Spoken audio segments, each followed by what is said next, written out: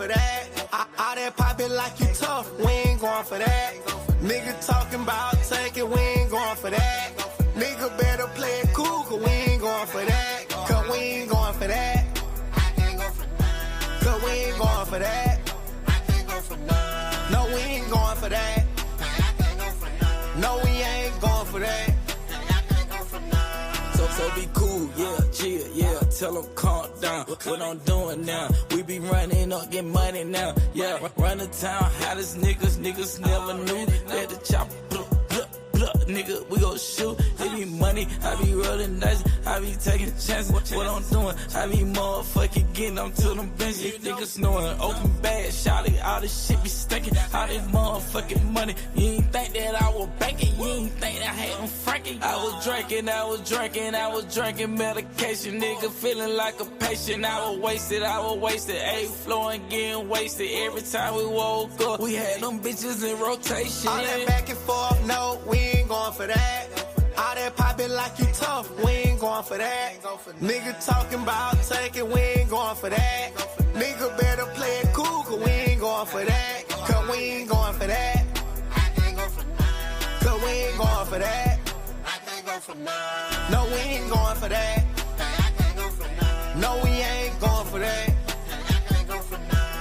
I got walk and I got ass, just a walking pharmacy. Shit ain't gon' lie, I'm getting the money, it ain't really hard to see. Blow down the pound, go out of town, she really put her faith in the street. I told her every time I make money don't make me, I'm the king. On the balcony, niggas zooted, thinking about how to get rich. Till then, I'ma pop bottles, live it up to the end.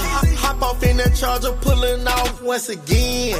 On the side of me, keep protected F and N. So walk in the court, shit, I'm on that shit again. I can see the hate through the ultraviolet lens. Shit, I knew her barrel right when she put off in the bin. And you know I said her right, but you know we got all that back and forth, no, we ain't going for that. All that pop it like you tough, we ain't going for that. Nigga talking about taking, we ain't going for that. Nigga better play it cool, cause we ain't going for that. Cause we ain't going for that. Cause we ain't going for that. No, we ain't going for that. No, we ain't going for that.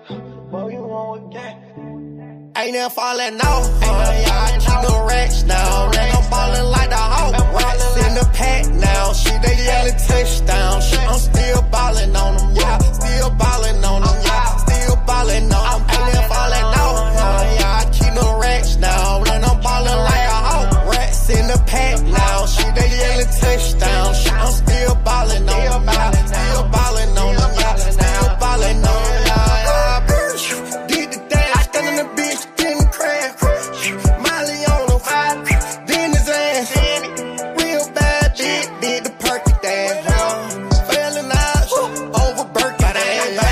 The kid came smelling like the strong, don't remind me. 6,500 on the bullshit, I'm grinding. I'm still got timing. Cartier watch with the wrist and it's blinding. Every time I crank that beat, that auto start up. That's a money move, watch the money move. Go on a money move, watch what the money do. Watch what the money do. Started from the bottom now, who on with the same as us. We act a fool, we act a fool, baby. We act a fool, we act a fool in it, bitch. We act a fool in it, baby. We act a fool in it. It's us, ain't never falling off. I keep the racks now. Then I'm ballin' like the Hawk, racks in the pack now. Shit, they yellin' touchdown. Shit, I'm still ballin' on them, yeah. Still ballin' on them, yeah. Still ballin' on them. Ain't never falling off. I keep the racks now. Then I'm ballin' like the Hawk, racks in the pack now. Shit, they yellin' touchdown. Shit, I'm still ballin' on them, yeah. Still ballin' on them, yeah. Still ballin' on them.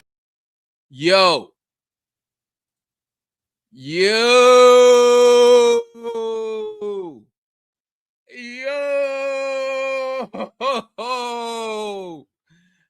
What? What a game. The boys pulled it out. What? I ain't even gonna sit here and lie to you, bro. If we would have lost this game, I'd be in the garage right now. I ain't even gonna hold you, bro. I ain't even gonna hold you. Listen, y'all know me, okay? Y'all know how I am, okay? I take all wins. I don't care how we get them. I don't care that Cade Cunningham ain't playing. I don't care. Okay? I don't care. Bruh. Salute to man, listen, bro. Listen. I gotta put some respect on CJ McCollum's name, boy. I gotta put some respect on CJ McCollum's name. You feel me? Clutch hooper, dog.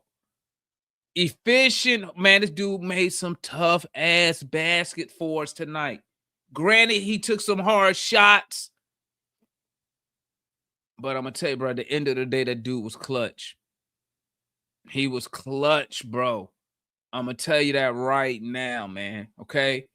Dyson Daniels, big time steal on Jalen Duren. Got to give Dyson Daniels his credit. Dyson Daniels with a double-double tonight. Got to get a man his credit. No, good. My only issue, okay, I don't like that third quarter. I don't know what the coach was looking at in the third quarter. I don't know what he was looking at in that third quarter. I don't know what took him so long to get a Conwu out of there. Listen to me, okay? No knock on the Conwu. Listen, Jalen Duren just a big dude, okay? He's a big dude. But here's the deal. Quinn Snyder should have already had a plan ready. He should have had a plan ready as soon as he seen him getting abused by Jalen Duren, okay? He went to Landale a little too late. He waited till we already tricked off the lead to want to go to Landale. Feel me? Now, I'm going to say this. I think what Quinn, if I had to, besides that mistake, and I'm going to tell you something. One of the reasons why I call him a playoff loser is because of his refusal to bench Gobert when they played the Mavericks in the playoffs. He refused to bench him, and he waited till the final couple games of the series, and they lost to Dallas without, I think Luka missed two of the games. I need my coach to be a little bit more. If you're gonna run your playoff rotation, okay, you need to be quick with the substitutions when you see mismatches. Okay. Oh, and another thing I will be upset about is I don't understand why Corey Kispert is getting so many minutes. I don't know why Corey Kispert is getting so many minutes tonight. When you got a guy in Zachary Ricochet who's younger, has a lot more length, and is a way better defender. Don't know why. But he needs to change that. He really does. Because if Kispert not giving me the threes, he's useless on the court. Okay? He's useless. Okay? At least Zach give me rebounding, and he can give me good on-ball defending 1 through 4. Okay? Small ball 5. Okay? But besides that, I'm nitpicking. I'm just putting out some minor stuff. Here's my last negative comment. Okay? I was very disappointed we tricked off a 15-point lead in less than 6 minutes in the third quarter. It took them less than 6 minutes to cut that lead to 2.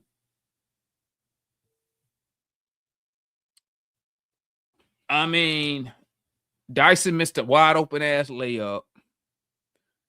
I don't know where Jalen Johnson was at. No wasn't hitting on nothing in the early part of that third. So we really got to figure out where can we generate offense when our key guys are struggling. Okay. Tonight I love Zachary. I should say tonight. I like Zach. I like his effort out there tonight. He was only it, but he had a quick 3 rebounds. This thing I know. My boy got pulled, and he had a monster ass dunk. Went up for the alley-oop. This gonna sound crazy, okay? But I'm sitting here like I hope Zach hurt his hand, because I didn't see a reason why he would even think about taking him out and putting in Kispert at that moment. Like, you got a guy out there giving you some of everything on the floor, and you just take him out after. It's like it's starting to get ridiculous now. You know, especially when you're putting in a guy that's not better than Zachary Rich. Say, I'm gonna keep it 100 with you. You feel me? Kuminga gave me some solid minutes tonight. Here's my thing about Kuminga. I feel like he doesn't want to be greedy on the offensive side of the ball. Okay. I feel like he is passing just a little too much. I'm not even gonna say passing, looking to pass a little too. I would like him more thinking about attacking and scoring than passing. You know what I'm saying? I would like to see him attack the basket more, but once again, I know the dude out there on one leg, so I don't know how healthy he is. Hopefully, the Hawks not effing up his knee. You feel me? Hopefully, that's not the case.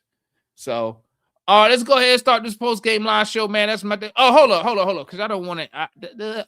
I got to end my spot on a little bit more positive note, okay? Because I don't want to make it seem like I was being a Debbie Downer. I will say this. I'm upset we tricked off the lead, okay? But I have to give credit to the players for being resilient, staying strong. Because y'all know me, like I tell y'all, I don't come up here. I ain't trying to be Hawks Analyst of the Year, okay? I'm a fan. And I ain't going to sit here and cap. These boys had me over here nervous. Y'all see me if you was at. And salute to everybody who's at the watch along, man. Hanging out with your boy tonight, man. But y'all saw me. I was nervous, bro. Because I'm going to tell you something real quick. As a lifetime Hawks fan, man, I've sat here. Hell, how long we been doing these live streams? These post-game live shows? 3 years, 4 years now? And we sat here and watched us trick off games in that third quarter. It's a reason why we call the third quarter the death quarter. Okay? Because it happened, it used to happen all the time. We come out halftime, trick off a lead. Like it was clockwork. Okay? It was clockwork. But I got to say, they showed a lot of resilience tonight to tough it out, to battle out in overtime. I know as Hawks fans, right, it's going to take us a minute to get used to our team playing close games and actually coming out on top. Because usually we trick off these games. Usually we trick off, like the Kuminga fans who just got here. Usually we'll trick off a game like that Memphis game. Okay, we just sat right here and seen us blow some bullshit. Okay, but you know, as a fan, I ain't gonna sit here a lot. These boys had me nervous, dog. They had me nervous. I don't care that Durant missed a shot. I don't care. He had an opportunity to win the game. He didn't. They went. What did we call it? We called it, didn't we? We said they going right to Tobias Harris to go against Jalen Johnson. That's exactly what they did. Salute to Jalen Johnson for making Harris take a tough ass shot, right? And in my opinion, okay, he looked like he pushed Landale in the back. Okay. He looked like he pushed Landale in the back to even get that rebound. I was sitting here screaming offensive foul with a call at. You know what I'm saying? But the basketball guy said, "Nah, we know you shouldn't have really got that rebound, Jalen Duren." You feel me? So I mean, but them boys show resilience, man. I gotta give them credit for that, man. Resilience like a mug, man. Salute to my boy Vincent Moore, man, with the $5 super chat player of the game. Dyson, CJ, JJ. Don't understand why Zach not getting enough minutes. Let's go Hawks, get that 4 seed, beat the C's next. I'm all for it. I'm all with you. I'm all with my boy V, man. I'm with my boy V on that one. You feel me? But what a win. Way for the boys to be resilient. And you know, that's part of the team getting better. You know what I'm saying? Being in these moments, being able to play through these moments, you know, and coming out on top in these moments. Granted that Duren missed a shot, but hey, the original play didn't work. Jalen Johnson held his own. I think Jalen was pretty much ready. I think he kind of knew they was going to go back to Harris, and he was ready for a bad shot, man. So, yep. I mean, people know we normally trick off these games, man. Like it is not new. Okay, like I said, if you've been a Hawks fan, especially if you've been on this channel, many times I done came up here talking about we tricking off games. Hell, I mean, that's how I came up with the slogan "tricking the games off." You feel me? Because we be blowing it in the third quarter. That's the reason why I call it the death quarter, because it seems like we always trick off a lead, just like we did today. Trick off a lead in the third quarter. You know what I'm saying? Yeah, you're right. See, one year like we let Denver go on a 20-0 run in Atlanta when we was beating their ass. You know what I'm saying? You know, but it happens, and you know, games like this, you can see the growth in the team, man. But like I said, man, CJ McCullough, man, professional scorer, dog. That one-legged three was so damn clutch, bro. That one-legged three and that steal from Dyson from Jay. Those two plays, in my opinion, was clutch. And we needed every last bit, man. But let's see what everybody got to say, man. Let's start with the homeboy Marion, man. What's good, my guy? What's going on, Damon? Nothing but winning. Winning. Hawks win, baby. Winning. And we had to fight for this one. This was a fight. And that's because, man, that's because we made it a fight. Oh yeah, it was a one-way fight.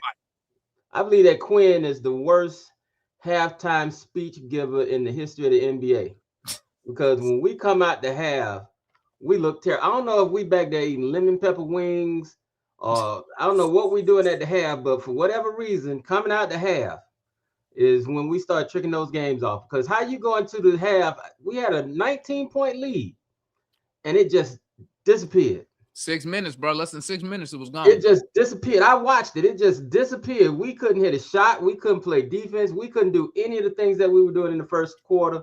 I mean, the first half. So big up for us for a great first half. Terrible third quarter, and we had to fight our way to overtime, and then we had to fight to win in overtime. So it was a fight to the finish. I do like the fact that we had that resilience. Mm-hmm. Dyson does the little things that you need. That Dyson does little things that help winning, and he did it again tonight. He did the little things that help winning. He did that. CJ do the big things that help winning sometimes, and no. I wish we'd have saw more of Zach, because to me, he's a better defender and he is a better three-point shooter than Kispert. I'm trying to really figure out what is it that Kispert brings when he comes on the floor, because I watched this joker let his man get by. I watched him let his man get the rebound. And I don't think it was nothing really that he brought to the table that helped us at all. Mm-hmm. And this was in that death quarter and in the fourth quarter. I don't know. I think he's an unnecessary part when we have a young guy who can actually play better and shoot the three better. Is it that kid that Quinn don't like him? I don't know, because the dude got less than he almost got a DNP. He got less than 10 minutes, I think. Mm-hmm. And it's at this point we can take off the label that he's a young guy. He's gonna make young mistakes, but so does everybody else. Let him play. Let him play, and let him play because he's proven that he can shoot. He's proven that he can play defense. That's the main thing. Kispert hadn't proven that he can do it better than Dyson in my eyes. That's just my eyes. That's my eye test. Right. But otherwise, other than that though, good game. I did scream at Quinn in the third quarter for not calling the timeout sooner. Mm-hmm. We watching the lead disappear, and he just letting it happen until it gets desperate. But our guys fought, and it's good to see the fight. Nall continues to amaze me in the fact that he can hit shots. And yeah, you're right. That one-legged Dirk Nowitzki like 3-pointer that CJ hit, that was a 3-pointer or a 2-pointer. 3. That was an amazing shot because he didn't even get a chance to get the ball right in his hands. It was a catch and shoot off of one leg, nothing but net. That the professional scorer shows us why he's the professional scorer. Professional scorer, yep. I'll listen to everybody else in the back. All right, that's the homeboy Marion, man. Let's go ahead to the homeboy Julian, man. Chopping in with all our members first. Y'all know how we get down up here. What's good, my boy? What's up? Wouldn't you rather have a boring blowout instead of a game like this? I like a game like this. If it was like this the whole game. I didn't like the fact we blew that big lead, man. That irked my nerve, but I take all wins though. Yeah. Well, don't let anyone say that this doesn't count because they said that we haven't beat anybody. Because ESPN was glazing the Pistons. I think they were at like 8-2 without Cade. 3-0 coming into this game. So if you get any haters that jump on and say, "Oh well, we beat them without Cade," no, this is a legit win. This is a legit playoff style win. So take pride in that. And it was on the road at that. Yeah, definitely. And you know, Detroit is hard to play. Yeah. I think the overall fan base just needs to be like the Hawks team, support each other. You know, there might be some bad games. Onyeka had a really bad game, but I put that more on Quinn because he should have, like you said, seen that beforehand. Mm-hmm.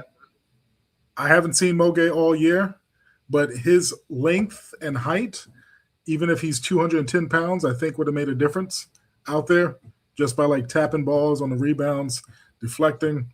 Want to keep it positive, but I got to join in with you guys on what is Kispert's role out there because I looked it up. In the month of March, he's shooting 25% from 3 in the month of March. Woo, and Zachary Rissachet is shooting 52% from 3, actually 53% from 3.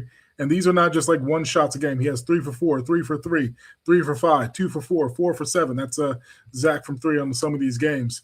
So I think one, we need to start narrowing down who we're going to play in the playoff as far as the playoff rotations. And then like that third quarter is a 25-5 run. Quinn needs to stop that bleeding because I think they came out. It wasn't Quinn's fault how they came out, but he let it go on too long, which was a lot of ISO. They stopped moving the ball. And CJ, I'm going to just toss my hands. He's great. He's good for his team this year. He's like Sour Patch Kids. He's sour one moment, sweet the next, and then back to sour and back to sweet. So, that was some pretty tough shots. So definitely needed him tonight. And the last thing I say is Kuminga, I've seen this before from him. It was when he came back from his injury last year because they didn't have Jimmy Butler when he got injured. They traded for Butler. Then he came back when the team was like rolling with Jimmy Butler, and he tried to just fit in, and you saw a lesser version of what we're used to. And because either he was like, okay, I don't want to mess with the chemistry. So, but I still think they had a solid game. He played great defense, had a really good vertical defense near the basket, got a steal. And I think, he did struggle in that late to third quarter, but he kept, like, his minutes were right there as far as keeping the game within that 1 to 2 point reach. So it wasn't like anything was going on. So I think he definitely he served his time that was needed for the minutes he got there. But that's all I got to say. Just keep it rolling. Get ready for the Celtics. If we beat the Celtics, then you got something. You got things to really think about after that. So. All right, that's the homeboy Julian, man. Member of the channel. Let's go hit up another member. What up, Jay? What up, man? Chilling, man. Dub time, Dub. Hey, come back to me. I gotta make sure I'm at the dog park, so I gotta make sure my dog don't get bit. Give me like 2 minutes. Jay must got one of them little ass dogs, man. Let's go to see Wonder, man. What's good, my boy? Hey, man, dog. We can never make it easy for ourselves, bro. Like, dog. Like, I said, hey, man, if we just play the third quarter, not even like the way we played the first and second, just play it average, we'll be fine. We scored 5 points. It's halfway through the third, dude. I was like, what is going? And then, like Marion said, Quinn sitting on his butt, seeing the run happen, like he always do, acting like he's saving these timeouts for next game. I'm like, bro, call a doggone timeout. But they punched us in the mouth, but we recovered. Yep. And that's how you make way for your playoffs, right? Because you're gonna have moments where you have bad quarters. Is how you respond, and they responded great. I've been a CJ McCollum critic because I think he's just a bucket. He's an efficient bucket, but I got to give credit where credit is due. He saved us in that fourth quarter. He saved us. Bucket, bro. I mean, I can't deny that. He saved us, man. That one-legged three, I'm like, okay, just keep giving him the ball. I even said, like, no, don't give him all the ball. Let CJ keep cooking, right? I have no problem with him since he's cooking to keep going. And in the overtime, him and Jalen worked well together. Dyson did a great job defensively. I mean, the brother had, I think, 9 offensive rebounds. Insane. I'll close with this, and Marion said it for me, and we talked about it at halftime.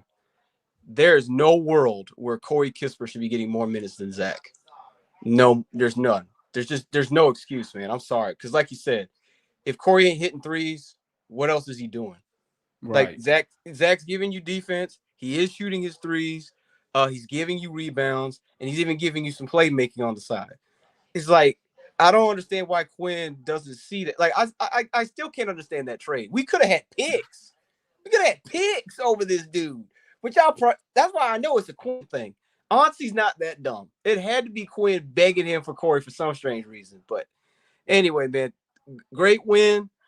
Thank God K didn't play because that last play, that made my heart jump when I saw Jalen Durham get the rebound. I'm like, bro, if we get an offensive putback to lose, I'm gonna be mad. But great win. Move on to Boston, man. Keep going. We got to keep moving. All righty, that's the homeboy C Wonder, man. Let's keep it moving. Let's go to homeboy Ryan in the building, man. What's good, my boy? What up, Damon? Chilling, man. Hey, I don't know about you, man. That game took about a couple years off my life at the end there, especially the last 3 minutes, bro. It did.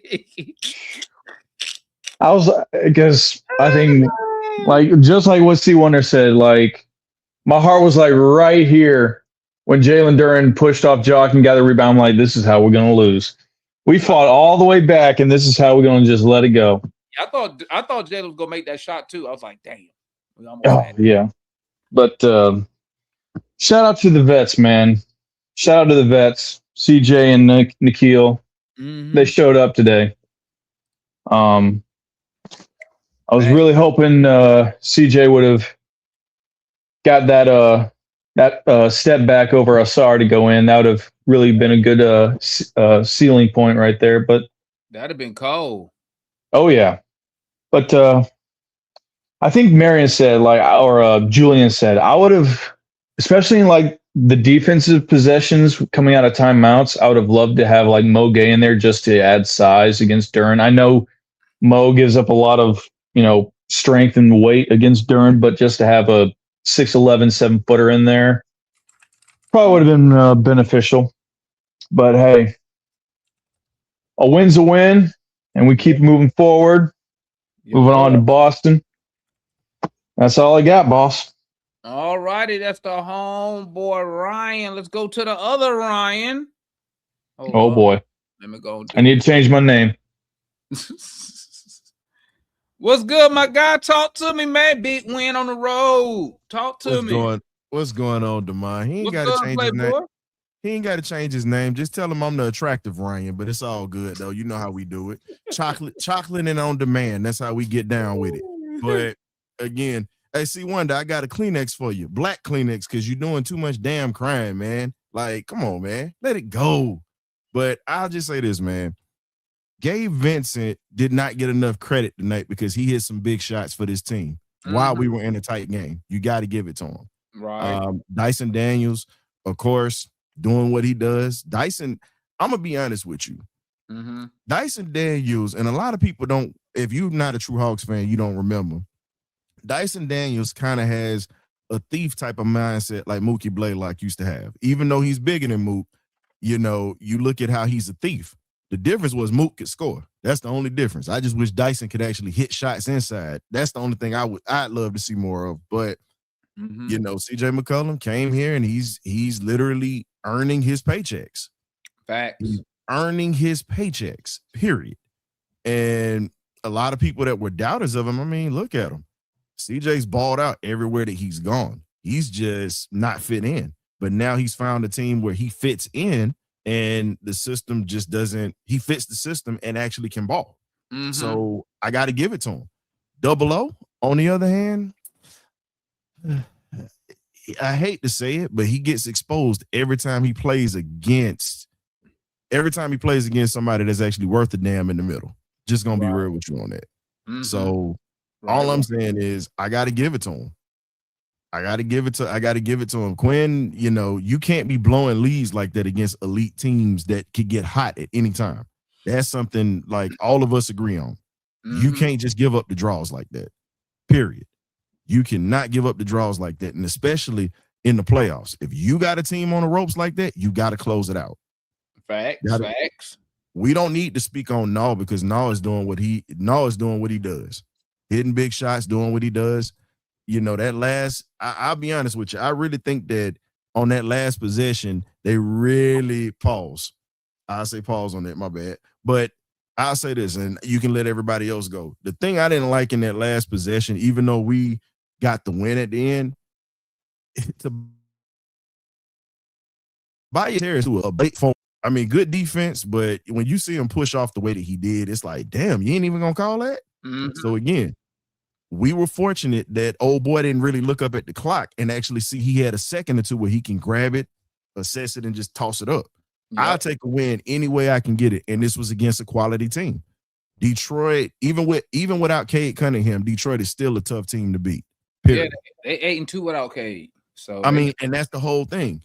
A lot of people had an all-star. They still had an all-star out there in Jalen Duren. So exactly. And now, like guys were saying before me, time to go to Boston, handle business, and keep it moving. Like, I'm not gonna cry and complain about winning. Facts. At all. Yep. At all. Like, okay, we get the win. We got the knickknacks of what we did wrong. But guess what? At the end of the day, regardless, that dub is in the column, and all you can sit back and just say is power up. All righty, that's my boy Ryan, man, the historian. Make sure y'all tap in with my boy Ryan over there at the Birdcage LLC, man. You feel me? Streaming that hella Falcon content with crazy interview with former players, former Falcon players. Tap in with my boy over there, man. All right, let's keep it moving, man. We are on. My mouse is tripping today. Let's talk to the homeboy Doug, man. Talk to me, my boy. This is Billy DeMar. Another win, man. Good hustling. Hey, it was a little tight in the second half, man. It would close. DeMar, I'm at the house. I'm just like, I know whenever you get quiet, that's when I get quiet. I'm like, yeah, it's getting tough. Them boys came back. Let me just get quiet on my boy. Let me shut up. Maybe my energy off. Yeah. If I got to shut up, start getting superstitious. When we got the dub, Yeah, I get quiet when the game get close, man, because I just be focused. Like, man, Yeah. Please, but good win. Hey, I agree with everybody with the Zach and Kispert, man. And I just was giving Kispert some credit. Just when I start giving him credit, he go back to the guy that I thought he was. Like, why is he giving minutes to Zach, bro? Just like the guy said, the second guy, I forgot his name. The numbers are better. The shooting numbers are better. The plus minus is better. So what is it? Like, what, I don't understand. Like, fact. does he not like French guys? Does Quinn only like Americans? I don't get it, bro. But they got to figure that out. Because Zach is clearly better. Okay, like you don't like if you're not American, you're not gonna play. I don't like. You say Quinn only like Americans. Cause look at Mo. He don't play Mo. Mo not American. Like if you're not American, he's not gonna play you. I don't know how Kaminga get minutes because Kaminga ain't from Africa. I don't know, but come on. Just like shout out to my boy Ryan in the Birdcage because he said it, bro. You cannot give up the draws like that. You cannot give up the draw. I'm talking about they gave up the shorts, the draws, the shirt, the socks. Like, bro, you can't give all that up. He was up 21. Just like you were talking shit, I was talking shit. I was talking big boy. Yeah, I was going there. I was running my mouth on her. I was talking big boy. They made that comeback. We looking crazy. If we would have lost, bro, I ain't gonna lie. I would have shut the TV off. I would have just went into the garage, bro, and been done with the night. I'm not even gonna cap. If we would have lost, I'd be in the garage right now. I ain't even gonna no cap. The way we were talking, and I know me and you weren't the only Hawks fans popping our shit. Then them boys going around like that without K, yeah, that would have been tough. I was on stream running my mouth at halftime, man. And I really wanted to say more, but I was like, let me keep my mouth shut. You're still the Hawks. You feel me? But good resiliency. Like you said, all that kickback was C Wonder, and I forgot who else it was that was on the CJ hate train. Oh, Larry. Like, bro, why we hating on CJ? Why are we doing that? Like, CJ not a professional scorer, baby. That's what he do. Like, it's not surprising. When I see he made these kind of shots, I just like, that's what he do. He just get to it. We need a guy like that. When we playing a serious team and play defense, and can't nobody else do it, and scared to do it. CJ said, hold my beer. I'm just going to go do it for y'all. Y'all hold my beer. Y'all go stand over there and go talk to the fans, and I'm going to go get these buckets. And that's what he did. Shout out to CJ McCollum. Big CJ. But nah, I love Nah, bro. Nah came over here. Him and Shay, they've been cooking over the summer. He brought that sauce to the Hawks, and I loved it. I love Nah, bro. Nah's that guy. The energy is great. The leadership, just word to mother. I love that Nah. But oh man, Owen Landale, bro. I don't know who worse. Like on defense, bro. Like, good Lord, Landale would have a layup. He just smoke it. He faces layups. I'm just laying down the face. Like, good Lord, bro. Like, I digress.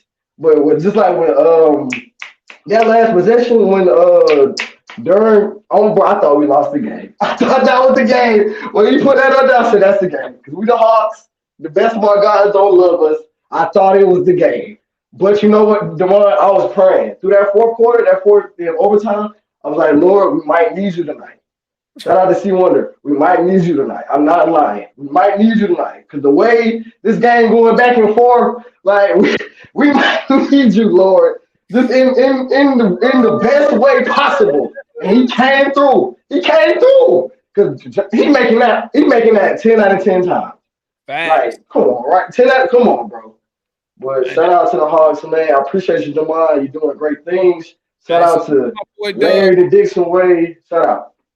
Salute to my boy Doug, man. Hey, salute to my boy Doug, man. Remember, hey, this is your only interactive fan channel where we talk that Atlanta Hawk shit over here. You feel me? This is for all Hawk fans. Come on up here. You feel me? I want to know what y'all thinking tonight. Let's keep it moving. Hold up. We got a member. Want to talk? We got a member. What's good, Jay? What do you do, mine? Talk to me, man. We almost blew that shit, Jay. What's up with that? I mean, yeah, but that's how basketball is, man. Nah, here you go with the. Nah, because look, here's the thing, right? Here's the thing. We have seen the Hawks this season come back from down 20 in teams. Like shit, we went to Phoenix. We was in Phoenix. We made an incredible 20-0 run to win a game. So if the Hawks can do it, what makes y'all think that the best team in the conference without their could best do it? player? No, but see, here's the thing. They're on a 60-win pace. You don't win 60 games with just one guy.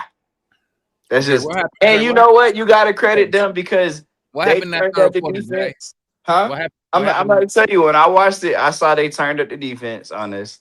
They was ready for what we was gonna do. And they made a great adjustment. They did some. I've watched the Pistons a lot this year, even without Cade. And that pick and roll stuff that we was all over in the first half. I don't know if y'all noticed it. They stopped running it. They basically used Jalen Duren like how the Heat used you were using Bam Adebayo last year, where they moved him to the top of the key and they used him as the hub, and he destroyed Onyeka. I mean, it just is what it is, bro. I watched tonight. I said, you know what? I got on this. I got in. I commented on your stream before the game. I was like, man, Jalen can't create. Durant can't create no offense by himself and all this other shit. He shut me up tonight. He is truly one of the 5 best big men in the game, bro. I That mean, nigga is it 5. ain't like he was going against a real big man. No, it's not. But he does it. He does it. It doesn't matter who he's playing. He was doing it on Ayton. He was doing it don't matter. Pick your big. He is very good at what he does because even though he's like 6'9", 6'10", he is strong as hell. And he's athletic. And he's very physical. And he's mastered screens and seals. If you're a big man and you master screen and seals, you can average 15 points a night just doing that. And he has more to his game. Like, I'm impressed by Jalen Duren. He got another level he can go to. He's only 22, 23 years old. He's a problem. He is a problem. He's a problem, man. But you know, lost the game tonight. I did figure. I didn't think that we was gonna lose the lead, right? But I figured in the third quarter, the Pistons being the prideful team they are, they play hard. They was gonna turn the defense on and try to get back in the game, right? So at the end of the day, man, this is what we call the better making of men. They needed a game like this so they know going to the playoffs against good teams, you cannot fall asleep at the wheel. The game is never over. You know what I'm saying? And you know, I'm just glad that they were able to pull it out for better or worse. Jalen Johnson had a great game on national TV. Nah, had a great game. Everybody that you needed to have a great game had a great game on national TV. I don't know what it is with Quinn on y'all talking about Zach. I just don't get why he won't go to Moji. Like in the playoffs, I think tonight I saw our biggest issue is just gonna be it's very hard to win games if you just don't have the bigs. And Jacques Landale in the playoff series, he just don't have the foot speed. If they had Cade, there was no way we were gonna be cooked. If they had Cade in the pick and roll with Jacques Landale and Duran, it was barbecue chicken. We just don't have no like. So I don't know. Coach needs to abort the Jacques Landale thing. I think oh God, I just drew a blank on his name. Julian, he pointed it out. Like this is the time of the year when you're supposed to start shortening your rotations and really only focusing on the guys you want to play in the playoffs. I get why people are upset about the Kispert thing. I told y'all, look, Kispert is gonna win you games in the playoffs. You needed a big body like that. He's not making shots right now. Oh well, but he's a veteran. You need you. I'm trying to tell y'all, bro. They pulled up. I'm gonna try to tell y'all, man. I'm trying to tell y'all. 25% from 3. I hear y'all, but that don't matter because the playoffs are different. The playoffs are a grown man's game, bro. You gonna need. I tried to tell y'all this Monday.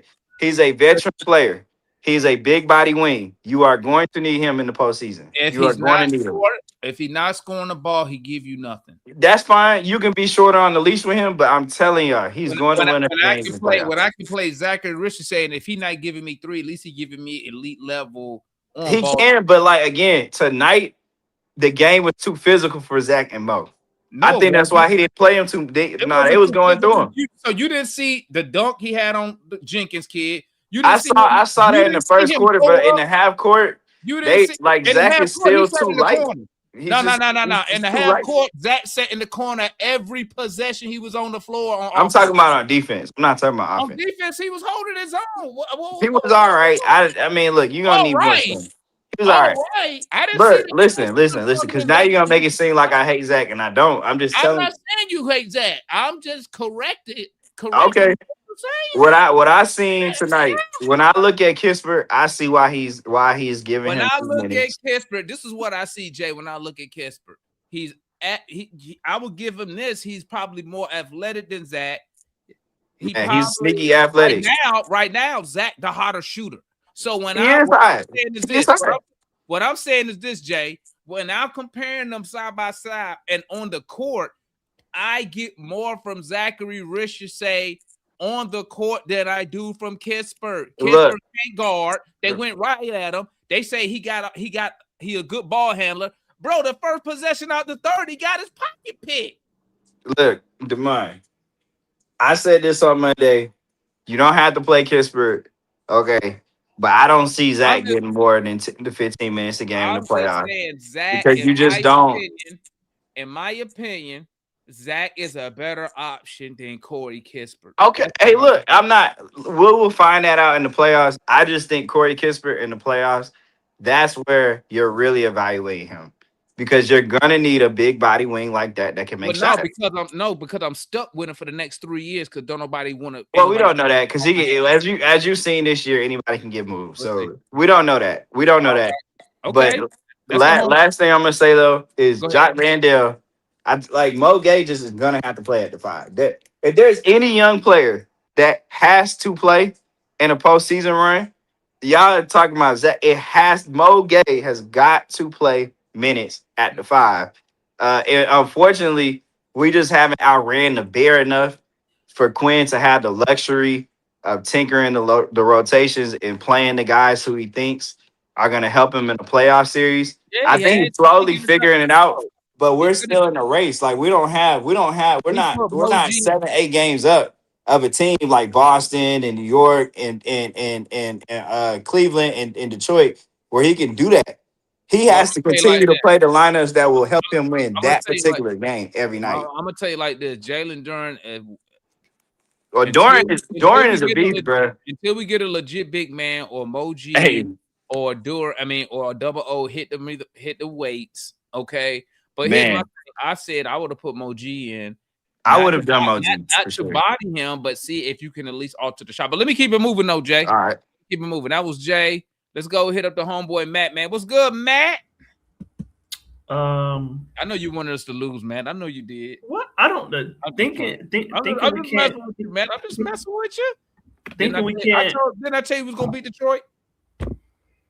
I mean, it was tested there to the very end. But I was correct. I told you we could beat their ass. I told you that. I don't know about all that, but I mean, I think that let's see. Like, I think Jalen had a good game up into the fourth quarter. McCollum played well, you know. He does in the regular season.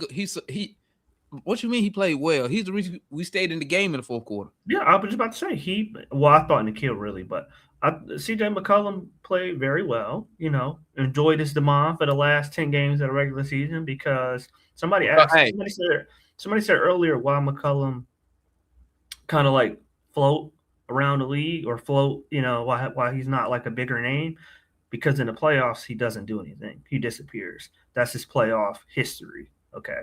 He's never been a number 1 option in the playoffs. So. I mean even number 2 in Portland for all those years. Dame had nothing. Okay, and Dame was begging. No, he didn't. He had CJ. CJ career 20-point score. What are we talking about here? In the playoffs, CJ does. Okay, well the playoff is where your star show up. Where the hell was Dame Lillard?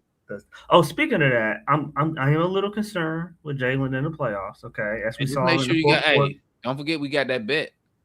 As we saw, I mean, yeah, but as we saw, made the playoffs. So I am worried about Jalen. He, you know, I'm not gonna say he ran from the ball because McCollum was hot, but I'm gonna just say he gave the ball to McCollum. That's all I'm gonna just say that. Probably because the coach told him to. I didn't say he ran. I didn't say he ran. I'm just saying he gave it to CJ. That's what I'm saying. All right. Corey Kispert, just like bane of my existence. Okay, like I don't know why he's here. I don't know what CJ talking about. I mean, Jay talking about. The hell? I don't know what the hell Jay talking about. He's not even a wing. Okay? He's a shooting guard. So he's just 6'6". I don't know what Jay talking about. Okongwu had a bad game. Part of that was in foul trouble. Okay, but he did have a bad game. What started? Nikhil was phenomenal. Hold on. That's it? That's it about double O? Bro, he had 1 rebound and 6 fouls. What we talking about here? I said he was bad. But I also I need more than that. I need to know why my starting center had 1 rebound, bro. I mean, he don't play well versus Dorn. Everybody had those matchups where there's a center. So I need to hear you. I need some of that Matt energy. I need to hear you say like, double O got cooked. He didn't do his job. I need. Where's that? I need that Matt. I need some of that Matt hate right now because my center had 1 rebound. He played bad. He played bad. Fouls. He played bad. That's it. He wasn't good. He wasn't good. He got cooked. Yeah, I mean, yeah, it's a bad matchup. Awful tonight. I didn't hear something like, man, he was awful tonight. I need some of that real mad, some of that Dyson hate over here. He was awful. Okongwu was trash tonight. Yeah, he had a bad game. 1 rebound. He was bad. Matt. 1. You know, then he gonna show up the next game and have 30 and 15, and then we all gonna forget about it. Yeah, when we playing the Grizzlies.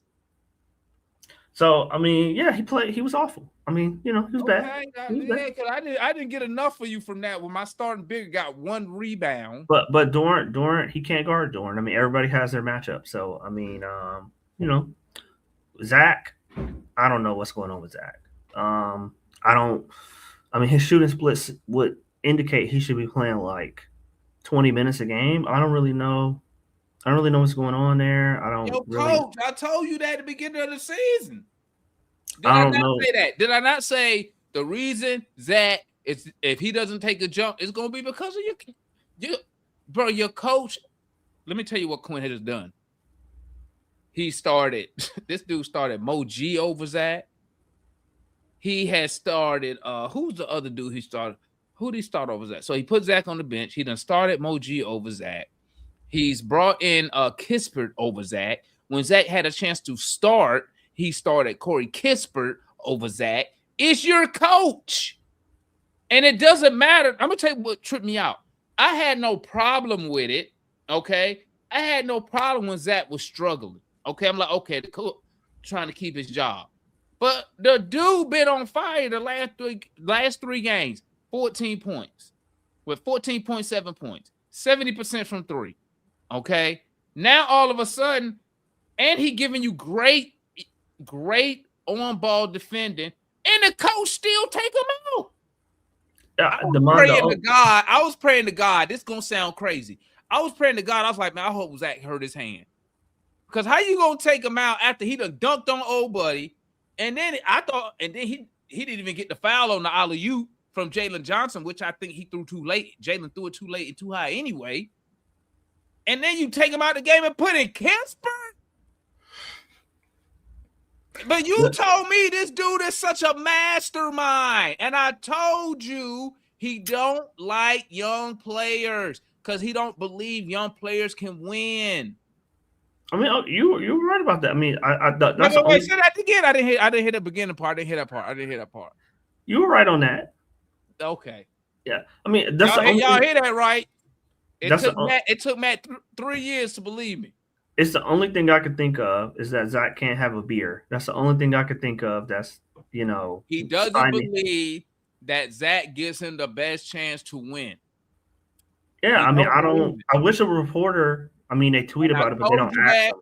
I told y'all that last year when these dudes came up here and tried to tell me, who was it, Mikey and them, tried to tell me the reason he was on the minutes restriction was because he just finished playing some Euro ball. I knew that was bullshit. I've been telling y'all that. I've been told you Quinn didn't want him. I've been saying that. I'm the very first person to tell everybody that. Nah, man, he just on the minutes restriction. No, he not, bro. I ain't never seen a number 1 overall pick who's not injured or coming off an injury on a minutes restriction. Never seen it. Yeah, I mean, I don't know. I mean, like I said, the only thing I'm hoping for is that he's 20 and that Quinn is just like, hey, he needs, seasoning. He needs to get stronger. He needs to work on his handle. A lot for him to, play consistent minutes. That's what I'm hoping it is, because it don't really make sense anything else.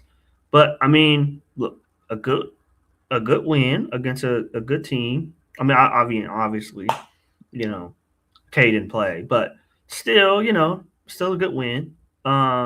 If anything, it was a what Larry would say, a character win, where we were winning, we were playing well, had some turmoil in the third quarter, rebalanced it at the end of the third quarter, going into the fourth quarter, really kind of control overtime until the very end. So, a good win finally against a quality opponent. So, I mean, let's see what tomorrow brings. But, we'll see. I might have been wrong about the playoffs, but we'll see. And that's the homeboy Matt, man. We play Friday. We don't play we play Friday. I know my boy Matt, man. I know it hurt Matt so we won tonight.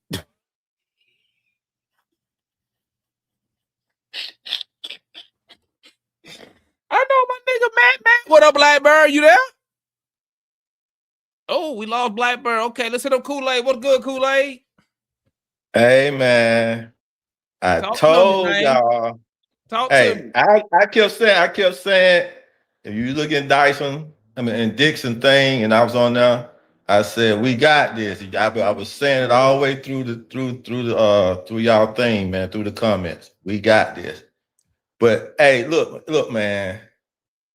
I told y'all last year we would have made the playoff if Quinn would have played Mo G and Zach against Miami instead of T-Man and that doing slow moving fat boy, the van, minivan.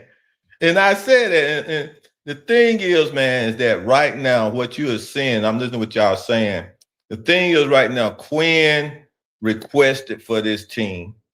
We really have a veteran bench. Mm-hmm. It might not be, you know what I'm saying? So he debunked the process, and I saw it last year that he was debunking the process of developing young players.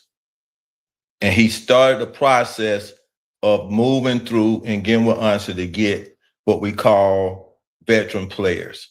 Mm-hmm. And to move off a Trae Young contract so you have even access to more veteran players. So that's why you're seeing Kisper getting playing time. That's why you see the young guard that your boy that Ryan talked about came in and played, Vincent. You see what I'm saying?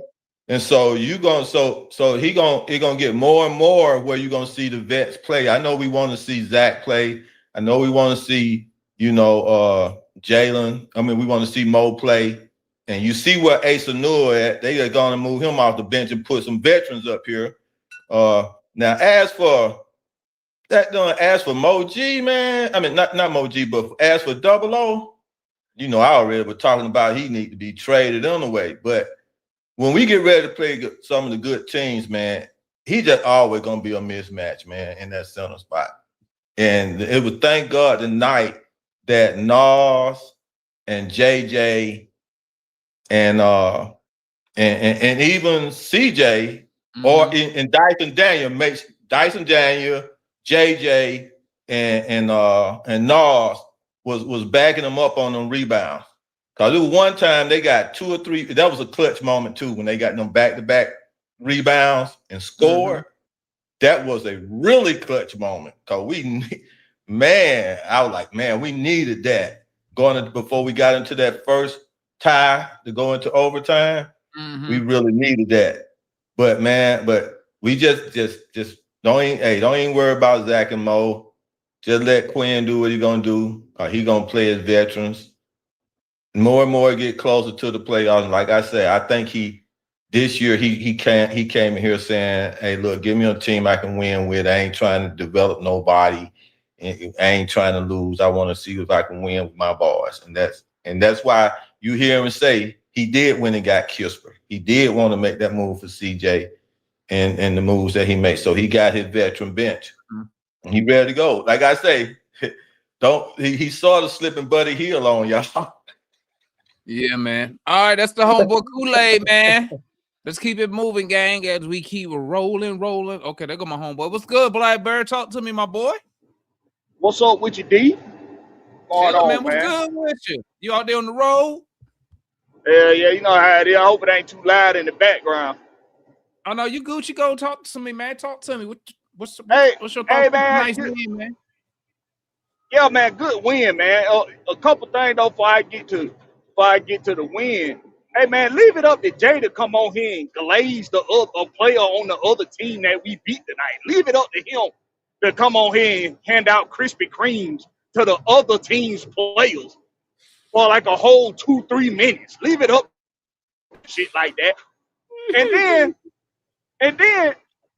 then leave it up to Matt cause I knew what you were doing when you kept trying to get him like, hey, go in a little bit on 00, cause you know he did more than just play bad. He was ass. I don't know what happened after the first quarter with 00, but he's useless after the first. It's like he can give you 10, 15 points in the first, and then he gonna give you absolutely nothing for the rest of the game. He is ass. We got to get that ball out of here.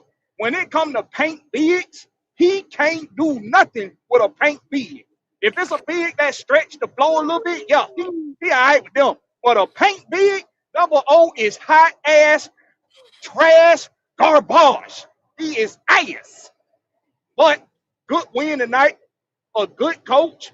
Great. Now let me not say a good coach. Good coaching. Good coaching would have told no. Good coaching would have told no. When you get cold with the jumper, take it to the basket. Try to get in the paint. Try to draw a foul. See the ball go in the basket. Because he got cold towards the latter of the game. But he didn't know, Snyder didn't tell him, hey, take it to the basket. Let's try to get inside. But I do think, though, I do see that Quinn and this team, while trending upward, are starting to figure out some things. And that's the positive thing about it. And that's what I like about it. So good win. Hey, man, I'll hold out to the forum, man. Appreciate you. All right, that's my boy Black Bear, man. Tapping in. We appreciate you, my boy. Be safe out there. You did. Let's go to the homeboy Larry. What's good, my guy? Make sure y'all tapped in with my boy Larry. The Dixon Way. Stream Hawks, Braves, Falcons, Georgia Bulldog, football, basketball, Florida football with the wife. I'm missing something. Was that everything? Everything. If it say Atlanta in front of it, Larry, stream it, man. Tap in with my guy Larry Dixon Way, man. What's good, my guy? Great win. As always, guys, we got over 200 people in the chat. We need 200 likes, man. Yeah, get the likes up, my guys. Get the likes up, it's man. Free. It help us all grow, man. Come on. This is for the fan, by the fans. You can come up here and talk your talk about what happened with your team. All right. Great game by the Hawks. Definitely character win by the Hawks. Coming into Detroit. Detroit is 8-2 without Cade. So yeah, they still a good team. We had a lot of people in the chat talking about, we should win this easy without Cade. I was like, no, man. And we shot great in the first half. And I said to that, I said, those shooting splits are going to come down. All right. We're going to come back down to earth, and Detroit not as bad as they were showing. The thing is we were playing great defense. But Larry, a 25-5 run to start. Quinn, man, you know my feelings about Quinn. You know my feelings about Quinn, man. We win despite Quinn most of the time. He sat there and watched the league evaporate. That was the word of the day. Matt liked words of the day. Word of the day was evaporate, because that lead evaporated within a 3-minute span, and Quinn just sat there with his hands in his pocket. Like I was like, what are we doing, bro? Everybody in the chat like, fire Quinn, he's trash. Anyway, man, we overcome that. I don't want to speak on Toes. Toes was bad. He was a broke toe tonight. One rebound. He had no rebounds at halftime. So at least he improved in the second half. You feel me? Matt over here But he didn't have no points. Matt over here So, talking about double O was serviceable tonight, man, with no rebounds in the first nah, half. he wasn't serviceable, bro. He was bad, bro. One rebound. Shout out to my boy. Hey, Shout out he my did boy it, man. Dyson, Hey, man. that still he had on Jalen Duran was cold. I gotta give him credit. I gotta Shout out to give him Dyson, man. Doing all the dirty work that nobody want to do. His value is more than just scoring. When he stole that ball, when he dove for that ball and got it in, you can't really quantify with numbers what Dyson do. But the team is gathering defense, trying to get a defensive identity. We've been the number one defensive team since the All-Star break. Yep. Led by Dyson Daniels. Dyson Daniels had 13 rebounds, 16 points, man. Like, come on, man. And my starting center got no rebound. My damn point guard got 13 rebounds. That's crazy, man. 16 and 13 and 4 assists, 2 steals, 1 block, man. Like he ain't even got the extension right now. $25 million is gonna be a steal for everything he does. Sets the best picks on this team also. Just a good character win. I think Jalen Johnson carried us in spots. He didn't show up in the fourth quarter, but that's what CJ did. I don't really hate on CJ, more so that I feel like he shouldn't be a part of this team because I want my younger guys to get the experience. But that was really before. CJ going to do what CJ do. He is a bucket, and now we're in the middle of a playoff race. The calculus changed. You know what I'm saying? The calculus was get better. You know what I'm saying? Play hard, get better. Mm-hmm. Now we went on this win streak. And now it's secure the 5th seed. That's the mission now. Secure the 5th seed. Not just make the play in or playoff, but everybody's bunched up together. So we can't, get overconfident, and we can't have mental lapses. We had that mental lapse in the third quarter where it was like, hopefully we don't have that third quarter of death. And it came. And it was just like, we almost tricked it off, but great character win by the Hawks. Giving up a big lead like that and still coming out on the road, had a testicular fortitude to win that game, man.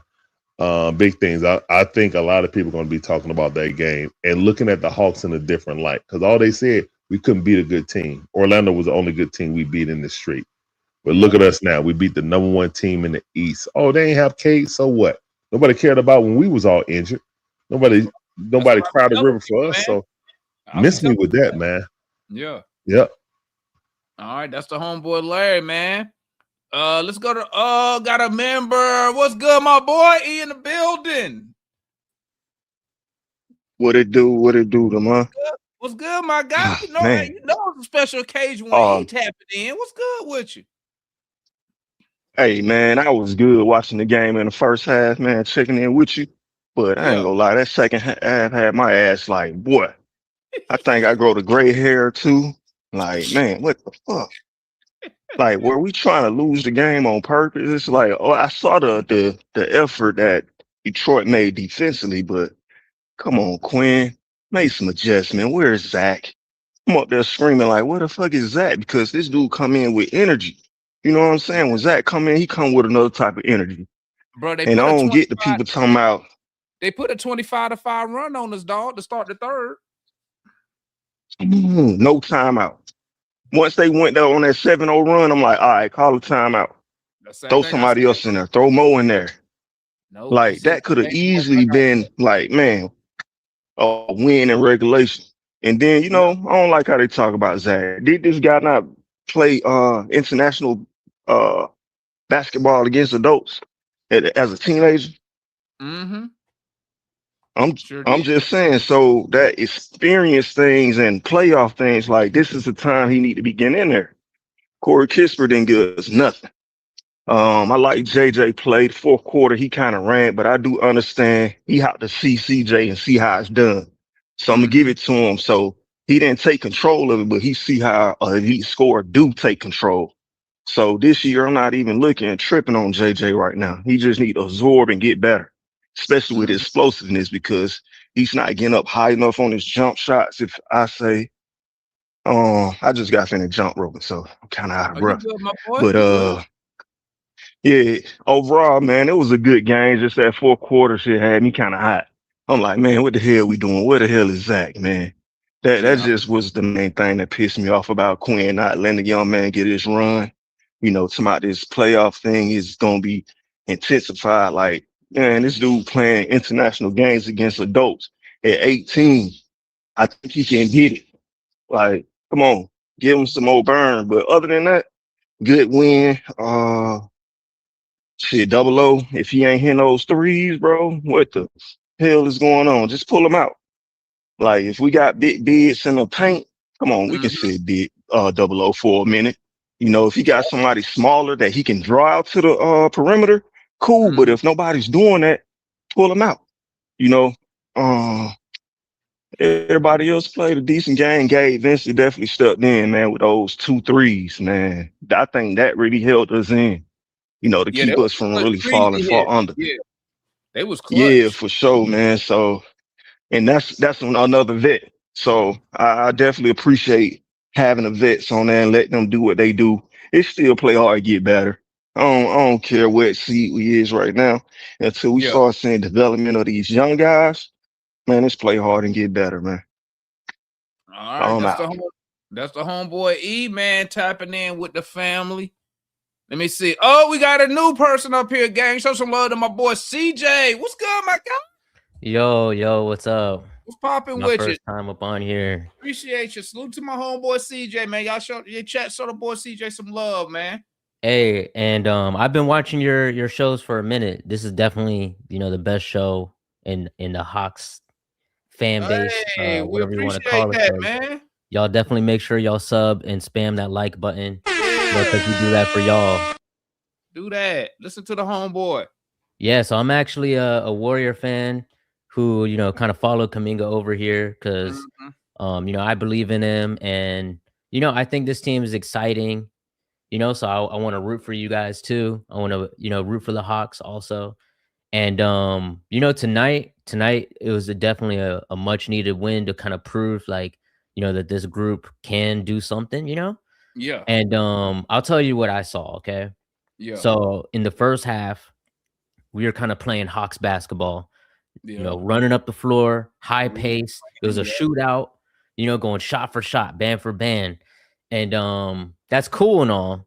But when you get against these really good teams, and you've seen it against the Rockets, right? They slow it down, they turn it into a half court game, and that's the Hawks' weakness. The Hawks' weakness is because the way that their offense is very similar to the Warriors, very ball movement oriented, off ball screens, definitely for shooters, right? And so you're gonna pass the ball a ton. And then the problem with that though is you're not creating advantages. So when you play a half court game, you're gonna get locked up, just like you couldn't score against the Rockets. Because it's basically And so basketball, just about. yeah, and when you get to that third quarter, they made adjustments at halftime. What was their adjustment? Well, for one, they slowed the game down, and they did 2 things. So for one, they're like, okay, you guys are gonna have to score in the half court. We're not gonna play this run and gun game. And then 2, y'all can't guard us down inside, and also the Hawks' weakness in their defense is the back line. Like how many times do you see against that Rockets game and in this game where it's just like a lob on the back door, wide open dunks, or they're just pounding it inside, they're just getting the ball deep into the paint. And that's like the Hawks' weakness, So the funny thing is, like, I know Twitter is like obviously a different place. Nobody talks about how they came into that third quarter and almost lost the game. They're hunting guys like CJ. They're hunting Corey Kispert. You know what I mean? And what was I gonna say? Onyeka, he's a rare type of big, right? They're hard to get. But you see when you go up against these physical teams, that's definitely his weakness. And these guys who like shoot threes, he's turned into like a stretch big where all he does is chill in the 3-point line. You're not going to get a lot of rebounds Because for one, if you're only rebounding on defense, right? Because on the offense, you're on the 3-point line. So you're not in the paint to rebound over there. And if you're and on defense, you're probably getting put in high pick and roll. Oh, hold on. My camera turned off. You're probably getting put in high pick and roll. I don't know what happened to my camera, bro. But Go ahead, do your thing, man. Do your thing. yeah, you're getting put in high pick and roll, and they're high ball screens and whatnot. So it's tough to rebound when that happens. But he's also just too small. And that's You know what I why mean? and that's why I'm glad you said that. That's why I want some of these Hawk fans start putting some respect on Zach's name. Zach be crashing from the perimeter. Yeah, to go get 3 these rebounds in like 9 minutes. Yeah, You man. know, I'm glad you brought up Zach because I wanted to say something about this. I'm using a camera. I used to stream, so I have like all kinds of equipment. But somebody asked my camera. So Zach, you know, the way that like the fans kind of treat him reminds me of how Warrior fans were acted about Kuminga. You know, because he's a high draft pick and they're expecting all of this and they think that they're like a win now team. Like, look, the Warriors were not no win now team. They wanted to be one, but they're not. You know, and right now the Hawks fans want them to be a win now team, but they're not. They're on the cusp. They're figuring out who they are, and that's why I give Coach Quinn grace because he's had to turn this roster over multiple times in the year. You know, I'm not really like a coach blamer kind of person. Like I didn't even blame Coach Kerr on the Warriors. You know, obviously, like your coach believing in you matters. I don't know if that's there, right? But what I will say, like with Zach, is like I think he's already like a better version of Keegan Murray on the Kings. He's really good, but he's gonna take time. And I think once you remove the whole stigma of like number one pick, you realize like, okay, for one, 6'8" dudes who are long and athletic and can guard and can shoot, those guys don't grow on trees. They're hard to trade for. You guys are lucky you got Kuminga for a bag of chips. It was only because of the drama. Because those kind of players, you can't get them easily. Yeah, he's 6'10". Yeah, I think he's listed as 6'8". Dude looks like he's 6'9", 6'10". So I believe it. And one day he's gonna be a really good player. Now, one thing I do worry about, like big picture, and I'm sorry if I'm like yapping, but I am a little worried about like, is he gonna be worried about is his development being taken serious? Because like in a game like this, he played 9 minutes. So it's like, what in the games that matter? You know, you're not going to believe in me. Like, how am I going to grow? But I also kind of see like, okay, for one, they got to try to work Kuminga in, try to figure him out. The Corey Kispert thing, the only thing I could think of, bro, is like, okay, when Kispert's on, his shooting can blow a game open, for one. Number two, he's on a multi-year contract. If they just DMP the dude, it's going to be hard to get off his contract if they want to pivot. And he's young still, you know? So it's tough. But really, this game was lost in the third quarter. If they didn't come back and win, like CJ was a big part of why they almost lost this game. So it was only like kind of poetic that he was a big part of the reason why they came back and won, you know? But it's a glimpse into the playoffs. That third quarter is something to look forward to in the playoffs. And I'm not trying to like sell doom and gloom to you guys, but like in the playoffs, teams are going to slow it down. They're going to make it a half court game, and they're going to prey on your weaknesses, you know? And then I know I said a lot, but the last thing, just like how I want you guys to, you know, be patient with Zach. Also, you know, be patient with JK. I know it's been like an up and down experience, but I'm telling you, he's a special player when he's able to be sharp. You could tell, like, he's the kind of person I followed his whole career, all 5 years, so I know everything about him. When he's like in the gym and he's working really hard and he's able to like play extended minutes and he gets to touch the ball, he's a lot better. But you see, I don't know if you guys pay attention because you guys are Hawks fans. I'm kind of coming to the Hawks fan base as a Kuminga fan. You know what I mean? So I'm like watching his minutes more than anything. I'm seeing like 4 or 5 minutes go by where he doesn't touch the ball.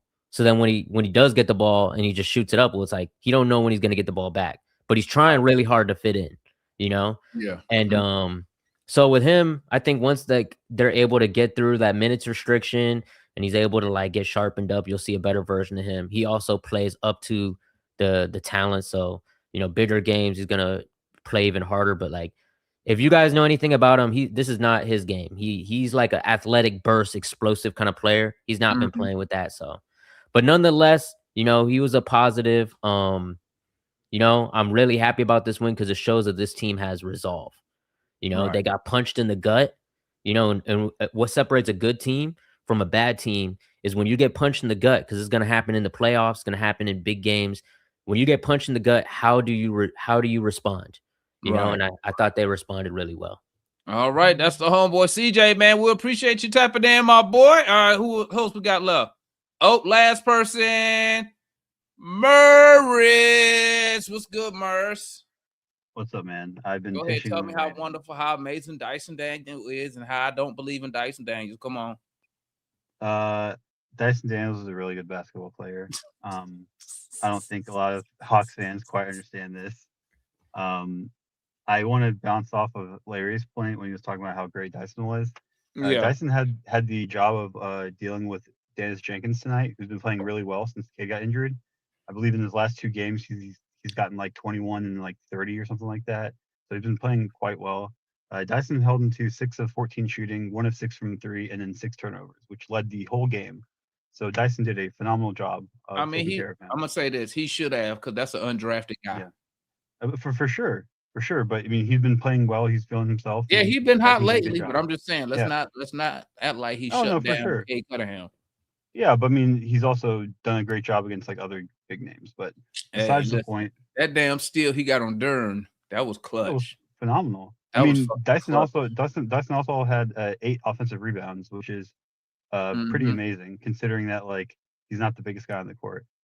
The game, outside of the 7 minutes to start the third quarter, I thought we were better than them from start to finish. Like literally, it was the first 7 minutes in the third quarter where like we looked really bad, and it was a combination of like the guys on the court.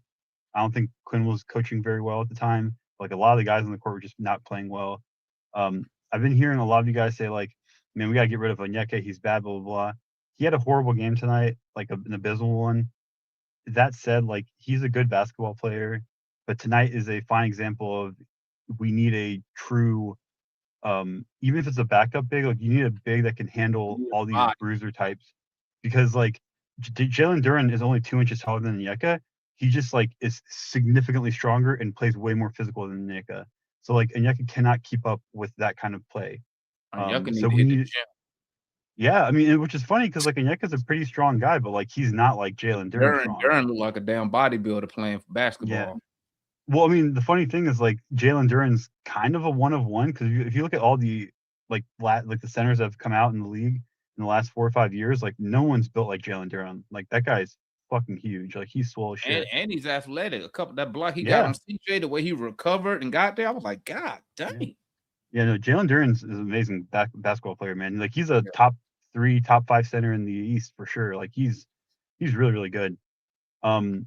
Zach, I wish Zach got more minutes, but like, I mean, we know how it goes. Damon, we've been talking about this for 2 seasons now. Like, it is what it is, man. Exactly. Like, we can't say anything else about it. Like, it is what it is. Like, it fucking sucks. Like, I wish he got like more than the 7 minutes he played tonight or something like that. But I think he played. He played about 9 minutes. Oh, it's even more than I thought. Wow. Congratulations, Zach. That's amazing. I think someone came up here earlier and they were like, oh, does Quinn Snyder not like French people? I don't know if you guys remember, but like Quinn Snyder used to like dance on it for Rudy Gobert. So like he definitely he loves himself some French players if they're bigger than Zach, I guess. Yeah, like a great win again. I think, like I said, I think we were better than them aside from that 7-minute stretch in the third quarter. Friday is going to be. We just can't give up 25 points in 7 minutes. Oh yeah, I mean that was awful. Also, on top of that, like, so if you guys saw, like, we got rebounded Detroit, which is very hard for us to do, by the way. Bro, like, we was up. We was plus 10 plus at half on the board. Yeah, exactly. But in that 7-minute stretch, they got it down to like just +2. So Detroit was just out. Like they had way more effort than we did. They out hustled us. Their game plan, their adjustment was significantly better than ours, and you saw it in the 7 minutes. But that said, I think we still ended the game, I think +9 or something like that, +10. So we did a great job overall, crashing the boards. And so, like I said, great win. I'm excited to see what Friday is going to hold. I'm interested to see who's going to play Friday and who's not going to play Friday, because it is a back-to-back. And it was back-to-back with travel. We have to go from Boston back home on Saturday. So I'm interested to see who's going to play. But I mean, great win. And then the last thing I want to say is every time C Wonder comes up here, he's always talking about, oh, we could have got draft picks instead of Corey Kispert. Trae Young makes $46 million. CJ McCollum makes $30 million. Draft picks do not equate $16 million. Like, they literally had to put in the player that could make the money match. And so Corey Kispert was there. They could have put in other players with even worse contracts to get those picks, but then Ansi would have had shitty players on the team that he couldn't move. At least Corey Kispert, you can possibly move in the offseason. You can be like, hey, Corey Kispert plus a second-round pick, and you can probably move him for another rotational guy if you really don't like Corey Kispert that much. So I just have to get that off my chest. But anyway, the team played well. I'm happy that we won. Just, play hard, get better, or play better, get hard. That's also a phenomenal mindset to have for the Atlanta Hawks. All right, that's the homeboy Merce, man. Play better. Get pause. I gotta pause that one, man. I tried to say it. I can't say it, man. I gotta pause that. All right, here's the last person for show. My boy X in the building. What's good, my boy? What's good, Damon? Long time no see. Hey, they almost blew it though, X. Hey, but going off what some people have said, I've been listening. How many years past with Quinn Snyder or McMillan, or I don't care who it is in charge, how many times would we have blown that game? Oh yeah, especially in the third quarter. Yeah. I mean, that was total domination in the first half. We go on a 5-6 minute stretch of just nothing, and really, other than that, the rest of the game, I mean, I liked what I saw. I liked what I saw tonight, everything except the first half of that third quarter, basically. So I was very impressed by the fact that these boys had the resolve to win that game. Obviously, shout out to Jalen Johnson getting us up that much to begin with, and then CJ McCollum kind of bringing it home down the stretch. But I remember I was on this stream about a month ago. I think it was either after we lost to Charlotte or Minnesota. I know we were like 4 or 5 games under 500. And I said, I don't know if you remember this, I said, look at our schedule coming up. We have a very favorable schedule. We got all these new guys that just came in. These are the guys that I think Quinn wanted, and we just got to give them time. And I like the way we're playing unselfish now. We're not taking many plays off defensively. I still wish we had a little more size in the paint. But, this team definitely looking like they're going to be in the playoffs, and I think they're going to be a tough out for whoever they play. And I think depending on the matchup we get, I think we go on a little bit of a run. We're kind of like not in the sense of, last year Indiana had a kind of an injured team and they put it together at the end of the year and then kind of went on a run all the way to the finals. Obviously our problems haven't been injury as much as just roster change, but much like last year's Pacers, are kind of like the Hawks in 21. Man, this is the best time of the season to get hot. And the way I look at it, that game, I'm not going to freak out if we go into Boston and lose on Friday night. I mean, they're supposed to be better than us, and they just beat OKC tonight. So honestly, did Tatum play? Yeah, he played. I think the whole team played. But all right. Yeah, we're playing with house money going into Boston as far as I'm concerned. I know it's a back-to-back, but we play the Kings the next night. I mean, I think we can beat the Kings with their second unit. So I say play all our guys on Friday night and then give, Jalen and maybe a couple other guys the night off on Saturday. And I think, I still like our chances in Boston, but we should definitely beat Sacramento like a drum. So you'll be happy this weekend we go 1-1. I'll never be happy with a loss, but I'll be. But us going us going 1-1 this weekend will be acceptable. Yes, Consider who we play. Yes, and the thing that makes me feel better about going 1-1 is all the losing. You know, the Orlando Magic and the Miami Heat, and I think the Raptors losing right now, ain't they?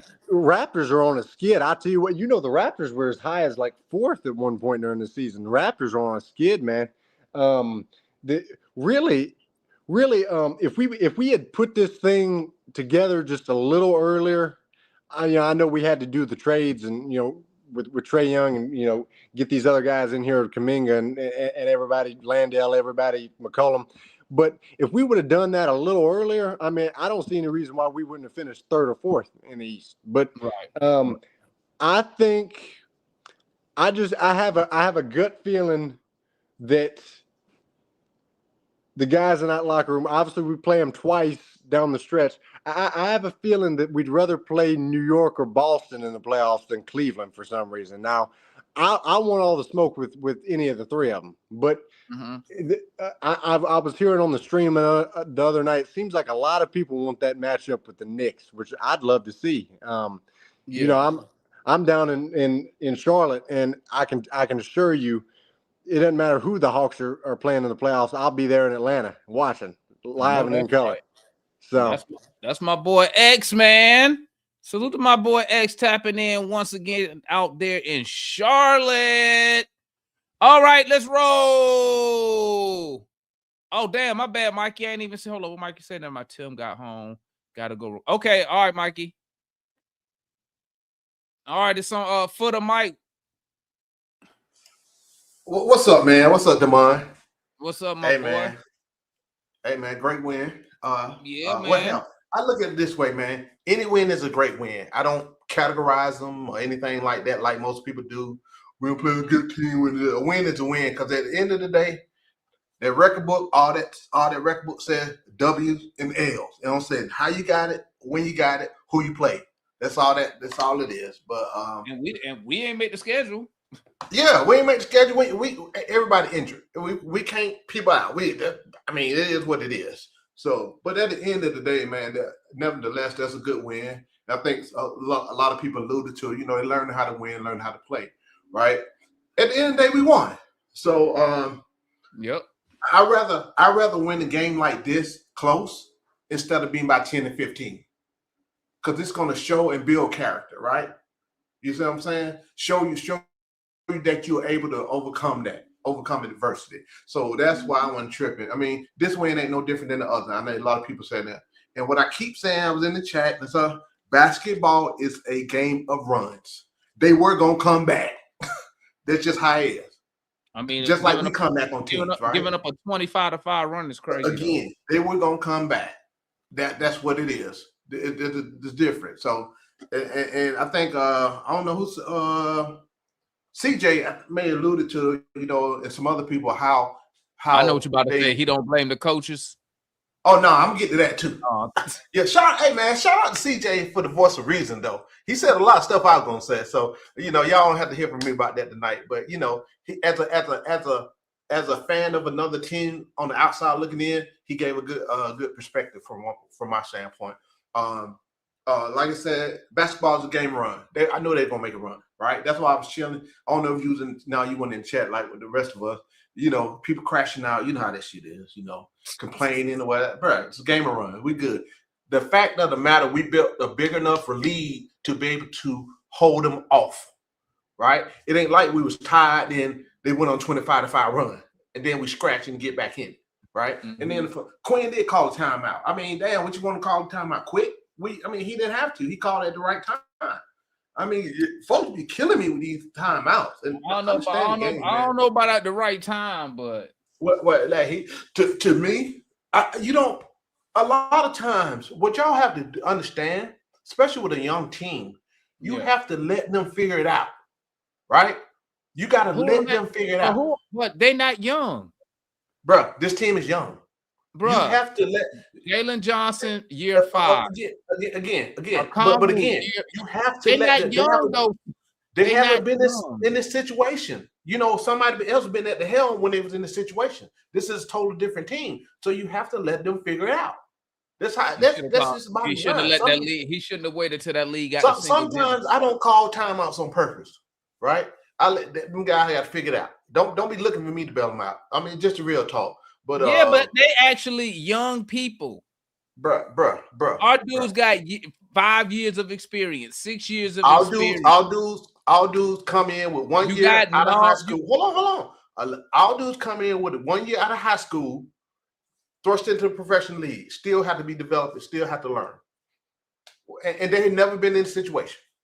So, hey, just let them figure CJ out. got But, about 15 years. Nall got 10 years. I ain't talking about all them. You know, CJ done. They the ones who was on the floor, though, when we tricked off the game. I got my notes here. Let me finish this. We're going to get into that. All right. Let me get through these notes.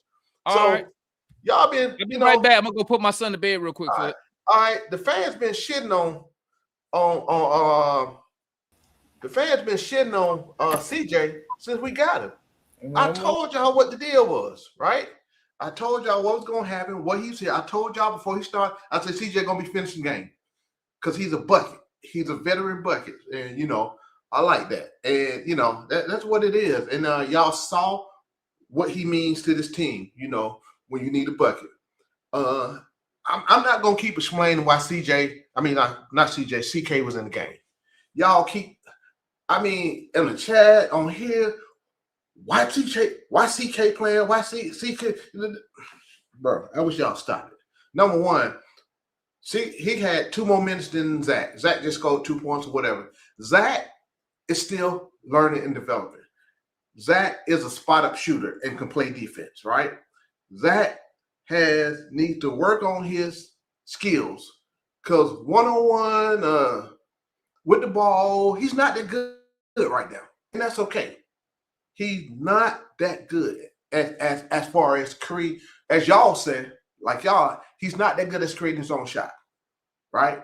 He get out on breaks. He's athletic, get out on breaks, spot up shooter, and he gonna play defense, right?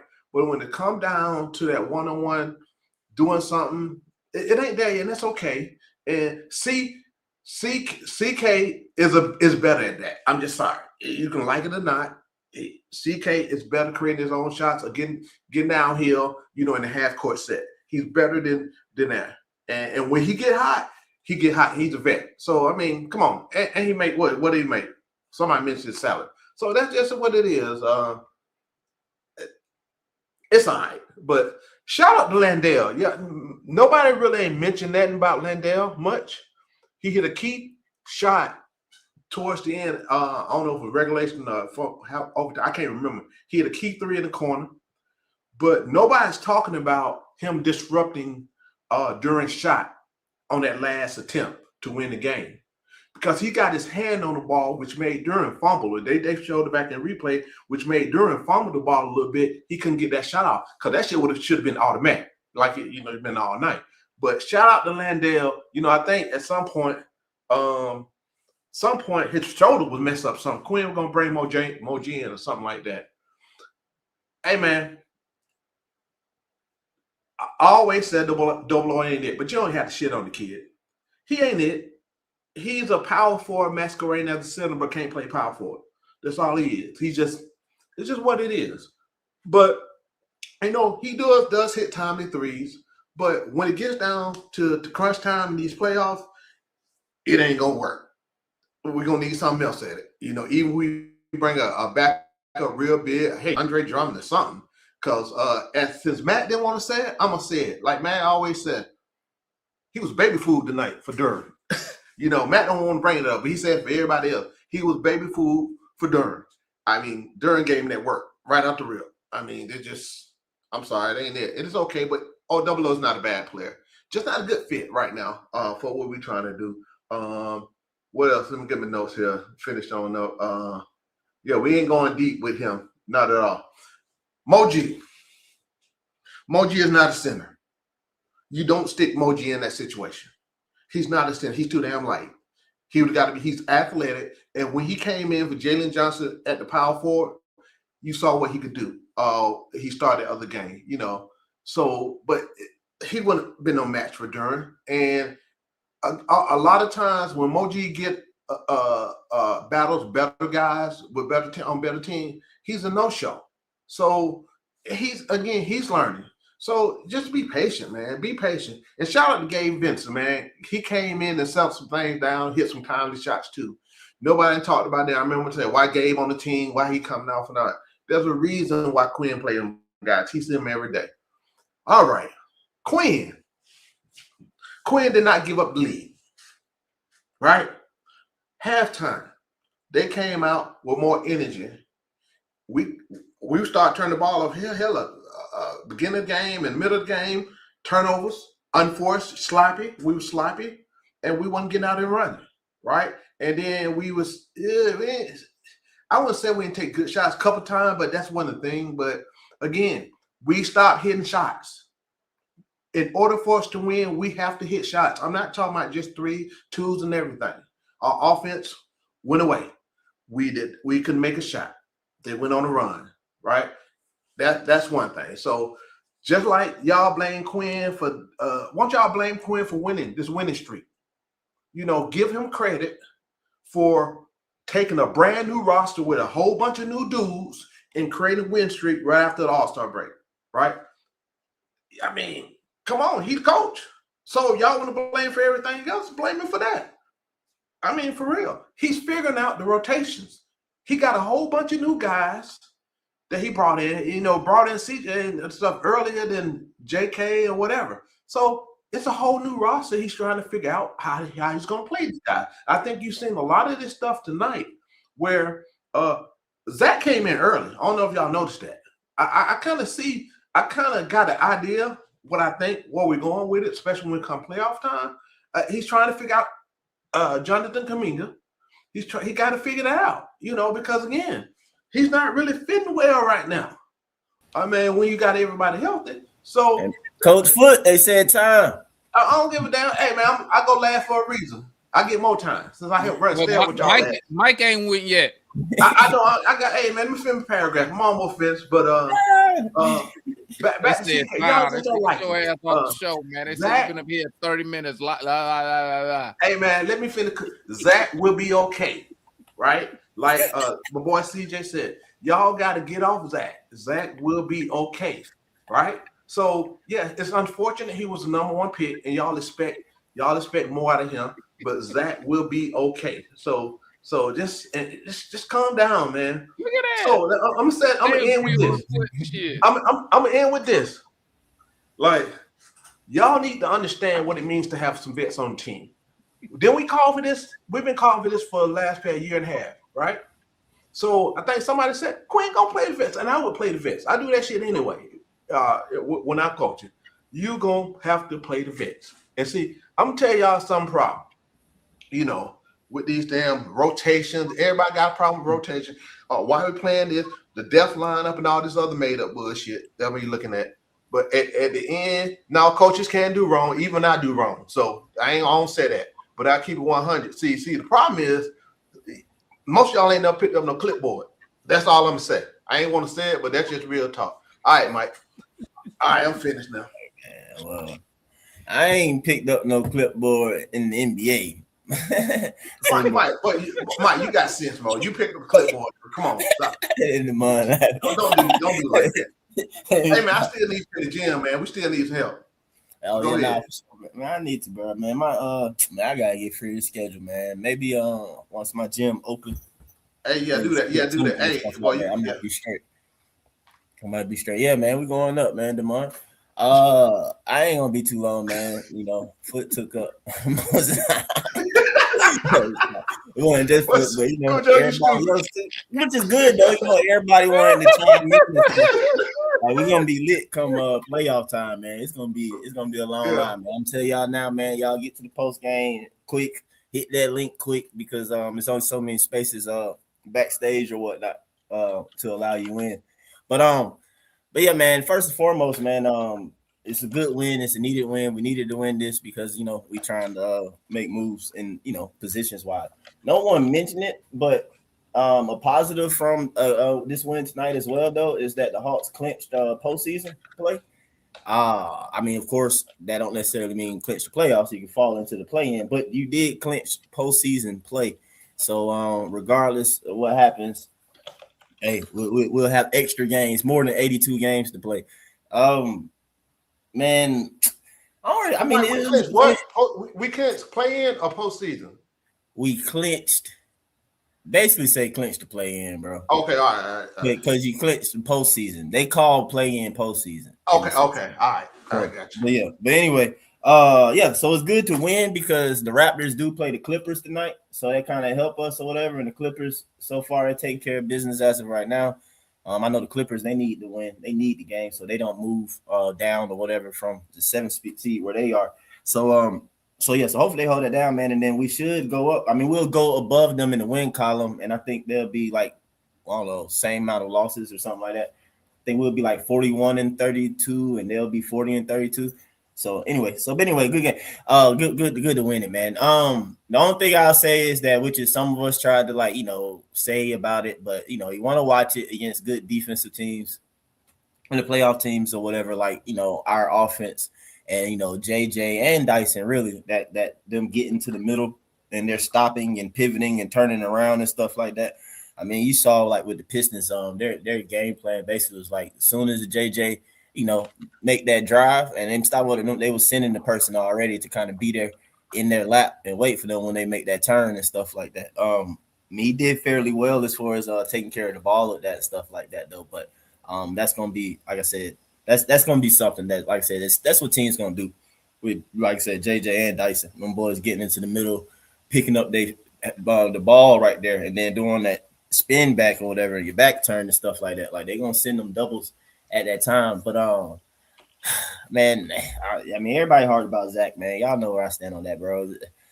Guys, same thing as last year, man. And what CJ was saying or whatever about how you're not a win now team right now. I mean, I get okay, if it happens, shoot, you go for it, but at the same time, you can't. I don't want to jeopardize basically the future for what we're trying to do right now at the moment. Is Kispert or Zach, basically? I mean, let me say this first for y'all know I was the first person a while ago that even said Zach not playing playoffs. I've been saying that. I was like, the junk come, and it's basically been going that way since I said it. I was like, you see his minutes, you see what's happening, this and that. Quinn just gonna depend on the veteran players. But bro, the finisher said it though. And I looked it up. Kispert has shot 33% from the field. I mean, from three since he's been a Hawk. Since he's been an Atlanta Hawk, he has shot 33% from three, and he shot 45% from field. Julian, when he was up here, and that's why he told you for the month of March, he's shooting 25%. Zach is shooting 53%. Zach is shooting 42% at least since January 2006. Go back to December. Zach has shot more better than 33% from three since at least December. So my thing is bro, come on, man. Kispert is not. No, it's not gonna be part of this, bro. And the thing that really sets us off and make us really crazy as a team, whether y'all feel like he's not there or not right now, is Zach though, the 6'10" guy who can spread the floor and who can defend. When he is out there giving high energy and switching amongst with Dyson, JJ, and all stuff, bro, it just takes us to another, it just gives you so much more or whatever, man. And I get it. I said that to Demond, I think through a half. I was like, man, he probably ain't playing, I said when I said he ain't gonna come out, I was like, he probably ain't playing him because y'all know he might be panicking, thinking he ain't strong enough for tonight. But in my opinion, you gotta play the boys. That's part of quote unquote development. Learn how to play against the strength and stuff like that, man. I mean, Zach has played against older people, strong, them doing stuff like that. And I mean, he might get bumped out the way, but I mean, he's still gonna be there though. So it's just I don't know, bro. Yeah, you heard me, man. I said that because I peeped. I was like, maybe he just panicking, he ain't strong enough. So I give you that. Kispert got strength. He is stronger. Obviously, he does have better size. You know what I'm saying? And then Kispert attacking off the dribble. I feel like it's the same that a lot of our guys get their attack off the dribble moments from us swinging the ball. Them boys swing the ball, and Kispert kind of attacks stuff. When he does go one-on-one and stuff, yeah, I understand you saying that he can put the ball on the ground, but do I want him to? A lot of times when he is doing it, I ain't quite wanting him to do that, bro. I'm like, bro, swing that hoe, and you just go move your body again and get ready to catch and shoot or something like that, though. But bro, 9 minutes is just crazy work, bro. 15 minutes, I probably been like, you know, but 9 minutes was all new. All right, Kim, I shut up. Kim said that's the end of my time. Everybody else, y'all come up. Hey, man, they don't give us no credit. We run the show all night, all the time. Let folks say up when Demond dip. Like, damn, can we speak? And what are you talking? They say we sat in the background waiting for like over an hour and a half. But nah, bro, I'm done, bro. I'm done, man. You know, I know they don't want to hear me, man. They don't want to hear me talk like that too much. It's all good. Oh, shoot, we look like a lot of folks. Yeah, see, dang, man, it was a long time to get to the damn, a lot of people dropped. A lot of people dropped off. Yeah, I'm about to go to sleep myself. Good. Hey, Mike, don't let these people in the comments tell you can't speak your piece, man. Hey, but y'all for real though, man. Y'all do a great job. You was spitting, bro. You was spitting. I want you to be able to finish uninterrupted. It's all good, man. Y'all nah, man, because you was spitting, because you was breaking it down. It's all good, man. You know, we just gonna continue to watch it. I just want to watch us keep developing and growing, and I agree with all that. Once keep growing, Right. I just need Zach to be a part of that, though. That's all, bro. He gonna be a part of it. I want Zach to be a part of it too, but you kind of touched on it, right? We haven't seen Kispert make shots yet when he's in Atlanta, and I don't think that coach wants to pull him because eventually he's going to make shots. I hope so. I mean, look, if he doesn't, at least you know you can go to Zach. At least you know you can. But like, man, I'm trying to tell y'all. But Jay, what I'm talking about, Zach, Kispert know how to come off them screens. No, that's what I'm saying. Kispert is gonna win. I know Kispert just ain't made shots. Chat, man. I know Kispert just ain't made shots, but he is going to. Hey man, right, east side all day. East side. I mean, so how long is this? How long are we gonna wait for this, man? That's up to Quinn. Say J and Foot are from the east side. That's up to Quinn, man. Like, Quinn feels like he's seen enough. But man, if Kispert makes his shots, bro, I'm trying to tell y'all, he's gonna be very hard. It's gonna be hard to. He's a real. So when is it? He's gonna win you games in the playoffs. I'm trying to tell y'all, Kispert's gonna keep winning games in the playoffs. Just wait. He's going to make shots. Y'all got it. He's going to make shots. Hey. And if you don't, you turn to Zach. It's cool. Yeah, Jay. Hold on, Zach. Yeah, you got options. Jay, I'm looking at you like this. Optionality. Exactly. Optionality. Y'all report that. Y'all repeat that dumb. But the reason why I say about the thing about Kispert is because right now you want Zach to play for development, but the reality is, man, there are no such thing as developmental minutes in the playoffs. You're trying to win every game. Thank you. You're trying to win every game. So I get it. You want it, but he's trying to get Kispert going because he knows in the playoffs he's going like he's going to help you win games. I'm trying to tell y'all, man. The playoffs are a grown man's game. It's a reason why them 20-year-olds and 19-year-olds, one, they don't even make, most of them don't even get their team through a regular season.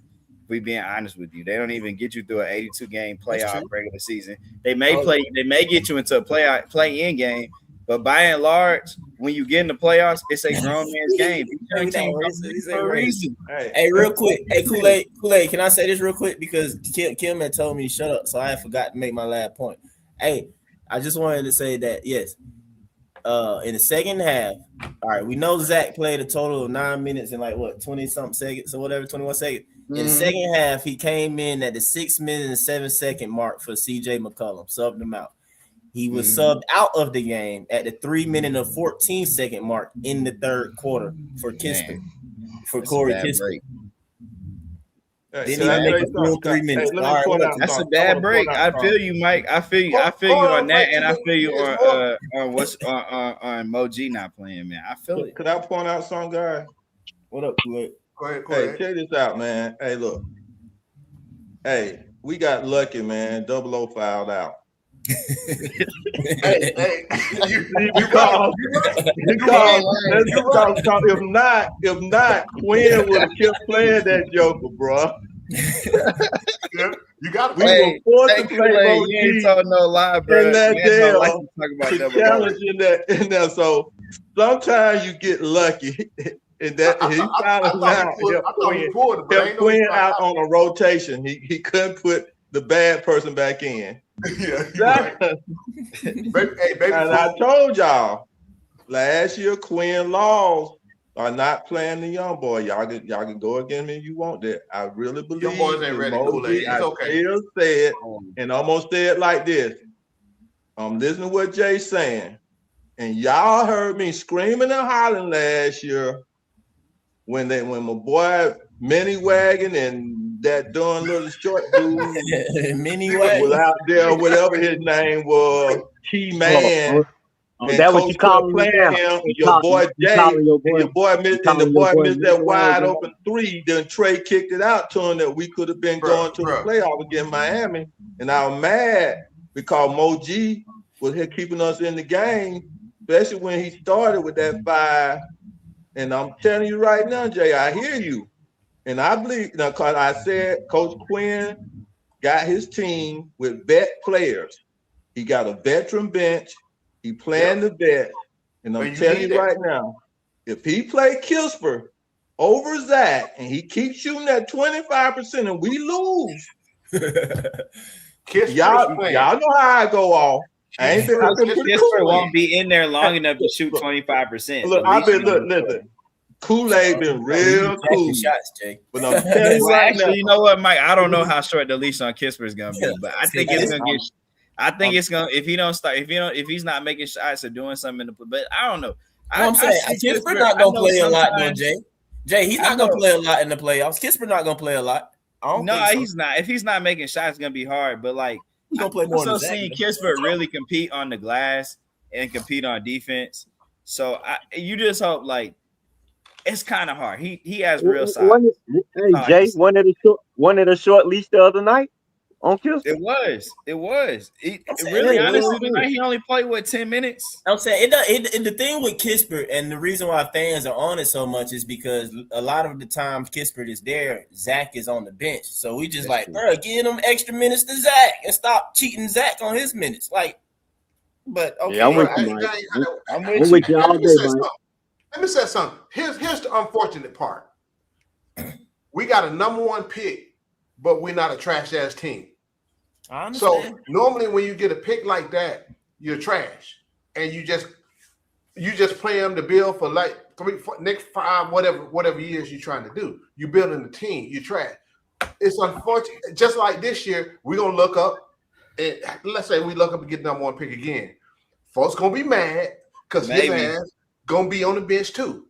Yeah, right. It depends on who we draft with. But it's gonna be the same thing. Come on, Foot. I bet if they draft Cam Boozer, they're gonna play. Foot, you're a coach, right, Foot? Hold on, let me They gonna play Cam Boozer. That's not even a debate. This is not a trash team, right? So we in the win. We in the trying to win mode. So it's not a trash team. So them guys they're gonna have a short leash because again they have the Hawks have the luxury like with Zach to give him time as they figure this shit out.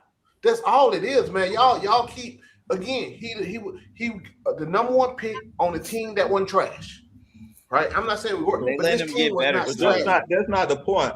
But now, come on, man. You know, doing where you supposed to play the best player. You gonna win with the best. He's not the best player. You are not okay. So you trying to tell me Zach's not better than let me give you my opinion. How many people think Zach? No.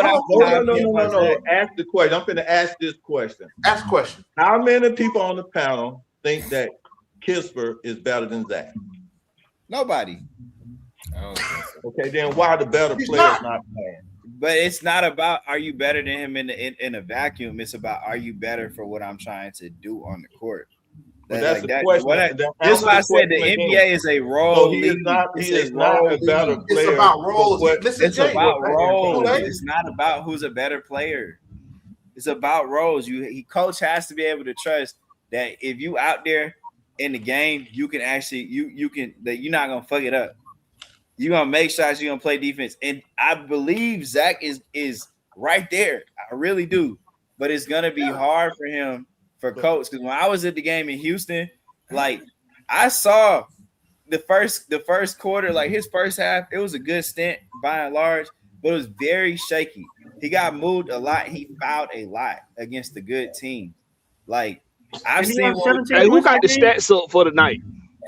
I'm just just got the stats for the night I gotta pulled up. remember. I don't know if y'all realize this. In the first half versus Houston, he had 3 fouls. Didn't he have 17 points that game? He 5 did. rebounds? Look at Zach. Look at Zach. It was an experience. It was an experience. They gave him the garbage time. What you want for his stats? With having 3 fouls, you don't close with them. You never closed with them. Well, you concerned he gonna foul out? Like, what are we saying? No, I'm saying. So I can see why, as a coach, like if you saw how them fouls Zach was doing the first quarter, I can see why Quinn is. I think you're reaching, Jay, because other players have 2 or 3 fouls in the first half. I can see why Zach is being evaluated. Other players have He reaching like a motherfucker. It looks very different. Man, Zach didn't play but 9 minutes and scored 2 points. Yeah. Hey, what was up here arguing about him for? Hold on. Can you read the stat line? So I just read it. Line for Zach. I just read it. I just read it, Blackbeard. 2 points. No, you didn't. Hold on. All you said was 2 points. Go ahead, Foot. 9 minutes, 21 minutes. 2 for 3, 3 rebounds, and 2 personal fouls. 2 points. He didn't have a block. He didn't have a block. No blocks, no steals. Corey Kispert. He's played 2 more minutes, 11 minutes, 33 seconds. He had 4 rebounds, 2 assists. He had rebounds. He had 4 rebounds, so more than Zach. 3 more than Zach. He had 5 and 6 to Zach. No, he had 2 assists to Zach's 9. Yeah, 1 rebound. Yeah, On top of that, y'all ain't counting stuff. Corey Kispert had. They both were plus 5.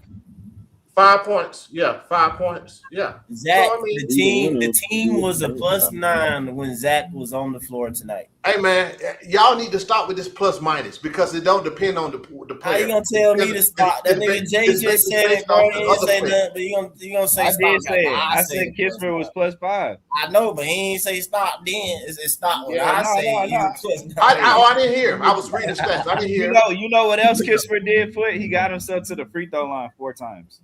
Mm-hmm. He got to the line 4 times. He got to the line 4 times. Shot 4 and still ain't if he was 3 or 4 or 4 or 4 like he normally is, he would have had. Oh man, that sounds like a lot of excuses when it comes to At the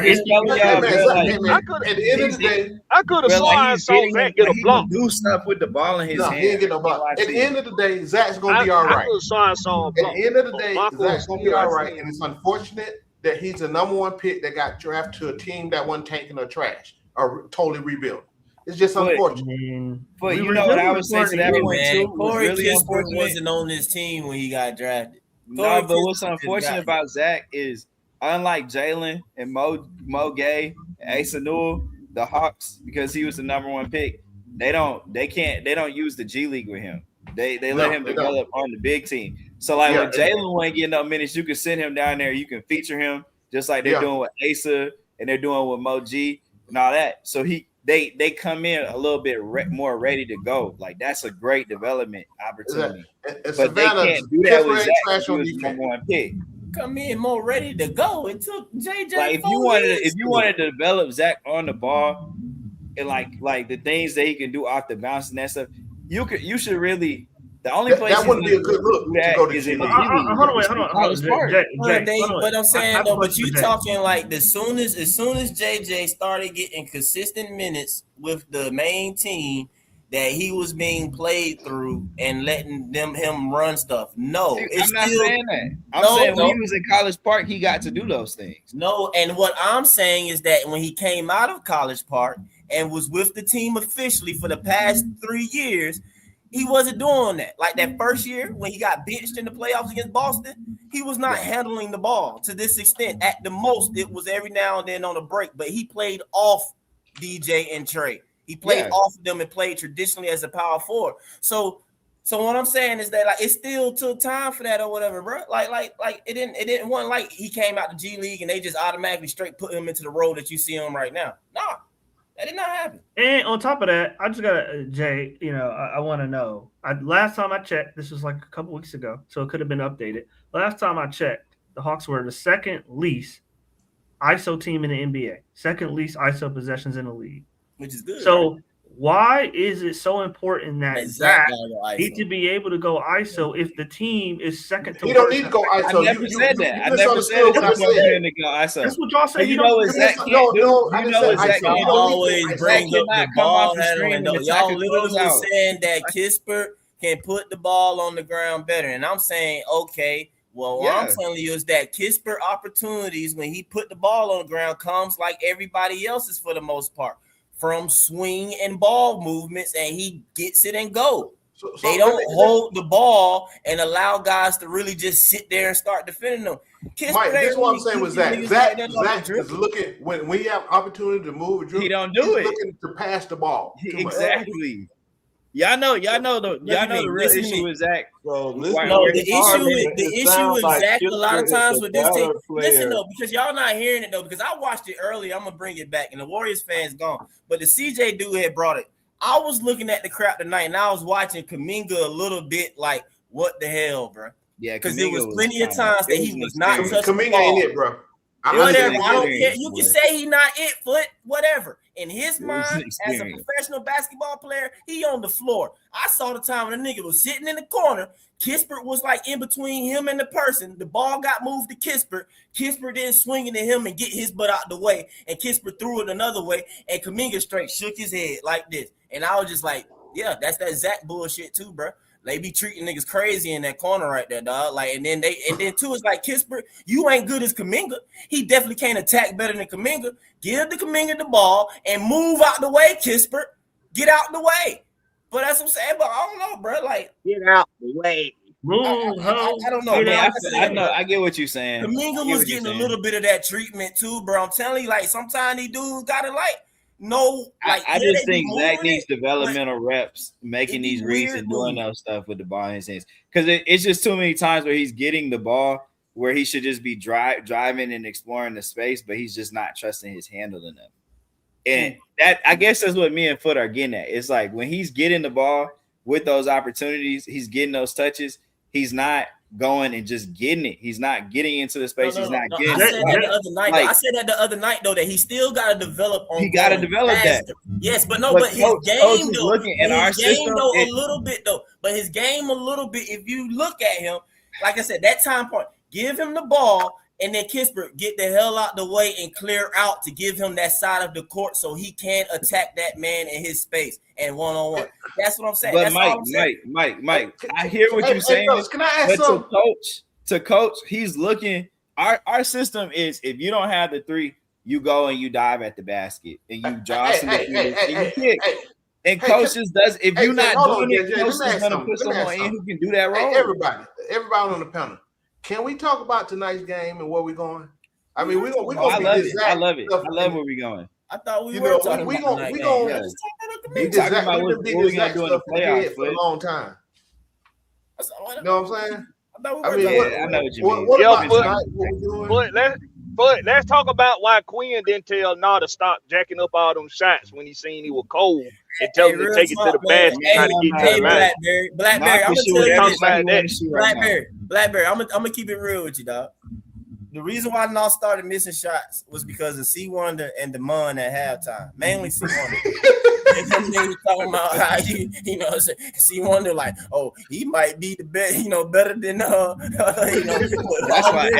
why we lost the game. That's why we almost lost, Mike. We was all talking shit. Yeah, and bro can't say hands on cricket. Crazy word. Yeah, hey Mike, you know how they be saying CJ shoot too much. Yeah, I was like, bro, he was cooking so crazy in the fourth quarter, right? And we're up 2 points. We're up 2 points, right? And this nigga split the defense, was wide open in the middle. Like late in the game, he passed it and offered a three and now bricked it. I said, bruh, I put this in Demond string and in Larry shit. I said, bruh, CJ should not have passed the fucking ball. Like, bruh, you done scored like 10 straight points, bruh. You do not pass the ball when you wide open like that, bruh. You ice the game. I think that's the offense problem in a whole with everybody. I think they get to where they get the ball, they get good ball movement, but then they don't know how to balance. Okay, we've been moving the ball, but when you got a good shot, take the damn shot. You don't always have to pass up a shot just because you're trying to get an extra pass in. You got you a good shot, take it. I know. CJ just had to drop the floater or the pull up. You wide open, bro. I get it. You tried. You caught the dude sliding over one dribble early, but that's only because you just didn't want to pull up at the free throw line and drop the floater in. Dyson, answer me this though, Foot. Go ahead. Over this season, watching these boys play, bro, you don't feel like, and I'll just say JJ because we know that's the main culprit though. But you don't feel like JJ looks for double O on his threes? Yes. Okay. All right. Thank you. So, can these niggas not do that for Zach? I feel you. But I ain't debating that's frustrating, man. I get it. Because you've been talking about it. You've been talking about it all season. So I get it. I'm just saying, bro. Like hooping wise, bro. If I know I got a nigga his strips, bro, I'm trying to get them there. It's the same thing for Kispert. No diss against Kispert. Kispert, you a shooter. You shoot, bro. I'm looking for y'all. I'm trying to get y'all those shots. Even when I don't have the ball in my hand, I'm slick setting the off-ball screen for you to come around and come get it. I'm like, bro, I don't know how these niggas be hooping sometimes, bro. Like crazy, bro. Like, no, it just. That was a good win, though, man. I can't even. No, we needed it. I'm here watching. Matt loves to say this about CJ. I don't know if you just didn't catch him in his Portland days. I watched every game. Clippers okay. up. Portland was one of my favorite teams. Here's my thing. You can never in your life say CJ hasn't came up or hasn't done nothing in the playoffs because CJ has gone tit for tat with the Warriors, and I see CJ McCollum game seven on the road, bro, on the road in Denver. Game seven. Didn't the conference finals. This nigga went crazy for 2 minutes and closed them out. Hold on. Didn't they get swept by Golden State? That's crazy. Didn't they get swept by Golden State? They got swept by Golden State that year. So what? But to sit here and say that the man ain't never came up, ain't never did nothing in the playoffs, when he went on the road to another team's gym in game 7 and closed Jokic and Jamal Murray and them out. Are you kidding me? Was that pre-Aaron? Like, what are we saying? Like, bro, CJ McCollum, I've seen this dude go for 30 points, 40 points in the playoffs all the time. I told y'all that dude. I also seen the dude disappear. Also seen a dude disappear in New Orleans in the play-in. Hey, I'll say this. I'll throw this. Just I'm not this. Can I say this real quick? I'm not agreeing with Matt. All I want to say, I'm not agreeing with Matt, but I just want to say that I saw an interesting stat or whatever, and CJ McCollum was like fifth or so in like the worst closing field goal percentage this season. I just said that. Like we gonna root for CJ McCollum to have his best season. And I get Jalen Johnson did not have a good fourth quarter, but he had a great overtime. Jalen scored some buckets, boy. Check this out, guys. You know what was the most important thing about this game tonight? And that's why I kept saying we got this from the beginning to the end. Even like Foot said, you expect a top team to make a run.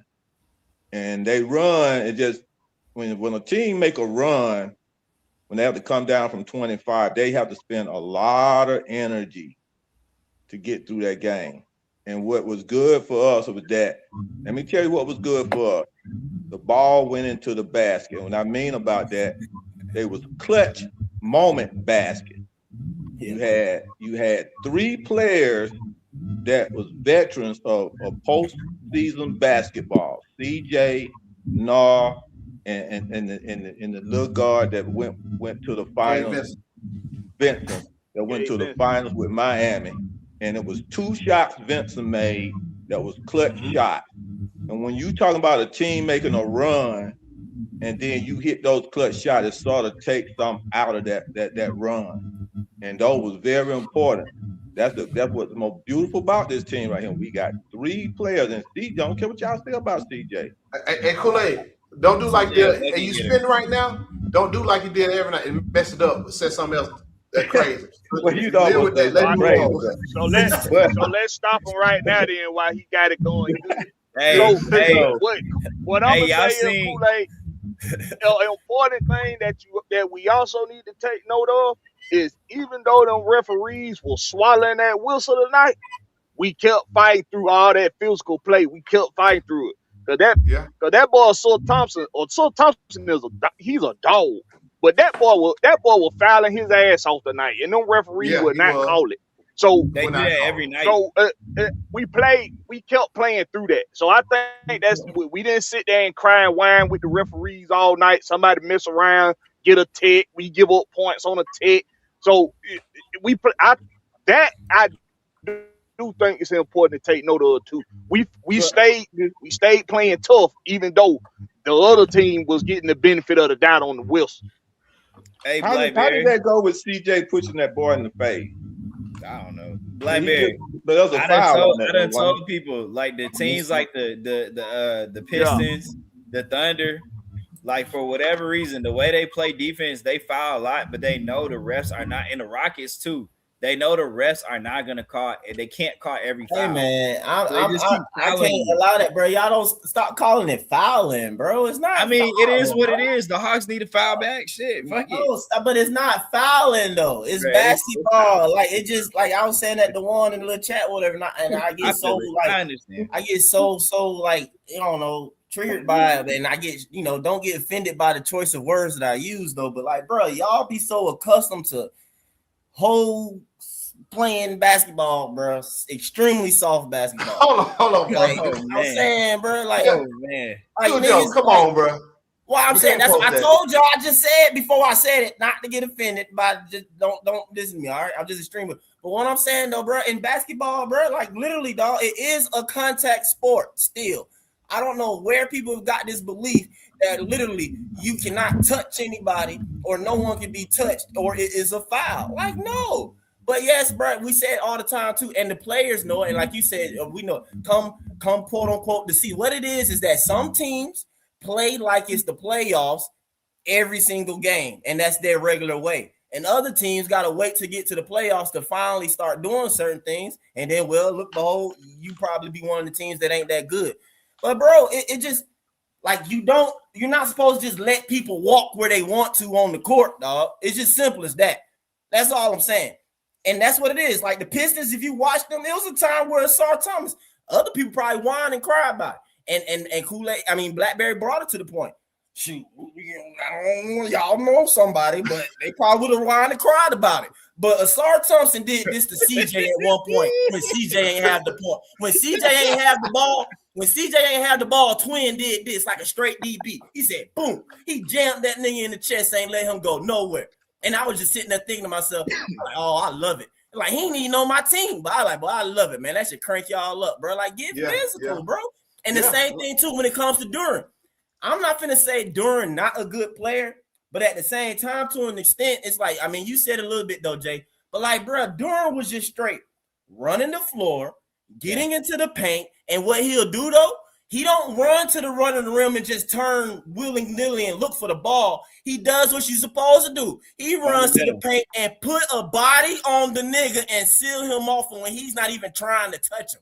He go and find the contact and push put his back and get into it. And I'm just like, bro, that's basic basketball. Man. Like, these niggas don't play right. Mike, you're not lying. Right. Hey, Mike, hold on, wait a minute. There's physical play, and then fouling is fouling.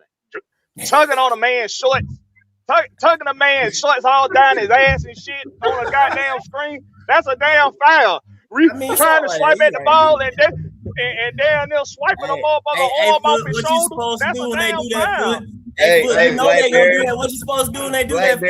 There you go, Foot. What you say, Blackberry? You see Foot? Ruckus in the Blackberry, you see Foot? Foot show you what you supposed to do. That ain't nothing new. Blackberry, you sound like Uncle Ruckus, bro. Your boy, you got Uncle Ruckus' voice, man. Hey, tell us the truth, bro. Was that you in the Boondocks? He's stupid. Was that you, bro? I mean, if you a celebrity, bro, you could just tell us, man. You could just tell us. I feel like a celebrity. I feel like one, but I'm dead country. I'm dead country, man. Hey, you could have voiced Uncle Ruckus, man. I swear.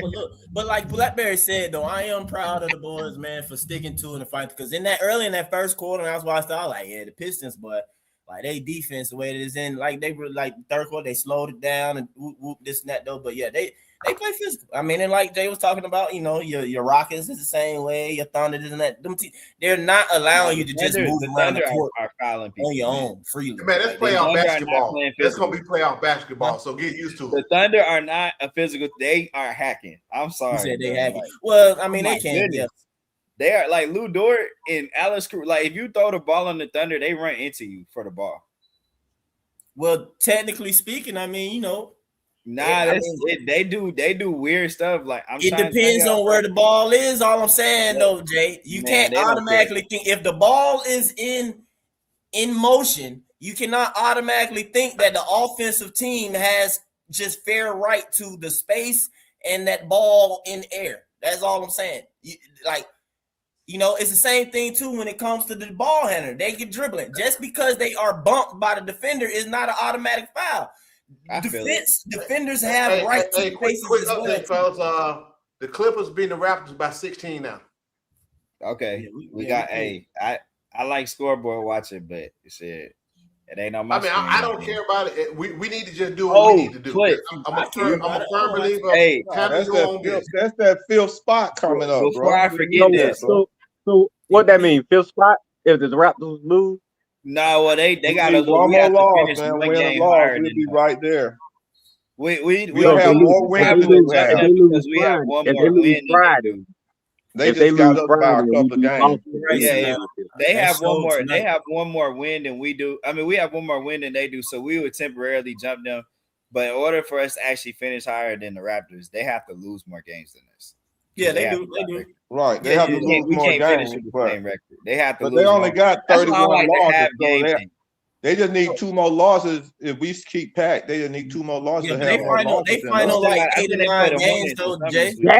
That's why we say all the wins matter. That's why we be saying all the wins matter. They final 8 to 9 games, whatever. They got a little challenge. Let me see. They got some games in there. I think they play the Heat twice down the stretch. No, we just got to concentrate on winning. I don't know if that Heat game's gonna matter. We got to worry about what the Raptors do. We're gonna go in Boston and beat Boston. That's why I say we better win. I'm still trying to pay attention to them though. I think I can tell y'all this too, man. And that's why I said we got to beat the man to beat the man. NBA, bro. Ain't that right, Red? What's that? People on the same time. You got to beat the man to beat the man. Ain't that right, Red?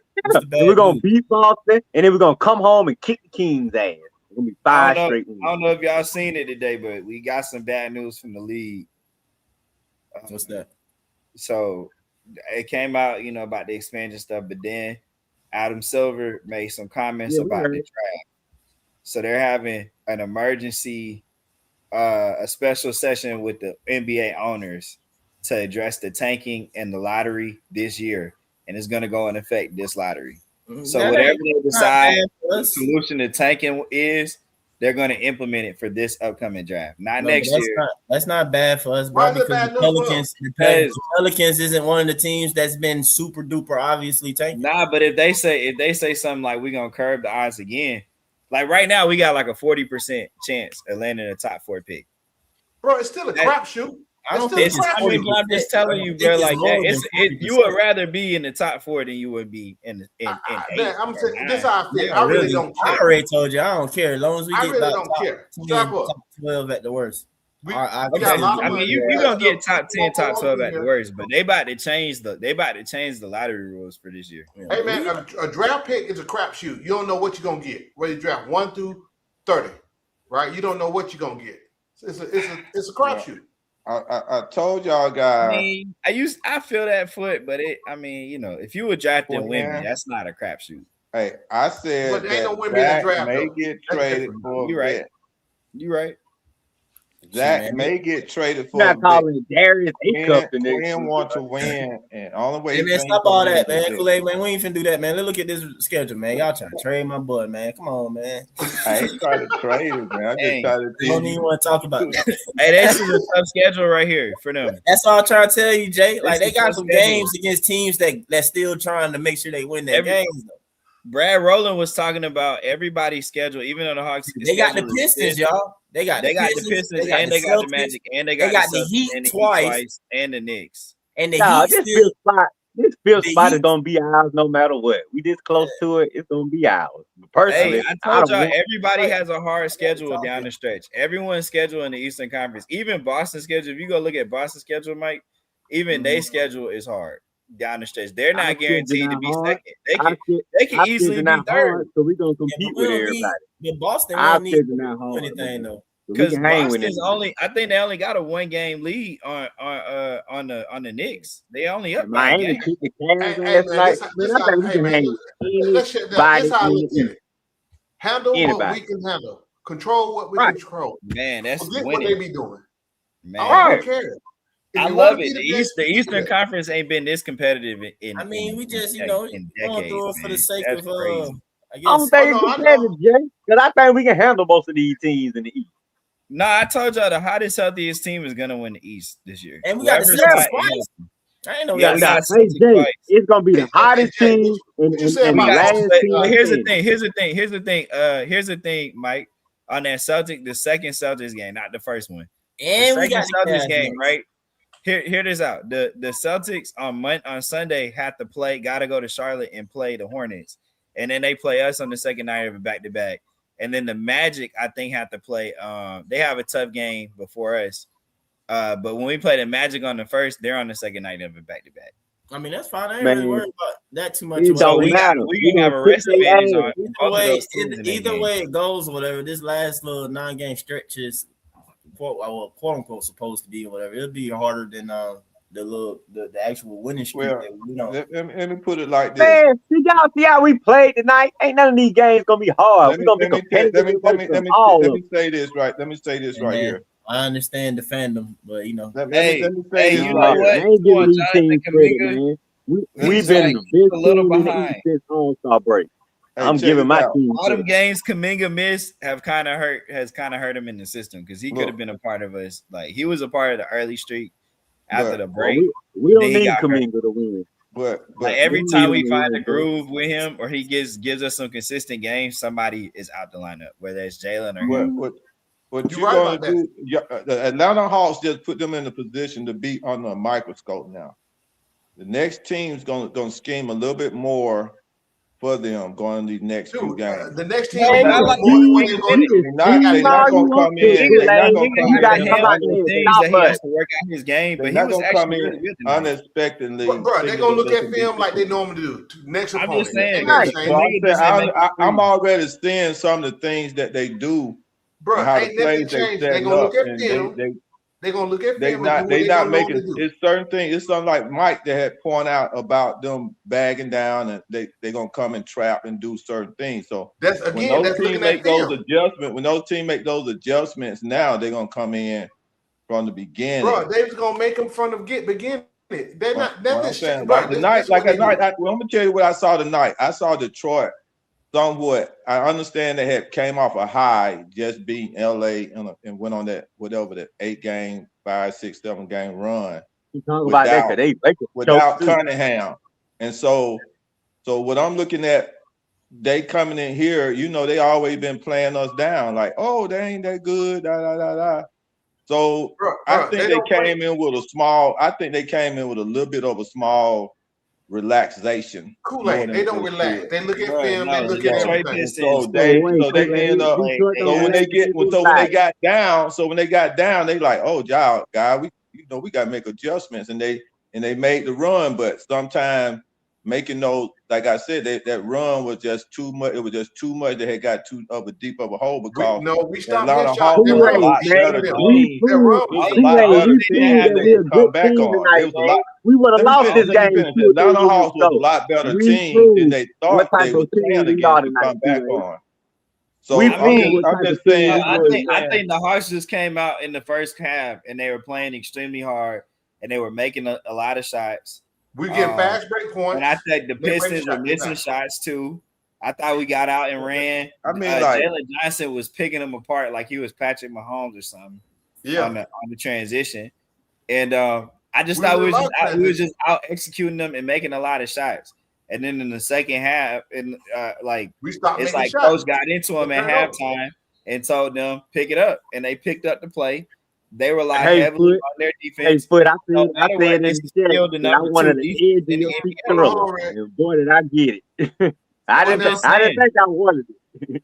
I'm just saying they came out there in I the said, second remember half. when I said I wanted an edge of your seat thriller? I said I wanted to be competitive and I want an edge of your seat thriller. Man, I take it back. I ain't want no thriller like that. No, I did. that I was a like great it. game, I like man. because again, that shows the resiliency. We need to go Yeah, through stuff. I'm glad we won it though. It was 2 teams that played hard tonight and wanted to win. We have to go. Yeah, that's what I'm talking about, Jay. We proved what type of team we I like had it. tonight. The fact that we win, we had a big lead, gave up the big lead, got the lead back again. Y'all know 2-3 years ago we would have lost this game. That show you we are a different team now going forward. Hey, Detroit told me that they are for real. A few months ago. Man, Right, exactly. We probably would have lost it. Yeah, we did lose these games. We did lose these games a few months ago to K. That's why I wanted to see how we played against Detroit with the new team we had, and it showed me a lot tonight. 2 of them games was by the last possession. Like we could have won all them. Shit, one of them games we was on the second night of a back-to-back, and neither team scored 100 points, and we lost. I remember that game. It was super competitive, but they out-rebounded us by like 40 boards. It was like 60. Matter of fact, did we have a lead in that game, Jay? We had a late lead, and they Congo turned was it up still on in the defense. game. He got stuck by a guard.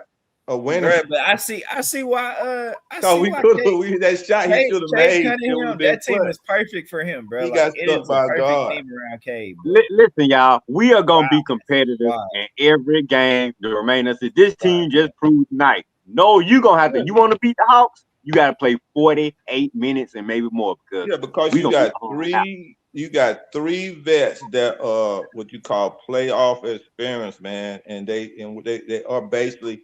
See, you got to understand. CJ was the Robin over there in Portland with your boy. He ain't Robin no more. He won our Batman. Yeah, now he's a Batman. He's a Batman, but they playing as a team as a Batman. I think Nar and JJ and him starting to create some kind of chemistry. And that's the great thing about our team, Kool-Aid. And you can't focus on one guy. And you go back and look at that Jay Benson run with Miami from the 8th to the championship. Man, that dude was he not the starting point guard on that team? Was he not the starting point guard on that team when they made that run? Yeah, he was. Okay, he didn't do nothing when he came over to the Lakers. So you got to understand, he have though what you call some players what you call playoff players. But they raise their level to a whole different game when they get into the playoffs. That was just 1 year, Kool-Aid. Let me add something to that, fellas. Let me add something to that. Here's the thing that that we're not talking about. We have a better bench, right? Exactly. We have more dudes that can hoop, right? Unlike before, where you got a couple of dudes and your sub is questionable what they're gonna get from them or whatever. You got dudes that can come off the bench that can play. Correct. It's very, and I think that's a huge difference that nobody's really talking about. Correct. Right? Moving Zach to the bench was great. Right? He's performed a little better. I mean, you got Gay, we got Gay. Why we got him? Why they go get him for Lakers? There's a reason. You see, he settled the game down and made timely shots. I think you mentioned it, CJ. I mean, Kool-Aid. He made timely shots, but again, that's why Quinn like the vets. Because see, in the game of basketball, experienced vet gonna understand what to do more so than a younger player. That's just real talk. That's at all levels, right? That's all levels, y'all. It's so important for the guy that's out there. See, I think a lot of people look at skill set so much, only skill set, but they're not looking at IQ and making the right play, the right read, the right hedge, or whatever, right? And so that's the difference when you're looking at these players. When you coach these players, you trust them. That's right. Quinn has to trust them. That's how you have to trust guys to put them out there on the court. Like sometimes it's some guys I ain't finna put on the court because I don't trust them. That's a fact. All right, DeMar, we'll holler at you, boy. But it's about that trust, and and I think too much. Today's basketball, people look too much at. I'm not even gonna call them analytics because that's not real analytics, right? I'm in IT. I've been in IT almost 30 years. What we do, people don't think I'm an analytics guy, but that's all we do in IT. That's real data. Analytics for basketball is shit they put together to make up to get what they want. I'm gonna make up this. I want to see this. I want to see that, right? And they can get that data to give them what they want. It is just a talking point for the fans and the sports announcer. That's why y'all don't see I don't subscribe to all that bullshit, these analytics. I mean, analytics is part of the game, but to a certain level. They take them to another level now with plus minus shit, this, that. The plus minus don't determine wins and losses. Don't determine what's gonna happen. If the shit don't determine what's gonna happen, I don't look at it. Right? It's just a talking point to me. Well, I watch basketball to see mutant. You back on that Kool-Aid? Mutants win. When I watched Chicago, I watched to see Michael Jordan fly. You see what I'm saying? When I watched Larry Bird, I saw him to use science to the backboard. I ain't never seen nobody just throw the ball off the tip. That man could throw it from the right corner to go in. He could throw it off the left corner to go in. I saw him do a under and under, hit the bottom of the right corner with the right English, and it went up and went in. I ain't never seen nothing like that. To interrupt you. You bring up a good point. I know me and you the oldest one up here right now. So everybody wasn't fortunate enough to watch Larry Bird, right? And they be clowning me when I say as a small forward, I'm taking Larry Bird over LeBron every day, all day, tomorrow, next week, and all. Right? Larry Bird was a bad man. If his back took him out earlier, I'm telling you, the dude, he's an assassin. He'll talk to you. He'll tell you where he gonna shoot it from. He played the whole game with his left hand and was telling him what they were gonna do. Boy, that's some good basketball back in the 80s, boy. I'm telling you. And see, what folks don't realize, the best playoff series ever was, I think, 87 Boston against the Hawks. Nick and Bird was going back and forth. I got that on VHS. I need to go find it. Hey, man, that was the best playoff game I ever seen. Game 7. Game 7, baby. Hey, man, that was. I'm gonna tell you, man. Bird hitting back, boy. They were going back. That was some good basketball, man. I'm gonna tell you, but to see Magic and Bird go ahead in the championship, that was the two best mutants I ever seen in my life. Hey, but I mean, you talking about what you boy 6'10" point guard? It was a stretch. It was a stretch. Was always Boston against the Lakers. 6'9", and I can't stand it. Let me tell you something. Some of the stuff and no look passes Magic John used to do, man.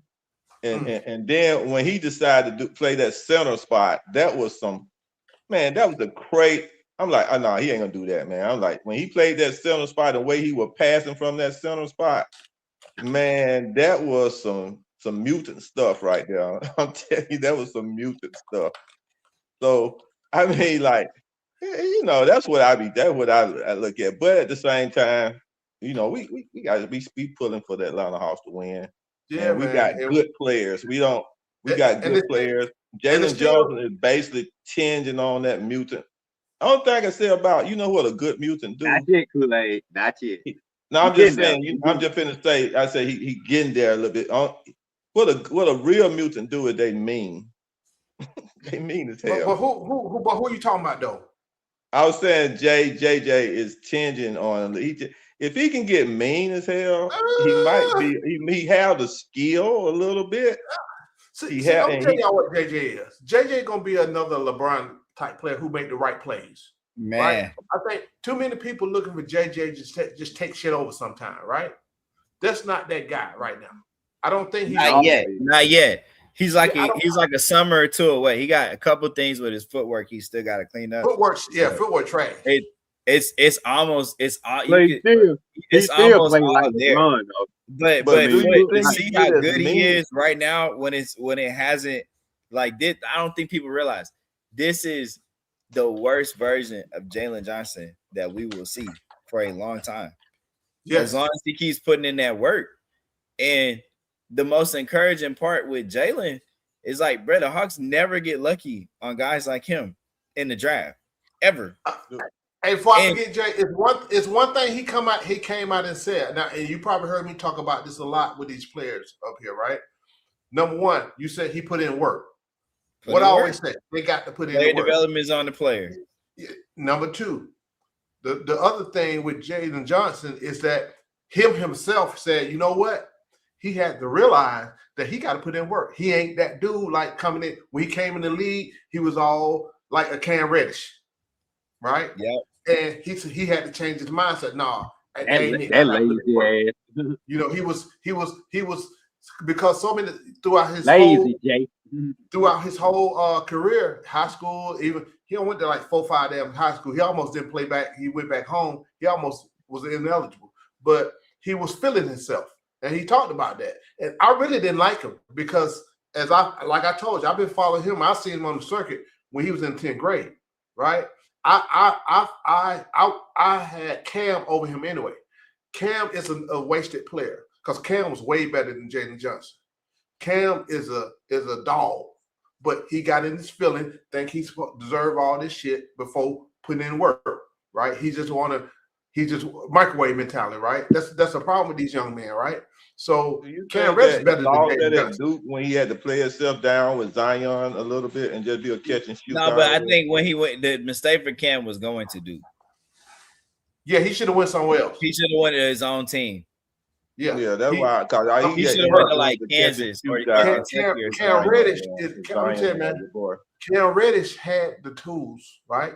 Yeah, I think that messes his confidence up. I wanted him to be good, so they played for both teams. I like, and both. You know the problem with Cam is like if you're a major, it's like the NBA at some point with basketball. Like you really can't go as a college player and play for certain coaches unless the max top kind of recruit you can have is like one. The only dude that really did it with multiple of these 5-star prospects one and done wise is Calipari because he runs the platoon system, so everybody's gonna play, right? Everybody's gonna play for Calipari. They had too many dogs. They got a lot. You know what I'm saying? He be having dudes on the bench that come in the NBA and ball. Right, but see, in all his guys, especially the guards, and that's why I'm high on A-Cup in the draft. All of his guards do better in the league because he does a really good job at preparing you to be a professional at the next level. So I think if we get a high pick, do we get that guy? So my thing is, people say he's a little guard, but he's kind of well built, and he's like 6'3", like CJ. So. Who you talking about? The dude from Georgia? Nah, he talking about A-Cup from Arkansas. He from Georgia? I think that dude. What's his name? No, he from Detroit. Okay, he from Detroit. The dude. Do we draft him? He went. He go to Arkansas. Man, I just think, man, he's gonna if he can show you something defensively. But I think some of that is he has to learn his role in the league. But if he can give you what CJ gives you defensively, that's hard to pass up on. If you think he can be CJ level defense or better, you take him. I ain't even looked at it. I think he's speaking of that, man, what y'all think about? It's a lot of dudes, what y'all think about this Georgia thing, basketball wise? It's too many damn dudes come out of this state. Right, you already know what I am in Georgia. I mean, Georgia and Georgia Tech should have the whipstick of as many dudes come out of here every year. They ain't got no history. Well, Georgia Tech does. Dominique Wilkins, right? You got to think before you had Contavious Caldwell-Pope come in the league and Nick Claxton and Ant Edwards. The last big name player UGA had was Dominique Wilkins. Yeah. Like, now Georgia Tech's a little different. Georgia Tech has a better basketball history. Yeah, because Georgia Tech ain't really been good since Crittenton and them left. Georgia Tech. I don't know what happened. Georgia Tech with Coach Crimmins, he went to New York to get a lot. He was a New York. He got them guards from New York. That's what he did. Yeah. And so that when New York had some of the hottest players in high school, and he went up there and he drafted out of New York. But see, New York had the guards. And then when we got Marbury from, right? You know, right. And then see that's when the Big East was the real Big East too. That's some good basketball. When the Big East was the real Big East till it came back. Hey Jay, you might have been too young, man, but you don't know Jarvis Hayes. That was Jarvis Hayes. Yeah, that was before. Yeah, you went too far back. I know you just throwing it out there because I know you ain't. Yeah, I'm just thinking of like big name Jarvis players. Hayes, you talking about the Doug? You talking about the Doug?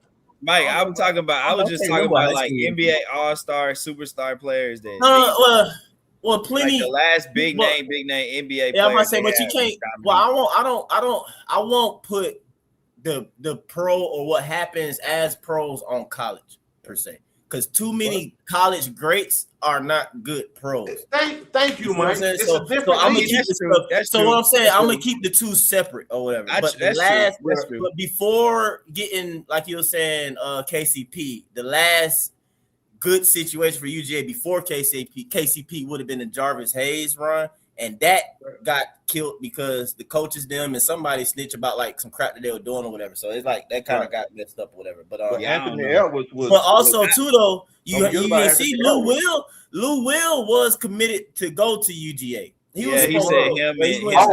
Hold on. But I'm saying that's what I would say that he did say that though. But yeah, the Hayes, Jarvis Hayes, yeah, the White and Josh Smith.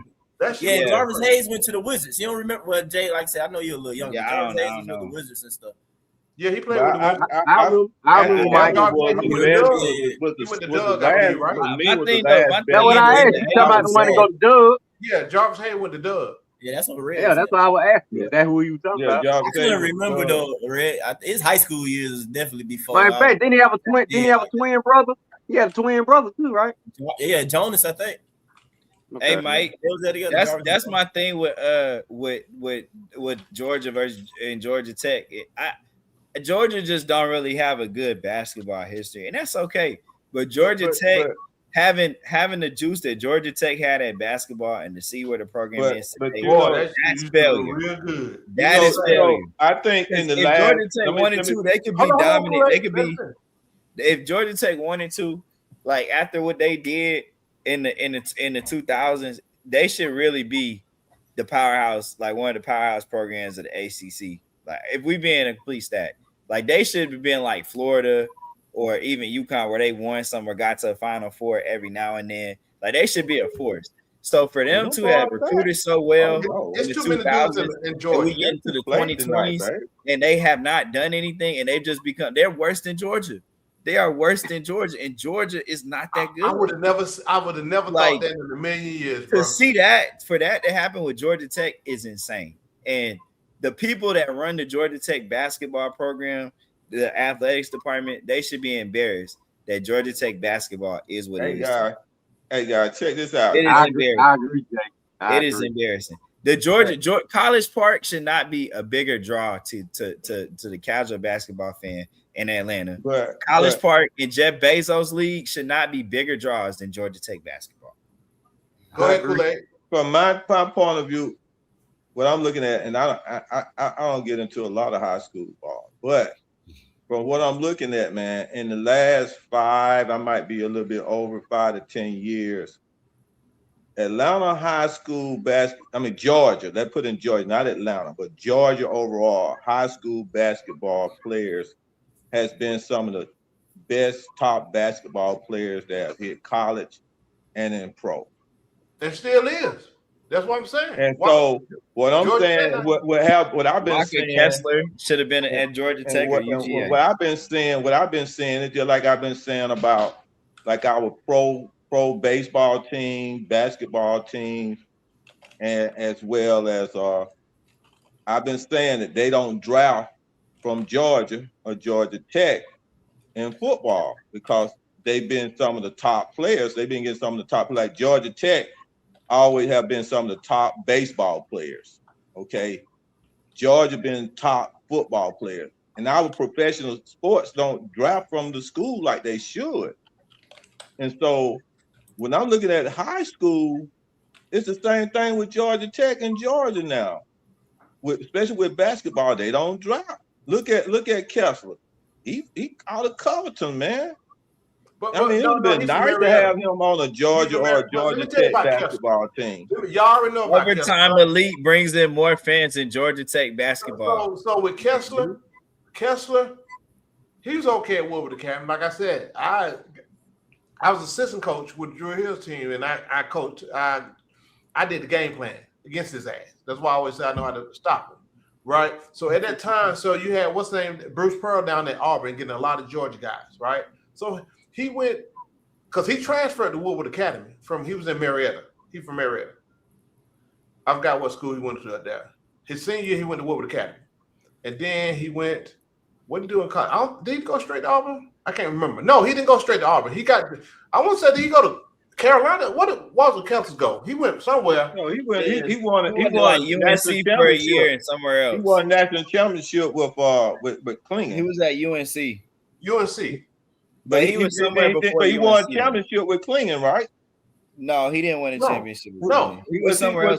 I thought he was on that. I thought he was. Yeah, he went to North Carolina. He went to North Carolina. Auburn too, Foot. And then he went to North Carolina, and they went yeah. Like they he wanted them to, and then went down. Then he went to Auburn, and somebody said Travis Betts was nice. I used to play against Travis Betts in the men's league, 40-over men's league right before the pandemic. He still hooping, but I didn't lock his ass up though. I just want to say, cause my defense fire. But yeah, hey boy, yeah. But yeah, man, it's the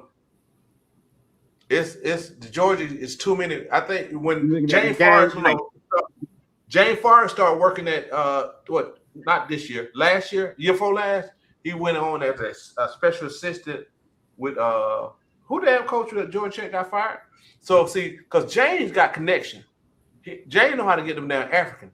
That's why he know how to get them big long Africans. And so I guess I guess that could have transpired. Because I used to coach with Team Forest too. So I guess Mike, you looking at that Rockets game? Oh yeah, we you said the Rockets? Oh no, not Rockets. Yeah. No, I wasn't watching Rockets. I was keeping track. Oh, talking about the Clippers? Yeah, they still beat the shit out of Raptors. They about to win though. Yeah, Clippers should have won that already. Well, it's got 4 minutes. Like 4 minutes left, but yeah, they about to win. Hey, I see Embiid and Paul George is back. They up on them boys 21 points. Raptor, man, we got to play the Raptors again so we can get some of that. Yeah, I saw Embiid and Paul George is back with the 76ers. No, we done with the Raptors. But yeah, Chris Bosh the last one I said. Yeah, I told y'all I told y'all Stephon Castle went play. He won the championship with Connecticut Huskies with UConn when they won the championship. He was the freshman guard. Oh, you were talking about Castle. I didn't hear you ask where Castle went, but yes, Castle played for UConn. Castle, yeah. That's why when did Castle come up? Castle. Yeah, Castle was who out of Covington. Y'all was talking about Castle. Yeah. Stephon Castle, and there's someone else that's a rookie this year. That he out of Covington, Georgia. Yeah, he out of Covington, Georgia. Yeah. Yeah, Newton. He went to Newton. Davion Mitchell too. I didn't know that.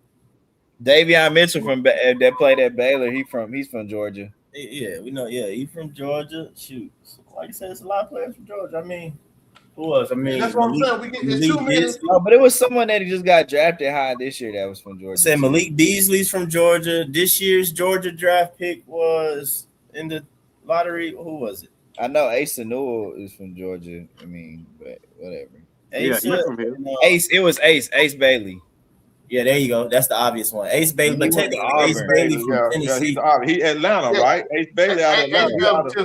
Ace Bailey is he out of the cab, right? I don't think Ace is out of Spring. I'm saying technically speaking, state championship. Ace Bailey is a bad boy. Hey, the cab. We ain't put a dude in the league since probably Marshawn Brooks.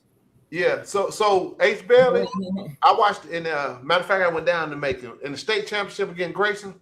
That's actually crazy. Ace Bailey, the look him and the Dominique Wilkins son were going at. Dominique's son got the best of them, but No, they didn't play each other. H. Bear let a damn little guard him, shut him down. He's just a high volume shooter. Man, he went to McKee. Yeah, he went to No, McKee. You know what's crazy? When I was in high school in the late 2000s, early 2010s, he's a bad boy Miller now. Grove was the shit, man. They was playing Oak Hill on national TV. Yeah, Miller Grove trash, man. Them lame niggas, bro. You know what happened right there. When they had Tony Parker in them. Yeah, you the later. Bro, I ain't gonna lie to you, bro. Miller Grove was fire right there. No, Jay. And the Miller Grove girls. Listen to me. Let me tell you about Miller Grove. Jay, before you go for, I just want to tell you that Miller Grove High School did not exist. Okay, so your era that you're talking about of them doing well, all them boys and stuff like that, them boys should have been at Redan. Real talk. Redan. They should have been at Redan or like Is he give Miller Grove? Is he give Miller Grove and Cedar Grove mixed up?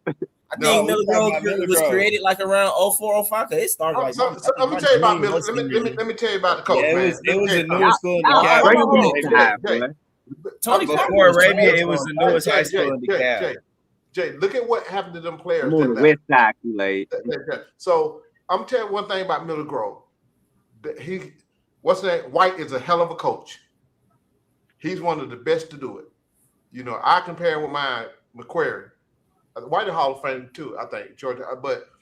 But because we saw Miller Grove too. He took talent. The talent he had won all that.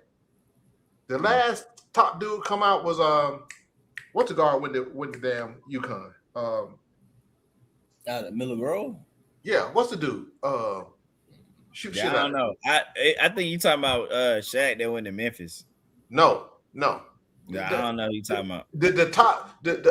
Tony Parker. They had Tony Parker. He was the McDonald's All-American. But he wasn't that good. I'm sorry. You ain't hear nothing. You ain't hear nothing else about him when he was. He wasn't that good. He got out off of Miller Grove's success. The coach.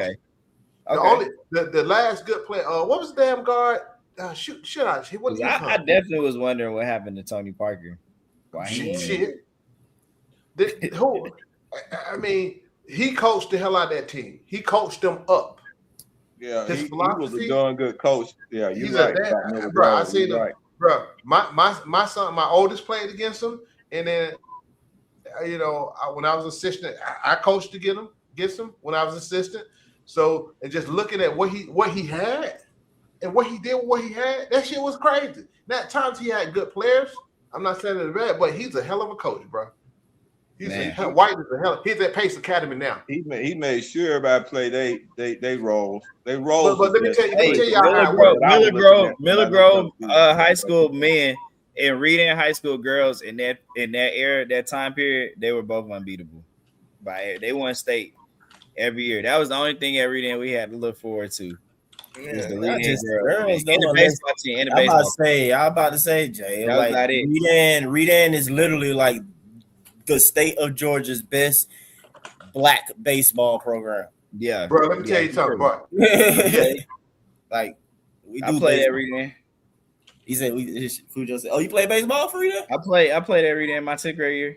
Oh, okay, that's what's up, man. Yeah, they won the championship. I think my junior year. I'm gonna tell y'all something. Y'all might not know, but Kool-Aid Miller, Redan. Shout out R.I.P. to Coach Pruitt, man. He's a legend. Oh, he died. Graduated with his son. Let me tell y'all something. Redan, when I was in school, and then a little bit before I went to high school, Redan had some goddamn soccer players and some kickers. For those who don't know, Redan is the high school of Brandon Phillips. That's just one of Brandon Phillips in baseball. Chris Mathis. I can name Kevin Butler. Yeah, no, we definitely had dudes go. Chris Mathis was every year. True homegrown Falcons wide receiver legend, boy. What, Terrence Mathis? Yep. Yeah, he went to Redan. Yeah, I know. I know, man. Like, dude, Jay know. I saw this junk every morning and I walk into school. When I was in school, you see Terrence Mathis. They made sure they had that 81 jersey and that thing. You see his jersey right there. Hey, every day too. Can we get off of the east side? Lord have mercy. You know, Stone Mountain, Redan, and Dunwood, it was built the same. Nah. Those at the time. Come on back to the west side, my side. Well, let's talk you went to school with Jamal Lewis, then you read or something. Yeah, he went to Doug. I went to Mays. He went to Doug. That was my rival. Hey, man, let me tell y'all something about Jamal Lewis. My brother's he's playing at McNair, right? I went to a game, they had it down over by Carver Home, Lakewood Stadium, right? Bruh, that mother was packed. That dude, Jamal Lewis, that was a grown-ass man. He looked just like he looked right now in high school. Man, shut up. He broke this dude's jaw. He ran the dude over and broke his jaw, bro. I'm telling you. I ain't never seen nothing like that in my life, bro. Hey, I ain't never seen that like that. That's a bad. Hey, Mike, we played him in football. I made sure I ain't get in that game. I wasn't missing. Hey, Foot, and you know what else? You know what else is sad in DeKalb County? The decline of Tucker High School football, boy, because they had that whoop stick. They was. I heard Cedar Grove came up in the world though in football in DeKalb and basketball. Yeah. Always, I don't want to say. When I was in high school, they was terrible. They might just have. I thought that we were talking about earlier. It was the only school. They was the only school that Reading could beat, boy. I swear. They probably just had a down moment while you were there, but they usually better. I mean, definitely better than us. They like to Reading always. Hey, y'all want to talk about? Let's talk about who had the best band. Let's talk about who had the best band. I ain't no band. Reading High School, baby. Shout out to Mr. Moore. No, man, he's high, baby. Shout out to Mr. Colombian Doug. Where you in? Reading had the best band, bro. What part of Georgia? On the east side is Reading and Southwest DeKalb. Nobody. We talking about 2000. We the west side, it made the Doug, baby. Battle of the band. Hey, man, let me tell you what Mays had when I was in high school. Mays had them chicks. I used to be over there all the time. Tell them, Foot. Tell them. Back in the 80s, you want Mays had them chicks. Times in the 8 and Final Four Slate in Lithia Springs. I don't think I heard that one. Man, nobody go out to Lithia Springs. Hey, you from Columbia? Hey, you went to school with Jarvis Jones. You say you from Columbus, Georgia. What's the school? Yeah, y'all got Carver in Columbus, right? That's the other Carver. The other Carver down in Columbus. Carver in Atlanta, Carver in Columbus. Yeah, that was saying the other Carver in Columbus. Man, forget Southwest DeKalb, T. Scott. Man, I hated Southwest DeKalb. Man. I hated them niggas, man. I don't know why. My era, Washington High School had the best band of all, man. Hey, McCoy Park went to champion on the MDM. Hey, where you from, Ayers? What you mean, Seal Town? What's that mean? I'm trying to see. You ain't talking about. Oh, Blackberry. You went to Stone Mountain? I ain't know Blackberry went to Stone Mountain. Yeah, Blackberry from the east side. Yeah, I'm about to say. He from the east side. Yeah, he went to Redan. I'm over there with Red. I went to Harper Red. Redan is. Oh, okay. Oh, yeah. That's my side, Kool-Aid. Harper, that's my side. We on that side. And Kool-Aid from the era when it was only 2 black schools in Atlanta. That was Kool-Aid. Kool-Aid from that era. Kool-Aid when it was like what was the schools? Hey, Kool-Aid, what was it? It was either Smith High School, wasn't it? Or something. I don't know. Mike. You ain't that old. Hey, Mike, did you hear Kool-Aid? You ain't never heard Kool-Aid say he was a Hawks fan in the beginning. He said they came when he was like 9 years old. I think I do remember. Yeah, I said when what's his name? Hey man, forget Southwest DeKalb. I'm from Columbia. You know what it is. Man, don't nobody. Hey, Kool-Aid, I went to elementary school down the street. Hold on. Eric mentioned Sylvester. They went way back. God, I ain't heard Sylvester in a long time. Yeah, I don't know. Man. Yeah, that was where you at? Southwest High School. Hey, Mike, I'm just happy the Cab didn't put Redan on the school clothes list, man. They don't put some hitters on that thing. Man, it was they had Cedar Grove on that thing first. I was like, dang, y'all gonna close Cedar Grove? Y'all crazy. It was. Never mind. But I thought it was mainly elementary schools on that thing or whatever. They trying to repurpose the buildings or something. But they was saying high school team. I seen they put a new list out there, but that first list. I'm man, I'm gonna tell y'all who had a good high school team. Decatur had a good high school kid when Hollywood and who else was playing? But that boy, Decatur High School. Yeah, Decatur High School. Good high school, yeah. Yeah, Decatur High School. When was that? When are you talking about? When was that? 80s, early 80s. 80s. Early. Yeah. Early 80s.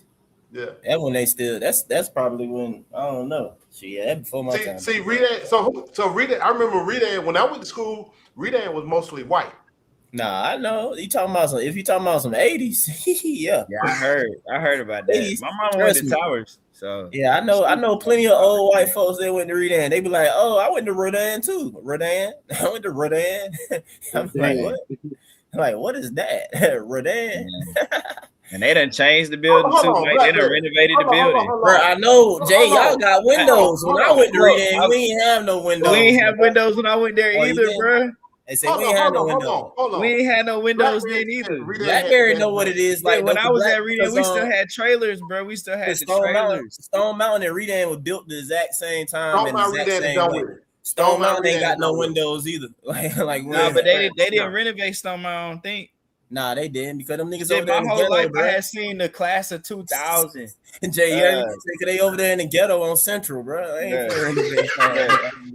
Hold on. Hey, Mike. I Blackberry grew up seeing the class of 2000 sign on the read-ins thing for the message board outside. I read. Now my it blew my mind, bro. Did you see they got a digital one now?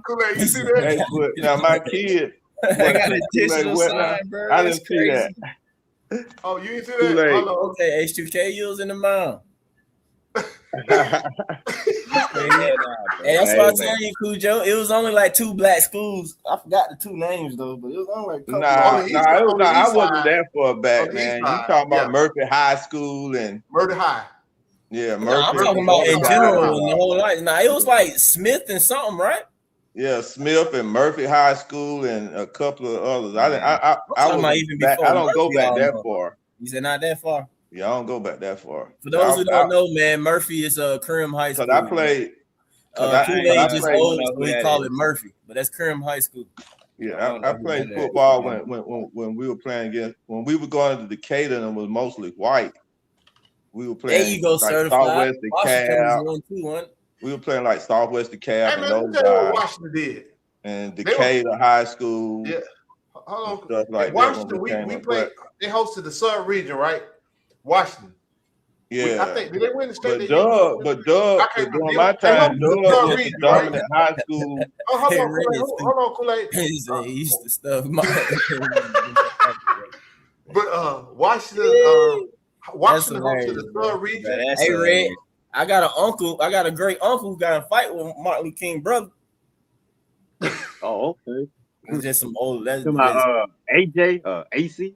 What is I don't know his name, man. I just remember when my uncle told me. Let me talk about Washington, man. Let me talk about Washington. My granddad's side, well, they from is Sweet Washington? Auburn. Mike, let me talk about what are you talking about Washington? Man, forget what I just go ahead. Hey, Mike, you was class of what, 2000 every day? 05, bro. I ain't that old, but 05. Okay. So anyway, we played Washington. We played Washington for the sub region, in the sub region tournament, right? For the sub, they hosted it, right? Yeah. We went in there, beat their ass at home. They hosted it, right? We hit the bus.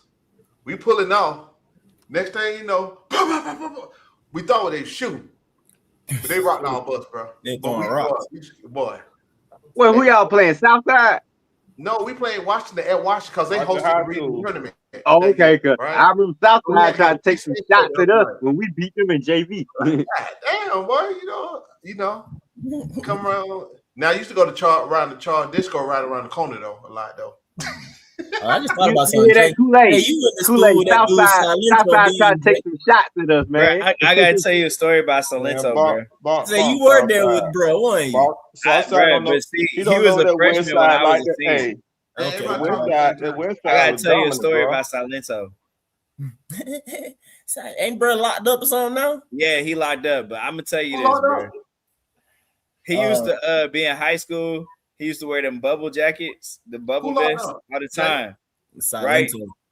We talking about Salento. He was rapping. One hit wonder, bro. One hit wonder, man. I used to see him standing by the, well, they don't have it no more. But you know how one side was a parking lot and they had them stairs? Yeah. That went up around the building. I used to be over there, either with band practice or whatever. I would stand over there. I would see him hanging out down there or whatever. I would always see him. I would be like, I hope that kid make it.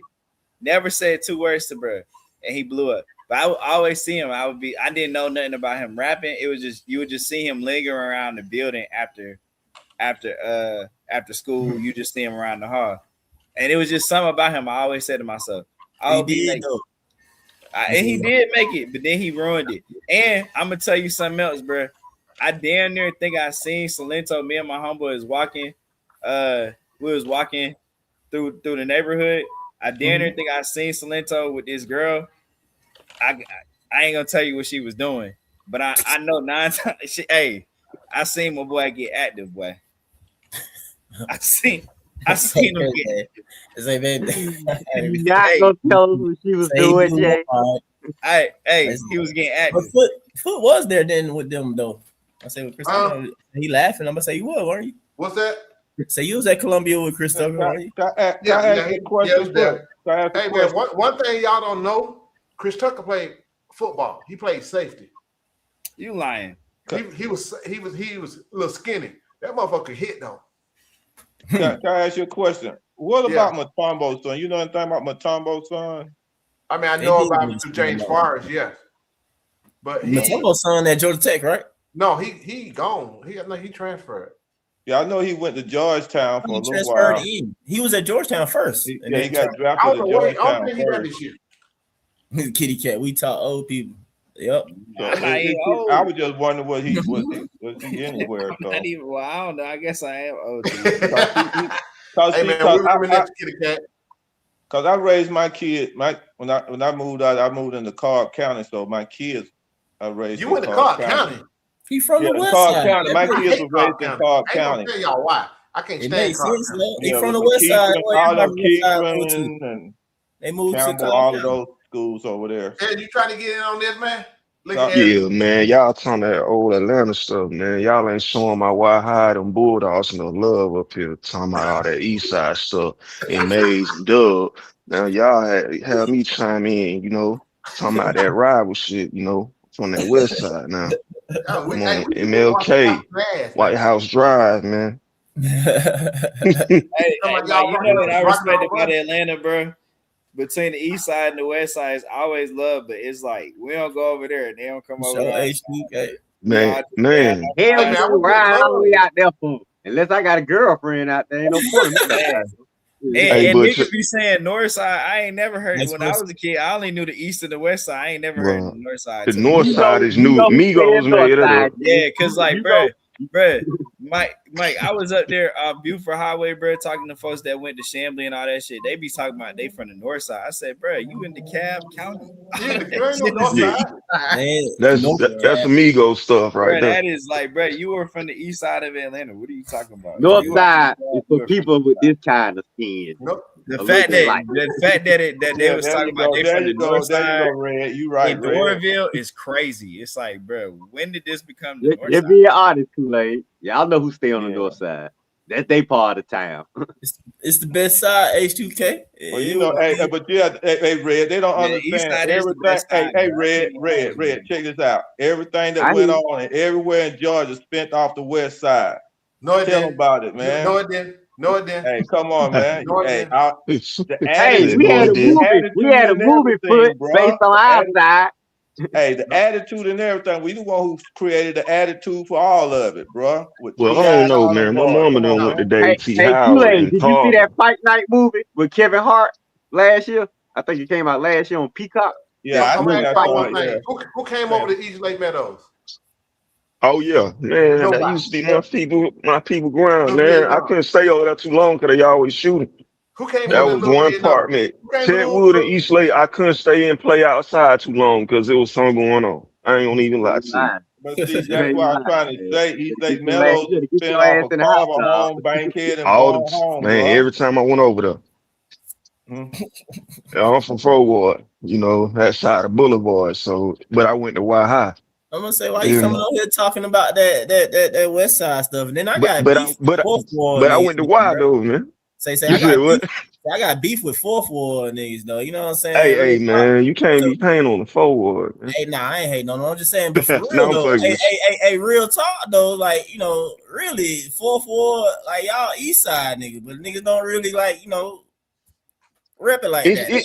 It really is because you right off Memorial Drive in a sense.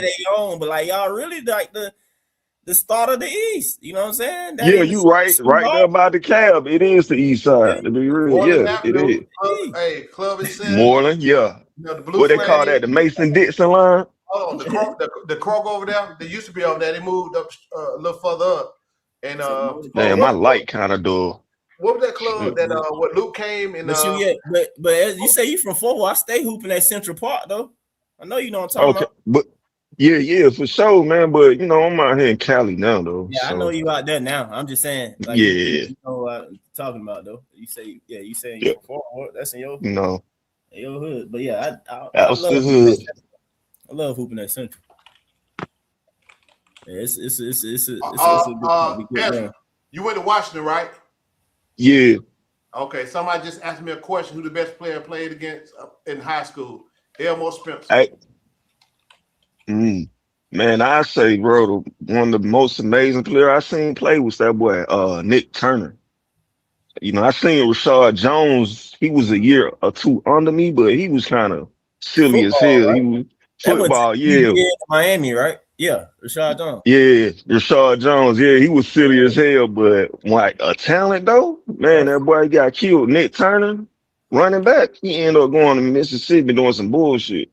But man, when I say I ain't seen nobody that touched the field and like the whole aura just changed. Like, man, I was blown away when I seen that dude, and he wasn't big, he was just electrifying. Like, man, what the hell? Nah, that's Yeah. shoot. I agree that pretty much sucked, man. So I mean, on like in high school, like I'm the same era and age range as Lou Will. So like I saw him back in high school, and yeah, that was What year you came out, Mark? 05. Okay, I was 04, so shit, right in the same era. Yeah, I'm about 5-6 years behind. So you seen the white play?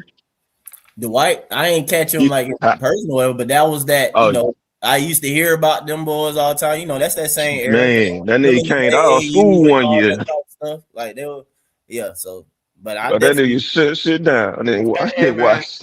let me tell y'all something. Elmore Dwight used Spencer. to Hey, dunk Mike, I everything. just realized He dunked Man, Dwight and Lou Will stayed in the A and hooped in the A, and Josh Smith dipped out and went to Oak Hill. He did for his senior year. Yeah, Yeah, for when they was senior. all But high school. He should Josh stay. went to McEachern though. Josh from the South Side, but he went to McEachern. Yeah, I Yeah. know he from College Park, but I'm Yeah, just but saying he played for McEachern before he went to Oak Hill. You know Yeah, I'm his son. saying he should You know he stay got a local. son play for Norcross, right? Yeah, Yeah, he yeah. should. Josh So son he's played for in area. Norcross. He got a son to play for Norcross High School right now. Yep. Yeah, he's in the 11th grade this year.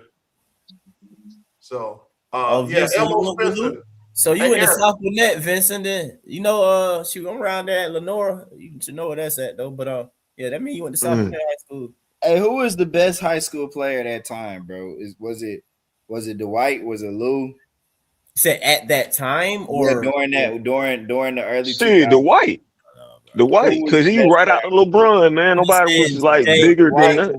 Jay, you are quote unquote Atlanta native, all right? Southwest Ant-Man know this Christian. stuff, so you need to know this, okay? Yeah. Know this Southwest name. Christian Academy, him and Creighton. Jay, know this Oh, name, okay? Just for being All right. the Atlanta native and stuff like that, so you can know high school basketball. But was Vincent Josh Banks, Howard from the okay? 80s? So But Yeah. Vincent Banks, all right? That's all. Vincent Hey, Banks. man, let me tell y'all something. Vincent Bank, yeah, I heard of him. I'm Who I looking played? up. I'm looking up. Elmo Spencer. He went to Washington. This dude was 6'11", right? And about 300 pounds. Yeah, he way before my time. And he went to UGA 1 year. Then he went out to UNLV. So when they had Larry Johnson had the when they got put on the map, he was on that team. Then I think he went to the Clippers. And a dude from Griffin named Darren Hancock. That motherfucker jump out the gym. I think he went. Did he go pro too? I believe he might have got picked up by some. Yeah, I think he went pro. Yeah. So who else? But yeah, I got Elmo dunked on my ass. I don't care. Hey man, that's and then we didn't have breakaway rims. That was like when I got to high school. That's when the people started getting breakaway rims. Yeah, and that motherfucker. Hey man, when he dunked, he shook the whole goddamn gym. Hey, what used to happen in high school when if the rim broke? The game was just over. They wouldn't let us dunk when we was. Ain't nobody break no rims. I ain't seen nobody. Nah, ain't nobody. I don't know anybody breaking rims back then like that. We didn't have breakaway rims either, but they wouldn't let us dunk. Yeah, if I say here Kool-Aid, yeah, he said I'm about to say like you go far back enough, yeah, the rules are gonna let you know. They ain't let us dunk, man. I mean, I don't mean to say it They like wouldn't that. dunk him back then. No, they wouldn't let us dunk him But I'm again. saying though, but the alley oop was like illegal or whatever in the NBA until like what? That's why, The yeah. 80s, the like 40s. 80s or something? That's why the finger roll. That's why the finger roll was one of the better When shots David in Thompson came basketball. into the finger league or roll. whatever. Hey man, let me tell you. So Orange Juice. He mentioned Quincy Carter-Sound with the Cavs, football, baseball. All right, let me tell you. Quincy played at Gresham Park, my cousin. That motherfucker was a crybaby. I'm sorry. That's all I remember. He was all the time. Damn, I can't But no, believe he's a good it. dude. We had some hoopers, boy, and we can't said get none of who? them to That's stay football. in state. Are you talking about Georgia? Yeah, I mean, shit, Georgia, the football team, UGA, they get players to stay in No, state. football do straight though, but basketball through this state's basketball history, we have not kept people. Even when you were referring to Georgia Tech, bro, stuff, Georgia Tech was not doing that with local folks, bro, like that. All them boys, Paul Hewitt, he was having that connection with them New York guards and all that type of stuff. Like it wasn't Georgia players that he was doing that stuff with. You feel me? Because even when you go back, like I don't think you know that though, but like, well, I don't think you know, but like, say for example, Walt Frazier from Atlanta, he from Grady Holmes. Oh bro. yeah, You would have never known that because he is like Mr. New York Knicks and he called all Knicks games. Yep, but that he from dude Atlanta. is a Grady Holmes native or whatever. Then you got what the boys from the Pacers? Which one of them? Cause they from Marietta. Davis. Oh, I know you're talking about. One of them. But yeah, they from here. Or here, what was it? Was it Dale Davis or which one? Foot? No, y'all. Dale Davis from Georgia, but I think he's from. And there's another one of them, but somebody was from. What his name used to play? Because they stayed across the street from Warren Street the Rec Center when I used to work there, and everybody used to tell me like, "Yeah, the one who had the tick who played for Atlanta." He's from I'm gonna tap in, fellas. Y'all hold it up. All right, S. No, Dale Davis from Decatur, Georgia. Hey, but that's somebody. Maybe it's Antonio Davis. I don't know, one of them, but somebody was something. But shoot, you know, Sharif from Marietta. I don't know. And then it started getting real crazy. But I mean, Deion Glover. Shoot, he went to see the Grove. You're talking about see the Grove. Yeah, Deion went to see the Grove. He played for the Hawks. Harris, wide receiver from Jonesboro. Well, not no. What do you call that? Yeah, I know Devin Vassell from Georgia. Jonesboro. I mean, if we sat here and thought about the ones currently, bro, it get crazy, dog. Like, it's a lot of dudes in the league that play high school basketball. No, like, forget that. It's a lot of dudes in the league from KP is my wife. Yeah, he went to Peachtree Ridge. Who went to Peachtree Ridge? Devin Vassell. Yeah. Okay, I got you. Yeah, it's quite a few. I think in the league, Cobb and Gwinnett has the most current basketball players in the league. Yeah. That sounds about right. And that's off the top of my head. They got more people at individual schools. You know what I'm saying? Like McEachern got like a lot of people. Where like the Cab, I think the Cab problem is we low key got too many schools these days. In my opinion, most of the our schools start getting smaller when they start going up in A. Like we like it was only when I got to high school, it was only 5 A's. Now it's up to like 7. I think in my opinion, the population ain't really got too much to do with it. I mean, yeah, it increases your chances of like talent or whatever, but like real talk, if you want to talk about the demographics of Atlanta and like the landscape of Atlanta, bro, the people that was once ITP is a lot more outside the perimeter. Basically, okay. It's like Gwinnett demographics have changed completely. Like, because when I was in high school, Parkview, Grayson, damn, all these Gwinnett schools were white high schools. Now they're basically are black high schools or Spanish or something like that. So it's like, you know what I'm saying, stuff changed. She was same thing with a lot of them Cobb schools, bro. When I was growing up, stuff like that, bro. Like, Cobb schools, most of them was like white schools. Yeah, but they did. I first moved out of my daughter. I'm just telling y'all, Cobb didn't want you up there. That's all I'm gonna say. Back when I was in school, they ain't want your ass up. Douglas County. They ain't want you up there. But I know that, bro. Like that's what I'm saying. Like stuff just changed. So here's how it worked. Here's how the Metro Atlanta worked. First, it was City of Atlanta, right? Then the Cab had the biggest school, right? City of Atlanta and the Cab County, right? That had the big school. Then you start seeing Gwinnett and North Fulton like expand. So Gwinnett was the fastest growing county, like shit, in the 90s. That is the biggest county. It's the biggest county, but they had the most. They had the most real, but they didn't have as many schools.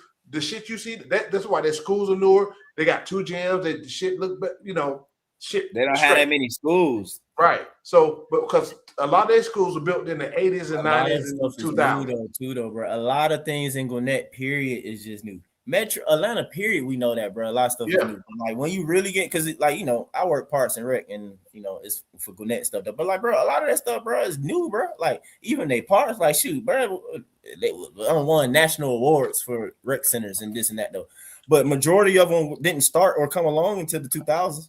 You feel me? Yeah. And it's a cheat code because Gwinnett is nothing but like was at least, or they got plenty of farmland and stuff like that. Like shoot, like matter of fact, my park that I run and stuff like that, bro. It was former farmland that was donated and given to the county.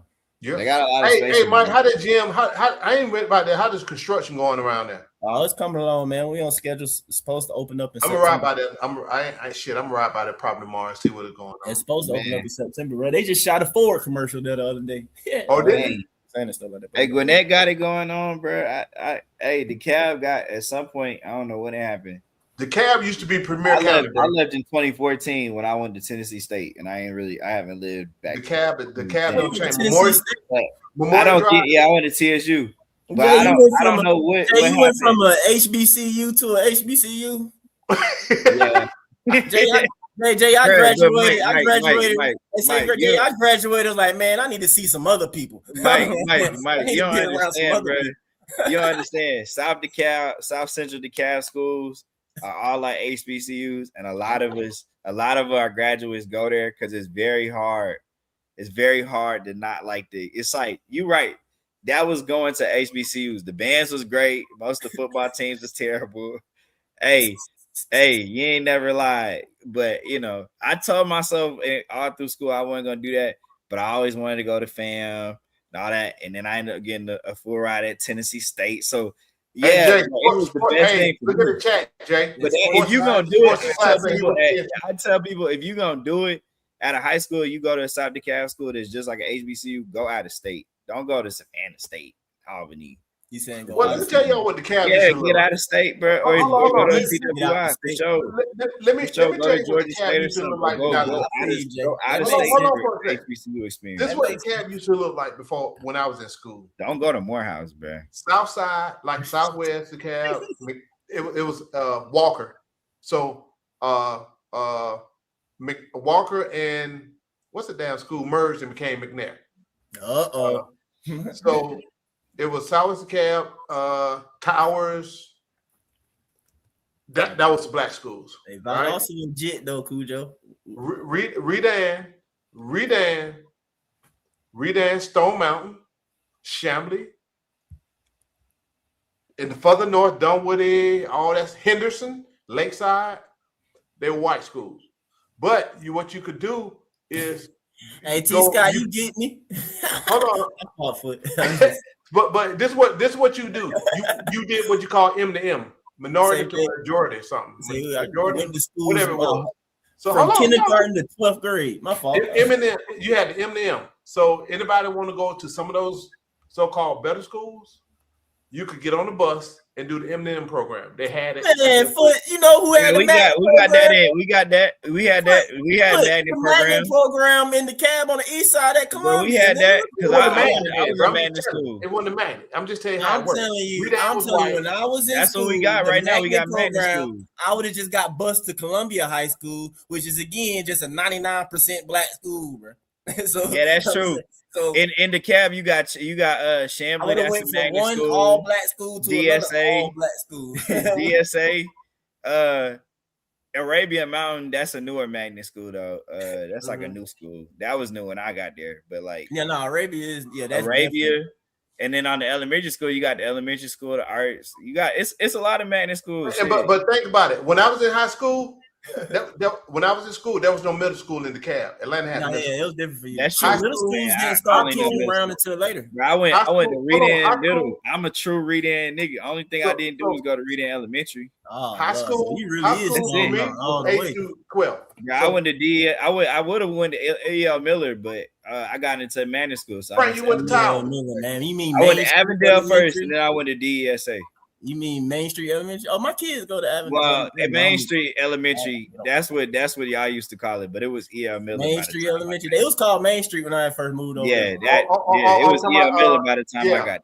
Yeah, that's in the neighborhood, golf bro. course and everything. But when I was at Columbia Elementary, though, it went to 7th grade back in the day. I was actually in it was just elementary and high school. I was in Towers District, but I didn't want to go. They didn't have Reed in Middle when you was there. Then Towers sucked. Towers probably sucked back. Mike, you went to Miller Grove Middle. Who me? Yeah, I went to Miller Grove Middle. Yeah, that was like the only middle school on the east side. I was like, nope, they didn't have that either. It was no Freedom Middle either, Jay. You know the one that's on South driving past. It wasn't no Freedom Middle either, bro. Like Miller Grove was like slick, the only middle school on the east side, bro. That's wild. That's why they used to call it Killer Grove, because slick everybody went there, and so you know it just. But anyway, they just started Sylvan, West Fulton, Turner, and Harper. Well, that's old. That's what I'm saying. That's some old stuff, man. I remember Sylvan and Fulton. Shit, it was buildings that they can't even. In high school. Say those some historic buildings. They can't even touch those buildings or whatever. Damn, bro, Mike, that's crazy. You said I went from one HBCU to another HBCU. You did, bro. Jay. Like Jay, I'm no lie, Jay. When so folks bad, used to try and pitch that to me, though, bro. Like that was my thing, dog. It's like I grew up in DeKalb. I'm like, bro, I really went through K through 12 this way. Like y'all trying to get me to go to college, bro, the same way, like around nothing but I'm like, bro, I can't do that. Mike, and then you know what's crazy when you actually go to HBCU, you realize how unreal like the environment of South DeKalb truly is. Like, oh no, it you doesn't, learned that when you go to doesn't college, exist Jay. Anywhere else, bro. When I talk to my friends, I'm like, I didn't have black people. I'm telling you though, Jay, that's when you learn that when you meet black people outside of here, period, bro. Go to Georgia Southern like I did and meet dudes who from just other places in Georgia. They mind blown when they came back to the A with me. They were like, bro, you telling me this whole neighborhood black folks? I'm like, yeah, nigga, that's what I'm saying. Like, yes, bro. I went like, bro, like for what I'm basically y'all, saying is y'all in the HBCU, like it's literally like an HBCU in South DeKalb. When I was there, y'all young boys don't understand Jim Crow. See, that's why y'all talking like that. Man, we don't. I know. You're right. So y'all missed out on the real. I thank God every day. Y'all missed out on the real HBCU colleges when we had to go to them, and those were some of the and some of the best football players and basketball players came out some of the HBCU. That's true. Right. I don't know. And when you went to those schools, they was a lot better. That's true. We had one of the best coaches of football of all colleges. Nah. The HBCU produced a good. Kool-Aid, did you see the Atlanta Black Crackers play? What? Ain't that's the name of one of them old baseball teams. I think the Black Negro team was called like that. To hear my friends that went to school with me in college, and we talk about at what age did you have your like things like at what age were you had a black teacher, and I'm like, shit, probably for me about 2nd grade. You know what I'm saying? And these dudes be talking about. They grow up in like Tennessee or something, and they say they never had one, or they went to school. Bro, I kid you not, Mike. I can count on my hand how many, like probably my hands and toes, how many non-black students went to my school. Hey, go make me get like my man. I can count on my hands. Hey, Foot, tell him to stop biting my jokes, man. Tell him to come up with his own. K through 12, bro. I be like, damn, y'all didn't go to all black schools. Like, y'all didn't have no bands for real. Like, y'all went to school with like diversity. Like, it's crazy. Truly, bro. I'm trying to tell you, man. It's an HBCU, bro. Those are HBCUs. High school was some of the best years of my life. Man, you know, because it's 5 years, 8 through. The kids today in the 8th grade, they can go to no high school in the 8th grade today. They soft. But we were all 8. It wasn't no middle school in the black area. It wasn't no middle school. I had junior high. That was basically I'm trying to tell you, my age range is the first like era of Atlanta who like started doing middle schools. Because when I was in elementary school, bro, Columbia Elementary was K through 7. Like I said, Columbia Elementary. All my schools on our side. For me, what Red was talking about on our side, they were all black. They were black schools. There were no white schools. They were black. Yep. And How that your was height, the funniest What thing. we It call wasn't them subby. When you're in eighth grade, we we used to wasn't call dealing with no sub. black Hey, stuff sub. like that. Kool-Aid, Hey, I know you Kool-Aid. went to school I before you never known about a white teacher. All my teachers Yeah, were I didn't black. know nothing about white people.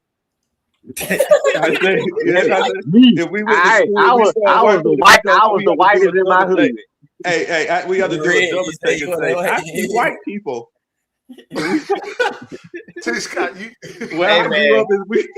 Hey, I I love already know. all. I love all colors, man. I I love grew all up. It was colors so right black. there. We say if we see some white, we go like, "Wow, we see white people." I'm Hey, telling you, hey, Kool-Aid. Kool-Aid. That's why folks used to look at me in class. They be like, man, I know you white boy. They ain't Hey, never Kool-Aid. seen nobody Hey, like me. Kool-Aid. Hey, look, look, I look, grew. look. I grew. Hold My on. friend I was got about something as to talk light as about you. this. We call him. We used to call Hey him. Mike, all of Atlanta schools for the most part, bro, between Fulton, DeKalb, and probably Cobb County for the most part, bro. It's gonna be an HBCU experience for sure. Hold on. Hey, fella, I gotta talk about this. Oh man, Y'all know how I get. Hey, man. No, I went in high school in Freaknik. It was after high school. Well, so you was participating. So for those who don't know, Freaknik started at Exchange Park on Columbia Drive. Yeah, Kool-Aid. I mean, Foot graduated in the 80s, man. You know, Foot was out there for Freaknik. Let me tell y'all something.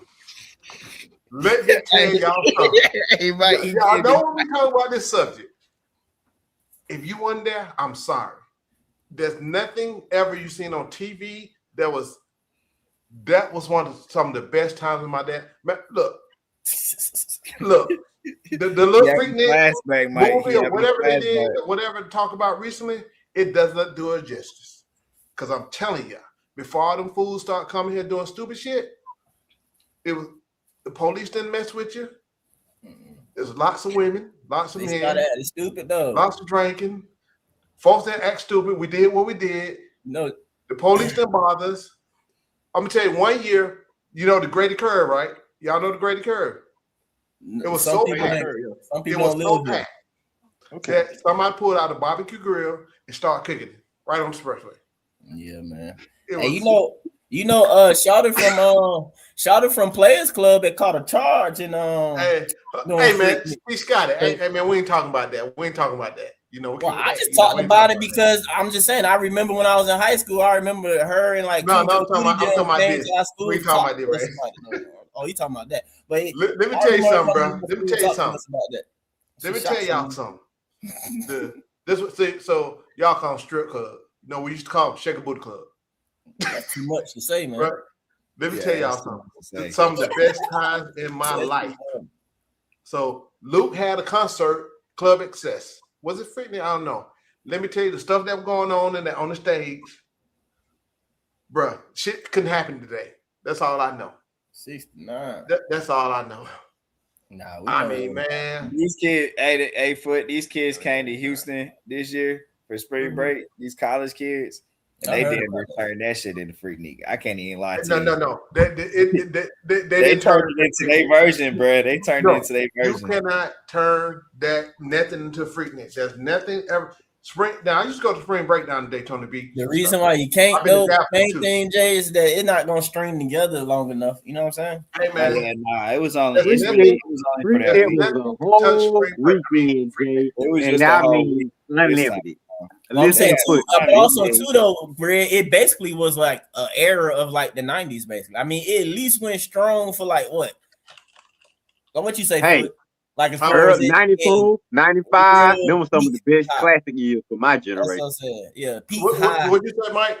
I said, how long you think Freaknik like lasted as far as it being its like true self? So around 96. Right before the limit, right before that, it went down. I think it lasted about a good, I'm gonna say about 3 to 4 years. When strong. So you say from 91 to 94? Is saying it was strong? No, it was kind of really. Everybody talking about Freaknik 96, so that had to be the peak. But here's the thing: when Atlanta started shutting the streets down, State Patrol started shutting. Everybody came to the east side, and Memorial Drive was crunk. Because I know, because I was standing on Memorial Drive that time, right? My dad told me when he first moved to Atlanta in 91, Memorial Drive was popping, and then once they built the jail and put the median in the road, it killed Memorial Drive. Everybody say the median killed Memorial Drive. Yeah, he said once they put that median in the road. Let me ask Cujo. Let me ask Cujo. So all the old y'all don't know, me and Marin go back a long ways, and yes, he was there. That's all I can say. Your dad ain't from here, Jay? Nah, he from LA. Hey, so let me tell you what happened on Memorial Drive. She's from Atlanta. So they redirected traffic to Memorial Drive, but they had the median, right? The median did mess it up. They sent everybody to 78, but I lived on Memorial Drive in this apartments right across the street from Big John's liquor store. So I just happened to go outside to the package store, and I came back to come here. I'm just saying. Huh? I said, Big John package store still down there. That junk ain't too far from it. It is. It's there. It ain't too far from it. So I used to live almost directly across the street. So man, let me tell you, man, boy. Matter of fact, so I know I ain't had to go downtown. But you know, the Memorial though got what's it called. So I know it probably was a spot that they were hitting for them to come to Atrium. Yeah. The Atrium was something else going on. But see, Memorial Drive before they put that, all the business to the east side for the Atrium, the Atrium been there for a good little minute. Man, my parents said they used to have Jay-Z, all kind of restaurants on Memorial. Memorial Drive used to be it. So Memorial basically used to be how the other end of 78 is. Like it was everything like moved I said, from the there median down 78. Memorial Drive was bustling. It had all the top restaurants, all the good restaurants, and everything on there. I went to the Atrium. You know how I know about that. How did the median in the road kill Memorial Drive? How did he kill it? Listen, Jay, because people don't want to have to be forced to go right, go down, and turn around and come back up and stuff like that. It's convenient. But the crazy thing about it, though, is that the other side of 78 got a median, though. But what I'm saying, though, it's a combination of the two. It's a combination of, yes, the median, quote unquote, but it's also, too, what the area demographically changed into as well. Oh, yeah, my parents said it once they built the jail, too. The jail, when they moved the jail, when they built the DeKalb County jail right there, by Abbadale Station. I can't solely put it on the jail. Again, people will cold talk, bro. I'm telling you. I'm not saying your folks are doing that, but I'm saying people will cold talk and say. I wasn't there. I don't know. I only saw it. The jail was already there. You know that white building, the where the helicopter at? That was there. Yeah, I'm about to say, there you're right. Wait a minute. You talking about that big building you can see from the highway? 285 that's right off the highway, and the helicopters be on top of it. And police headquarters. Yeah, and the helicopters. My mom worked out on Memorial Drive back in the day. I think. And then it just, you had to build a bigger jail.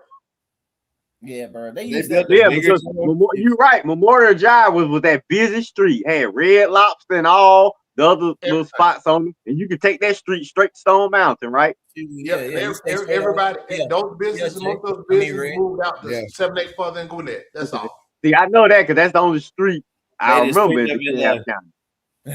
That's crazy, man. Red said, "I don't F around on the east side." I see what you mean, now, Mike. I see what you mean. We start moving out there, and they packed up and left. Basically, bro, that's what happened. Mike, I told you, unless I had a reason to go out there, I went out there, man. Because that shit is dead.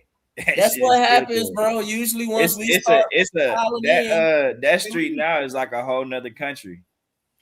Wait, what street? Memorial? On Memorial, South Harrison going down towards Memorial. Bro, once you cross over 285 on Memorial, once bro. you get to Clarkston, bro, it changes, bro. That's what I'm about to say. Like I said, once you cross over 285, basically on Memorial, you basically get into you dealing with international country to an extent. It ain't like as obvious and crazy as like Beaver Highway or something like that though. But just but the signs change though. You definitely see the pickup. You see the pickup in the African stuff, or whatever. It's Ethiopian, this or that, and everything, whatever. And Clarkston actually might be the most. They say it's the most diverse square mile. By square mileage, it's the most diverse place in the country. But that's because it's been a what you want to call it, not a sanctuary city, but like a refugee, a place for refugees since like the mid-90s. Yeah, since the mid-90s, they've been sending refugees there from all over, wherever. Shoot, I stayed in Clarkston as a kid for a good bit, bro. I had a homie from Bosnia, had a homie from. I stayed in Clarkston for a little bit. I stayed in Clarkston, but I'll tell you about the folks. I did go to Georgia Piedmont there. for like. Hey, look, it's called Georgia Jay. Perimeter, Jay. Oh No, no, I'm saying, but it was Georgia Cab Tech. Piedmont and Georgia Perimeter that was next But door. watch this, Jay. You know what that Tech school and used to Georgia be? Perimeter. That was the You know what Cab that Tech. school used to be? Oh, okay. Well, it was Georgia Piedmont by the time I got there. Yeah, I got you. But I'm just telling you, now it's Georgia Piedmont and Georgia State. But no, that's Georgia Perimeter Yeah. and the Cab Tech. Because there's no more Georgia Perimeter. Hold on, there we go, Mike. It was DeKalb Tech and DeKalb College. DeKalb County used to run. DeKalb College before me. My degree says Georgia Perimeter, but I tell people I went to Georgia State now, Jay. Yeah, because Georgia State. But you did. There's no more Georgia Perimeter. Hey, my degree don't say that though. But Mike, just do a little whiteout, Mike, and just put that in right there. Georgia State. But when they didn't tell me when I was in school, I should have went there and got my associate degree, went to DeKalb College, DeKalb Tech, because it was cheaper. My associates. And I got my associate from Santa Monica. Then with like Georgia State for my master. See, that's what I should have did to begin with. I'm gonna keep it 100, Jay. I went to 4-year school straight out of Reed. Went to Georgia Southern straight out of Reed, and being in the stadium seating 300 something. I'm like, but yeah, I shouldn't have went to college straight out. Not that type of college. Not straight out of high school. No, not straight out of DeKalb County High School. I'm just gonna keep it 100. Like, nope, your butt. Go to community college. You were down there with a lot of you were down in Georgia Southern with a lot of Mays folks, weren't you? Hey, bro, Statesboro, bro, man, come on, man. Just say I was only down there. Is not a place for some in Atlanta. I was only down there for 2 years, man. Hey, man, Statesboro, boy, it was bad when my friends went down there. I dipped and finished up my little credits at Perimeter, man. But I heard Statesboro getting better though, Mike. Oh, it probably is. You know, I mean, I ain't had no problem. Statesboro's all right. Statesboro's all right. But the police weren't very friendly down there. But Jay, that's what I'm saying. My folks from my mom's side of the family from about like 40 minutes from Statesboro, right? They from Savannah, Georgia. So I'm accustomed to like the country. But when I used to be down there though, I used to tell my homies that be from up here, I'm like, bro, like police ain't the same, dog. Like stop, like you know what I'm saying? But like trust me, bro, we stay getting pulled over for just tinted windows. When you in the A, that tent straight, we'll get pulled over for just straight having, because during that era too, bro.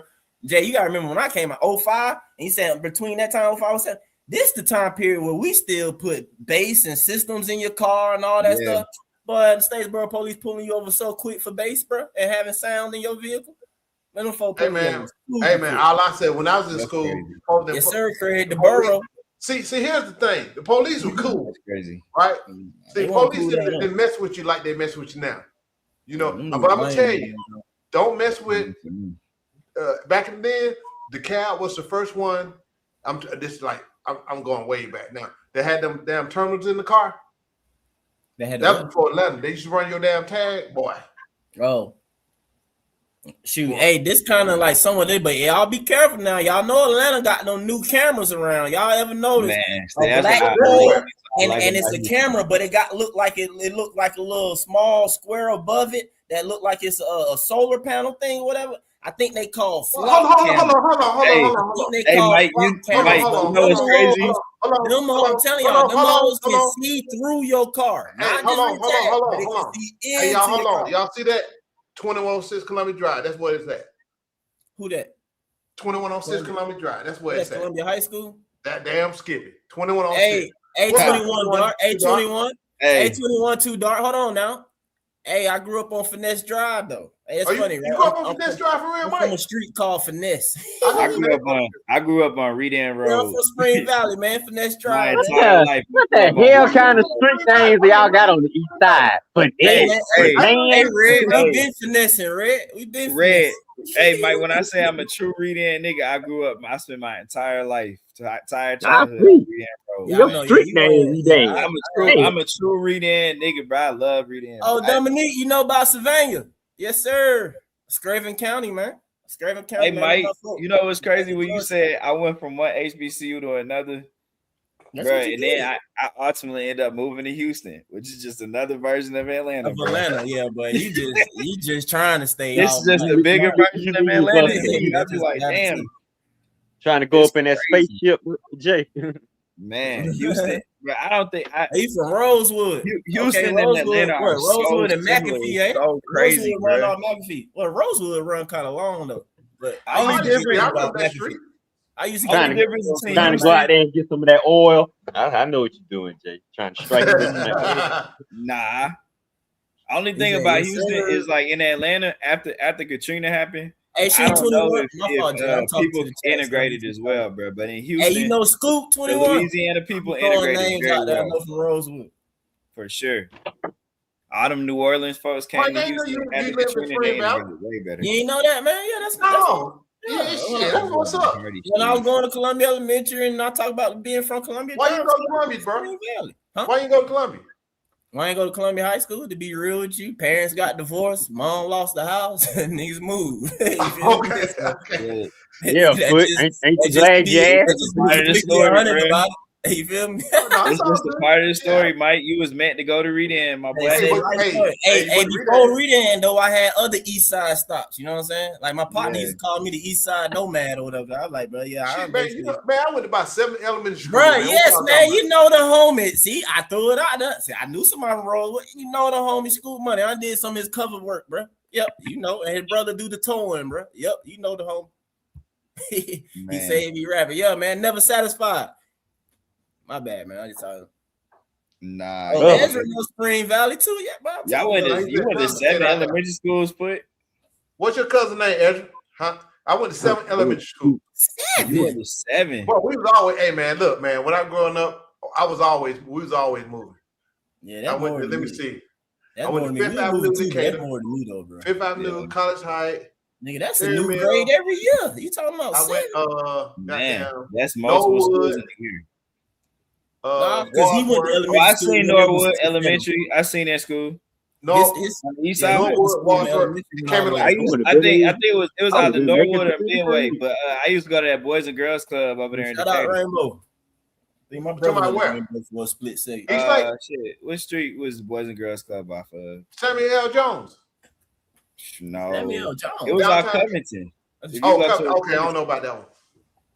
Let me think. It was Peachcrest, the Peachcrest Boys and Girls Club. You know that one. Oh yeah, I used to play that gym with that. Hey, yeah, 21. Yeah, Peachcrest. Yeah, I used to go to Peachcrest Boys and Girls Club. Hey, but I'm a true East Sider, bro. When I was in elementary school, the Cab Elementary School, the arts was in Hooper Alexander. If you know that school, it burned down. When I used to go. I was in the Hooper Alexander building. Where's the Cab Elementary? Where was it? It was at Hooper Alexander, and I went to Avondale Elementary. I went to Avondale Elementary. But then they closed it, and then I guess it's open again. They closed everything named Avondale. Man, 21, you sure I don't know you, 21? Nah, Red, you'd be surprised. When I was in the 8 and for Thanksgiving, I came and seen my folks. But Avondale, they done did a lot of shit over there. They done renovated the whole place. They done built a whole new town square and some more shit in Avondale. You talking about Avondale? Oh, yeah. Avondale. Oh, you know I live in Avondale, Jay. Yeah, Avondale's getting a facelift right now. They put bike lanes in Avondale. They put I'm talking about currently, though. I know I lived on. Yeah, I really have lived just about everyone east side. And at Kensington Station, bro, they building apartment complexes connected to the station. Wow. Jay, you don't live in Atlanta no more, Jay, I can tell you a lot of stuff that's going on, but yeah, you don't live in no more, man. You know, I don't, but I mean, my homeboy does really, so I keep checking. They building up the east side, man. They building us up around here. I like it. They ain't building up on Reading Road. You know why that is, Jay. Ain't coming there yet. Well, technically speaking, though, Indian Creek they are at the top. That's what I'm saying. At the top of Reading Road is literally a movie studio. It's a movie studio, and they built the new complex and new houses by Indian Creek too. Yeah, they do, and right there where Reading Road connects. That's been the plan. Period. Was that the plan was to for the longest, and I don't know to go back when. I want to say the first example of it happening is Lindbergh train station. You might be too young to remember what Lindbergh used to look like. But the plan has always been for all the stations to get developed up a little bit before the little mix used to be by them and at you feel me? Or whatever. It takes forever in the system to do stuff. Lindbergh did not look the way it did. Like how stuff is just there and it's like you get off the train, it's all this crap, whatever. Bro, Lindbergh was not like that, bro. Yeah. My pops told me that Martin owned all that land by them stations. Yeah. So they starting to partner with them developers to do that transit oriented development stuff. But it's kind of wild. Like you go up read that roll. It used to be that before. If they want that new hockey team, they better crazy. expand it some more. If they want that Man, hockey that hockey team going up Alpharetta, bro. They're gonna be up Man, Alpharetta. they not bringing that. Yeah, that's what they saying. They want Martin to expand. Y'all know so the that- fans y'all can know see they- it. Did y'all have Stonecrest? But they are no. Yeah, no, Stonecrest went here when he was here. Oh, No. Jay, It you wasn't that here, young, Jay? Bro, That we you had don't remember Stonecrest, when bro. I Stonecrest graduated came reading about? it in 2014, bro. No, I'm saying Stonecrest came about literally in like 2000, 2001. I'm just tripping because I'm like, Okay, yeah, I'm asking. I didn't know if y'all had Stonecrest yet. Because I know Stonecrest is a newer mall. Not until like 2000, 2001. That's all I'm Man, saying. Yeah, that's crazy. is like, Stonecrest yeah. is there down there my whole life, bro. Hey, it's about to be closed soon, Jay. Yeah, you just don't remember. You just don't remember beforehand. But yeah, Stonecrest ain't about to get closed. I ain't been in a long time, but I heard Stonecrest still be Stonecrest is not Stonecrest of what you're used to, bro. Nah. It started dying when I was in high school. They was still doing sneaker releases and niggas was getting shot. Well, at the same Somebody got time, shot though- about 2 weeks ago. Yeah, Yeah, but niggas Jay, started getting shot when I was about middle school, high school. Niggas getting shot, Jay. But you know it's its own city now, though, right? Yeah, I know it's its own city. It's its own city. That's why I thought it was gonna be all right because it made its own city. You gotta give it Man, time. my girl Man, I who stay got out you there, too, she had a back. I ain't even gonna leave till you come up here, bro. Shit, and damn Tucker became its own city too. He's I just gotta regular. ask you more. Tucker got a lot of I gotta mixed ask use you going more on. Decatur questions, man. Yeah. Since he ran away with you. One day Redan will be big enough to make its own city like Pine Lake and them got. Redan, Redan already on the map. It just ain't no city. I'm saying, You know that, I right? said like how Tucker and Stonecrest and all them Pine Lake becoming their own city. One day Redan will be its own city. Well, they all been Well, there. but, hey man, hold on. Let's talk about Pine Lake. That This motherfucker been ain't its own about city. Pine Lake ain't about A traffic stop. the street. And my dad had a barbershop in Pine Lake. Now it's the Ethiopian barbershop. Oh, what up, bro? You been up here before? Yeah, I've been up here before. But yeah, I ain't recognize the name in the chat. He's 21 or whatever. Yeah, I don't know why I be switching. It be switching sometimes. I be having different emails and shit. Oh, okay. Hey, what's over there 2106 though? Talk to me. Hey, look, that was me who hollering at you Foot. That's 2106. When you come out? He said he hollered at you on Facebook. I came out in 98. 98. So you don't 98. my code. That might be a big dog. 98. Yeah, I don't know nobody in 98. I don't know Yeah, nobody. you remember I said, Yeah, you do. You know me. I said, I said we got mutual friends, and you mutual friend with my brother and my sister-in-law. Oh, okay. You got to be Oh, that's you. Yeah, you Yeah, changed. that's Okay, me. that's you. Say, Yeah, I know your name. Yeah, that's what's up, man. Yeah.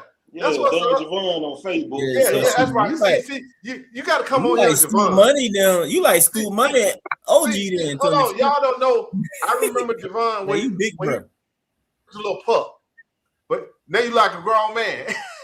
Oh yeah. Stonecrest ain't opening no 2000 and ain't Frank beat my Hey, bad. but look, it's Bro, 2001. there's no way Stonecrest opened in 2008. I was going there 2001, man. for the 2001. movies when I was a kid, bro. No, I That's remember when you. I they was had a Spotty freshman in Rocky. high school. Y'all know each other? I was a freshman in high school. Dude, no, I don't know. I don't know, bro. He probably, like I said, I already dropped some name. He knows some folks that I know too. So yeah, shit, I know everybody from the neighborhood. you already know how it go, man. So yeah. Yeah. I'm 45 though. I know you. Yeah, I'm saying so. He from a little, but I'm pretty sure. Like I already know, like he know Green folk, Valley, like I said, boy. from That's neighborhood, what it bro. said. And I mean, I know plenty, but majority of folks I do know from Decatur around the way, well, like I said, a little younger though. I got cousins and stuff that went to Columbia and everything though, but shoot, y'all still a little older than them though. My old 2106, boy. I'm telling you, ain't nothing like it. Hey, Ain't nothing like it. I'm glad I went there and stepped towels. Boy. Hey, can you hear me? Yeah, we hear you. Yeah, we hear you. Hey, Foot, I asked my brother about you, right? Mm-hmm. He said, oh yeah, Foot, good people, man. He said Foot was part of some good basketball teams, some good Columbia basketball teams. Okay, hey y'all, we got somebody vouching for Foot. Hey, I can vouch for Foot. And he came up under Coach McCreary, so I know he was Oh, man, who didn't? Who went to Columbia, my boy? I got an uncle who played for him. My cousins played for Coach McCreary. Niggas would still be playing for him if the crap ain't happened. Yeah, I know, man. So hey, Mike, bro, you hilarious, bro. You hilarious. McQuarrie came when I was in bro. So McQuarrie came when I was in 10th grade. That's like Coach Pruitt at Reading. That's what I'm saying, bro. Like Coach McCreary, but that's a him Mr. Goodwin or Coach Goodwin. Hold on for a second. Coach McQuarrie is the reason I coach. Right? Say if he ain't whoop old dude on the trip, he'll still be coaching. Hey man, that man don't. You in the damn another country, bringing a girl into your room. So what y'all don't know, that happened damn near a year ago. The mama just started wanting to say something about it, right? But so that little paddle he did, I don't know if y'all saw it on the news, did you? I saw all it. good, Frank. Yeah, man, that was weak. But the thing about it, I talked to him last month. He sounds so goddamn happy. He's like, he called me Foots with an S, right? Yeah. He said, Foots, man, remember why we just going? I can hear it in his voice. Because look, I'm 55. He came when I was in 10th grade, right? So he came, he was in 10th grade. We had B team then. We had sub freshman team, then 9th and 10th was B team, then varsity, right? So he came when I was in 10th grade, then he moved up with me, right? So and so he was coaching what? He coached about 40 damn years or something, whatever. So, and I always used to ask him, he used to take me home too, Mike. Because I lived in Towers. He lived on Glenwood. So he had a Peugeot. I remember that damn beige Peugeot he had. He would always take me home. So that's why I do what I do for the kids and the young men today. I wasn't the best player on the team. You know what I'm saying?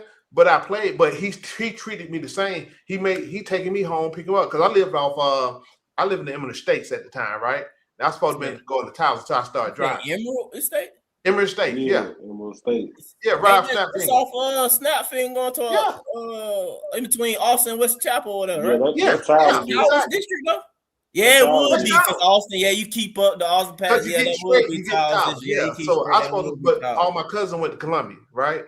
So that's why, and just talking to him, he was so happy. He's the man, me and my wife shout, because like Vaughn said, hey, what he was, his wife was. And she was, I'm gonna tell you, she was true damn everything.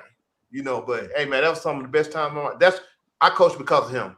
And I remember my brother, he's a little younger than me, but always the same, sure look like a little pup. But like he said, he married Monique, who graduated with me. Well, she wound up winning. She was a hooper, and she wound up going to, what the heck? Did she go to Southwest? I can't remember where she went. She Lithonia, I believe.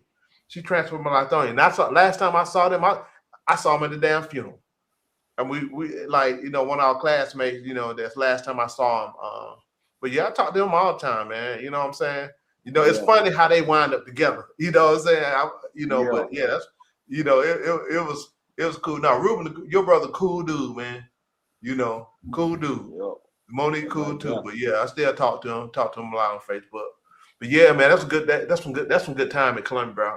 I'm telling you, high schools were the best years of my life. I can't even, those 5 years, I'm telling you, man, I had some good time. I had some, and a lot of us still keep in touch. A lot of us still do stuff. We be going to shooting and everything. Matter of fact, your brother and Monique supposed to come shooting with us. We be doing shooting outing and everything, boy. Having a good time. Man. That's some good. I was in the bed listening to this shit, man. I had to get up out the bed, man. Come get up on your real. Hey, man, I'm glad you got on, bro. Yeah, man. Yeah, for real, yeah. And say the folks talking what Hey, cause it's rare that a lot of people, anybody from Columbia, when you said 2106, I knew you knew what it is. Because that's how we refer to it. You trying to address on. I ain't even gonna lie to y'all, man. See, this is my story, man. Growing up around there, I used to walk to Columbia Elementary, but I stayed on Finesse in Spring Valley. You feel me? So if you know the distance that in the Columbia Elementary, but I used to niggas be like, but y'all gotta walk that long way home. I used to be like, I can't wait when we get to high school though. I'm gonna have a short walk. Man, they ain't even go to high school Columbia though. I remember all them years thinking that all my time, like, I can't wait to get to high school. I'm gonna have a short walk. School right there. Nope. Yeah. What class you in, Mike? 05. Oh, you was up. You probably know my little brother. I'm 05. But I wouldn't read it. I know he's 6 years behind us, dog. That's I'm a little behind. I got some folks that graduated from Columbia in 01 though.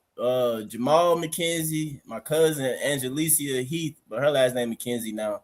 Hold on, Heath. You know some Heath? She got Yeah, I brothers. know some Heath. Angelicia Heath, Chris Heath, but they were saying they like Chris Heath. He a year behind his I know sister. She Chris graduated Heath. 01. You know Chris Heath, 2002, CJ, light skin. He played basketball. Yeah, my cousin was DSGB too. That's what everybody know him about because he's Pastor Troy. Used to always have him with him. He was in this city video or whatever stuff like that though. But yeah, that's my cousin.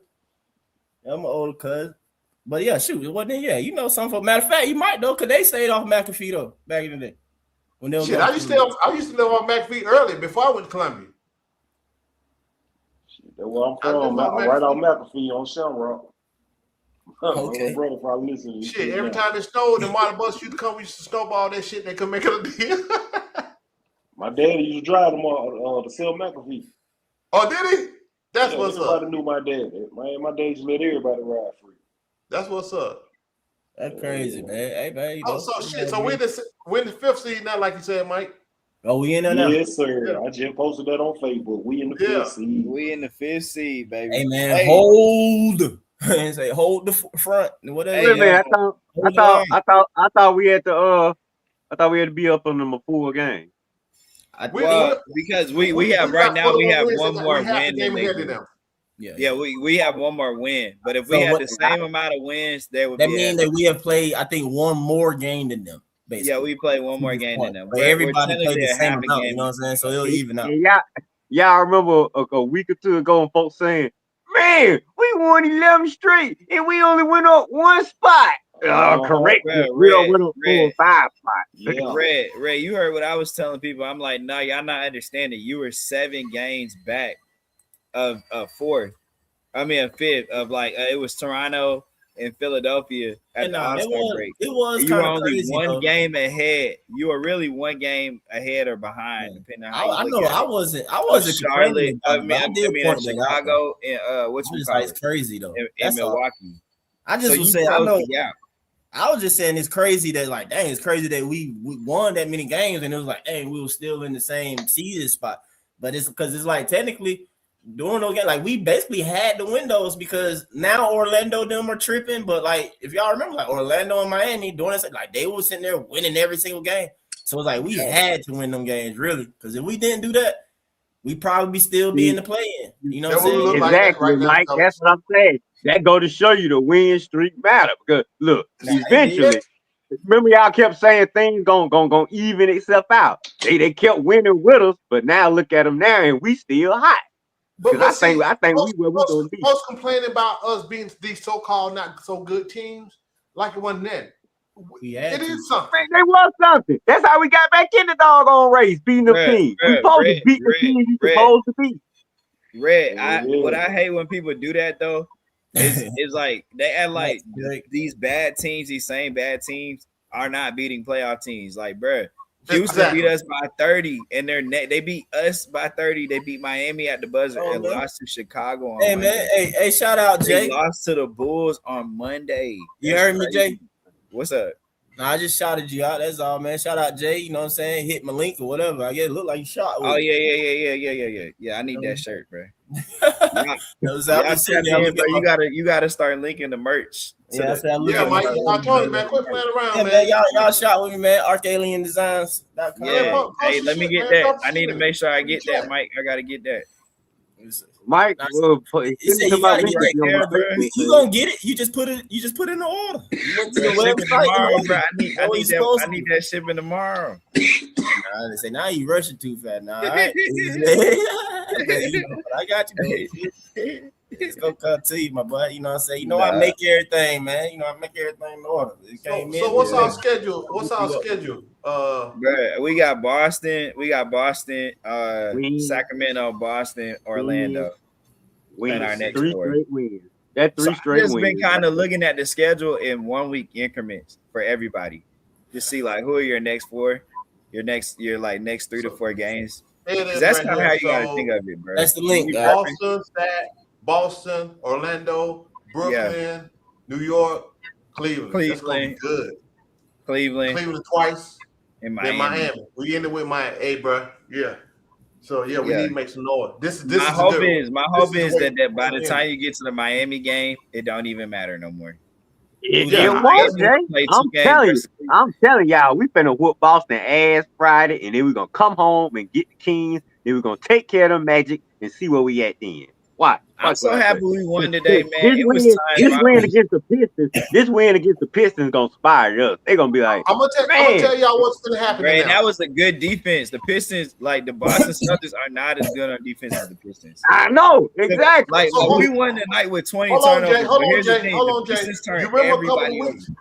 Hey, Jay, you remember a couple of weeks ago? You said something about you ain't scared of the Celtics, and I backed you up on it. You see that? You remember? No, yeah, I think we played. I think everybody talking about who y'all want to play in the first round. All I said is that we got to play it. No, that's when you was talking about that last games of the season, weren't you? No, I was talking about it when we lost to Boston. When we lost to Boston by like 40, 50 points. I said Boston's not really that good. You can beat. We can beat them. Folks, I know you can't. Now, but when I said that, that was before the trade deadline. Well, we already beat them this year. Yeah, but that was before they had Vucevic. So the reason why I'm not as confident versus Boston before we made our moves too, Jay.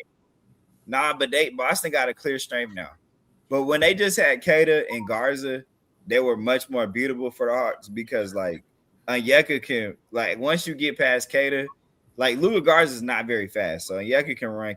Get out here and just listen to y'all, man. You know what I'm saying? All right, man. We'll catch up with you, bro. Landale or Moji would have been fine on Kata because it's not like he's gonna dominate you or nothing. But now that they got Vucevic and Kata, it's like there's really no way to run them off the floor because Kata can run with Onyeka and he's 7 foot tall. We're gonna get them boys in foul. But they wings ain't that good. Outside of Tatum and Brown, they really don't have any wings. They're pretty small. Saying that they don't have the depth. But the thing about it is that especially when it comes playoffs, you're not gonna go that deep. And they do have Derek White, Jason Tatum, and Jaylen Brown is basically as their wing. I'm just saying you're not gonna go too crazy anyway. Come play. No, you're not. But I feel like our wings, we have enough wings to wear those guys down over a 7-game series. But the thing about it, now they got a clear advantage. Real quick though, Jay, just for me to push back against it a little bit. All right. Okay. So Jalen Johnson, Jason Tatum. All right. Jaylen Brown, Dyson Daniels. Right. That's who you know. I'm trying to count wings. Derek White. I guess you throwing into the wing, right? Okay. Yeah, I consider White a guard, but yeah. You say White, well then Nall guard, right? That's fine. You could say that. Okay, all right. So then the third wing. Okay, so now we going to the bench then for the wing. And really it's only one, and that's Kuminga. So I guess you'll say that or whatever. I guess what Boston don't have a backup wing. Yeah, and then you still gotta add in Zach. No, I'm not, because Zach's not playing in the playoffs. Do you think Corey Kispert will play in the playoffs? I honestly don't think he will play. Oh my god! Much. If he don't play Zach and we get our ass beat, I swear to God. Like one of those two guys, if not both of them, is gonna play at least 10 but minutes. the playoff roster, Yeah, 10 the minutes? playoff rotation gonna show up. That's how it works. Yeah, but I'm saying one of those two dudes between Zach and Kispert is gonna play. Jay, I would change. Okay, I will agree with you if you just change the words from at least to at most.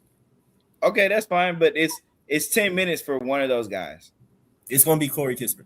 Okay, so there you go. So and to be honest with you though, Jay, I don't know because that makes it 9 players. I honestly believe that Quinn is gonna go 8. I think that Gabe Vincent needs to play because we need a backup point option. He gonna play him, and I think Jock needs to be in the mix. And you know Kuminga gonna play, but Jock needs to get in the mix because he's a bigger body and still can be able to spread the floor. I just don't think Jock is gonna hold up defensively no matter who we play. No. I don't. I said in the mix to give Double O breathers. Oh, and yeah. He got playing Double O. You have to have another big man option, and it's going to be Jock. Mike.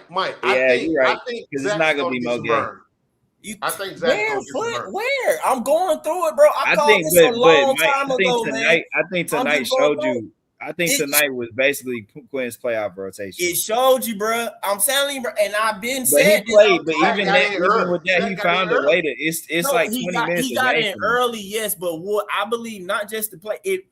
Tonight really showed you, Quinn, especially the second half is what really showed you. Zach played 3 total minutes in the second half. That is first ridiculous. half he played 6. He played majority of his 9 minutes in the first half of the game. and he played. He didn't even play a full 3 minutes. It was 2 minutes and like 50 seconds. But anyway, and now the first half is the half we went up on, and then the second half when you don't play him, the half we give up the freaking lead. Quinn, what and the go to F are you doing? overtime, it's a lot tighter and stronger in this now. I'm like, maybe we don't go to overtime if you give Zach a little bit more minutes, man. Maybe don't he play a little defense? That's what I'm He saying. plays Maybe way better defense defense. is better, or something like that during the time or whatever. But but I'm just saying, guys, I hope I'm wrong, but I'm just like, guys, I'm sorry, like it just. I get what you're saying though. 8-man rotation, and the first 3 guys you said are more important. I think it's gonna be about 9. But you gotta play. Yeah, but you know what though? You know what, Mike? I did notice. Do you see how he brought JJ in the 4th, Jay? He brought him back early, bro. I seen it because I felt like he was trying to win. It just depends. Exactly, Jay. So what you think he's gonna do in the playoffs, bro? It was a close game. He was trying to win, but I think he's gonna do in the playoffs, bro? He gonna try I and get win, you. so therefore not play nobody beyond like the starters, dog. I hear what you're saying. All I'm getting at though is I think last year you seen a shift in how coaches are managing the playoffs. Because like OKC is a super deep team and they continue to play deep, and so did Indiana. And the teams that were top heavy, they just aren't like depth is even more important now in the playoffs, because a lot of times if you're playing the same 8 guys over 7, they're going to wear down. So I'm gonna tell you, Jay, the teams that had depth last year were the teams that ran the top heavy teams out of the gym. What's good about this? We can create great matchups. We can match matchups. Okay, I feel you. We don't know what Quinn's gonna do. I think the first half is a good example. Gonna play, bro. I think Zach and Corey's that's the problem. That's the problem I had with Quinn. Same problem that Mike and Jay talked about. No. See, here's the thing. I think Zach and Corey. I think they're both gonna play, but whoever has it going is gonna stay on the court. Mike's right about the short rotation, but Zach controls his destiny. But I still think Zach. I mean, he ain't gonna like a 20-year-old just is not gonna help you win in the playoffs. I'm sorry. No, I'm saying though, bro. Zach has had it going, bro. He's shooting over 50% for the month, and from 3, and Kisper shooting 25%. Kisper shooting 33% as a Hawk. The same time period that Kisper's been here, Zach is shooting better than him from 3. No, I don't care how old the guy is. The guy who playing the best gonna play for me. That's just how I am. That's what I'm saying, bro. It's like why Zach can't even play the little role that he is supposedly. I don't know. Even that the people don't like him say that he is.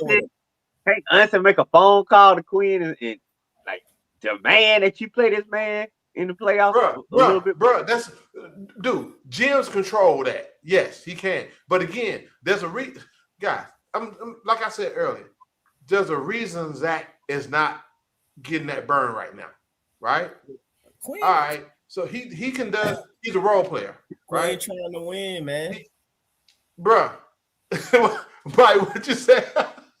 Say he's trying to win. That's what he don't have the cushion. There's not, but again, it's no developmental minutes in the playoffs. I wouldn't say he ain't trying to win, Mike. But I guess he's trying. He's stubborn to what he's trying to do it. Like ain't no development. He's not trying to do it. Bro, he did. I'm trying to tell you, Corey Kispert in the playoffs is going to be a better option. No, but Jay, that's you. No, you're just saying that. I hope you're right. You better hope you're right. Because he's not gonna play Zach though, so we can't necessarily. My thing is but Mike, if Corey Kispert is not playing well in the playoffs, it's win or go home. He's gonna have to play Zach. No, he's not, bro. He's just not gonna play either one of them, Jay. That's what I'm telling you, dog. Okay, then who will he play? He has to find one more guy. He still can have 3 rotational guys, bro. I'm gonna put it like this: if he don't want to play Corey Kispert, then he needs to play. And then it's the NBA. You got media timeout, commercial timeout, stuff like that. So you got timeout, free throws, dead balls, and all this stuff, bro. You are not about to not have 2 starters on the floor basically at all times. I guarantee you that's what's gonna happen in the playoffs. No, that's true. The all-bench units go away. You're only going to rotate about 3 guys. He's not, but he hasn't really taken his normal rotations. Don't take 2 starters out. He doesn't really run all bench units. No, I understand it. I I'm know right that. now. But Right now, there's a But see, reason. my thing is, if he doesn't want to play Zach or Hold Corey, on. he should just play Moge at the 4 with No, Kaminga. hell That's no, definitely hell not happening, bro. no. Moji, no, I definitely ain't I playing. hear So you, but here's the thing, man. Moge has to play, man. He's gonna go with right now. What you see, there's a reason why JJ was out. The motherfucker ain't hurt, right? Right. He's trying to figure. Well, I mean, he probably was hurt, but he could have played if we He's needed still him. trying to figure out the lineups, right? Because this is a whole new team. He's trying to figure out what he's gonna fix, what in where. You could see that tonight because he changed how he did shit. In my opinion, tonight, I think he changed. Like he played JK a little longer. He played with JJ. He's trying to see what fits, what works. That's what Kaminga is right there, bro. It's just it's a handful of things that he does that aren't natural to him yet. But I think it's because he hasn't been here through most of the winning. That's why he got a lot of time tonight. Even though he wasn't, he's trying. Quinn is trying to figure playing this catch out. up with him. That second knee injury. They playing catch up with all of them. CJ, everybody. Yeah, because Kaminga couldn't play those 2-3 weeks after he came back and messed his knee up again. Well, who you say, Jay? He was putting in tonight. What you mean when I say with Kaminga? You see? Oh, that's what you say, Kaminga. That would sound like it said. I was talking about Kaminga. I like Kaminga is almost there, bro. I like how him and Jalen. You can tell him and Jalen are starting to figure it out. The results aren't there, but Kaminga is getting to his spots. Like tonight, he just didn't make threes. Honestly, he had 8 points. He got himself to the free throw. I know. He was a little erratic at times, bro. But like that just comes because he hasn't played and he's trying to make a play, right? And I'll take that. I would take a guy that's always looking to make a play. At least he's trying. I respect the fact he's trying to fit in the offense. But it's easier for me to go. I feel like it's easier to coach a guy that already has the confidence that, hey, I'm going to go try to do something and scale him back than trying to build somebody up that ain't got the confidence. AJ, to your point, if you saw when Kaminga was getting ready to come to the game and Quinn was talking to him, I'm thinking he said just relax. Yeah, he was trying to talk to him. Talk to him up. But that's what I'm saying. I think at Kaminga being here for most of that 11-game win streak when we were playing the Bucks and all those, a lot of this probably would have been sorted by now. But he just ain't been here. Him and where he has been here, Jalen went down and had to go out the lineup. So he got to basically be Jalen Johnson in the offense for a night. Every time he's been featured, he's done really well. It's just right now, Kaminga mostly played power forward, and that's where you see he's comfortable. And they're trying to turn him into more of a small forward kind of player that plays on the wing. He is a small forward. He's not a power forward. So let me respond to some people in the chat talking about they won't see Koloko. You ain't gonna see him. Yeah, he's done for the year. The second they cut, when they cut Duricic out the blue, and they didn't convert Koloko's contract. They gave the last roster spot to your boy, the shooter. Oh, Koloko not? No, Koloko's still on the 2-way. They gave the last contract spot to the dude that shoots the ball. What's his name? He be on the bench. Yeah, I can't think of his name. Yeah, Caleb Houston. They gave it to Caleb Houston. Yeah, Caleb Houston. They gave it to Houston. And I'm like, damn. So y'all gonna go into the playoffs and y'all basically saying Koloko can't even be your third center. So if something happens in the playoffs, they just gonna go with Moji and Asa. Basically, Asa is gonna be Emoji and Asa are gonna be your backup reserve. Folks like to see them play anyway. Yeah, I like to see them play, but I think that they're not. Asa not ready. You know, people. I mean, Koloko. I don't know. It's basically like I would have preferred them keep Koloko because he's a true center. Yeah, so I think people. So people keep talking about Asa like he's a real big. He's not. Right. He's not. And when you look at it, you know, Quinn values shooting, right? I value shooting. I ain't gonna say like right now. I love on our travel ball team. We got like 5 shooters. Only had 1 for the past couple of years.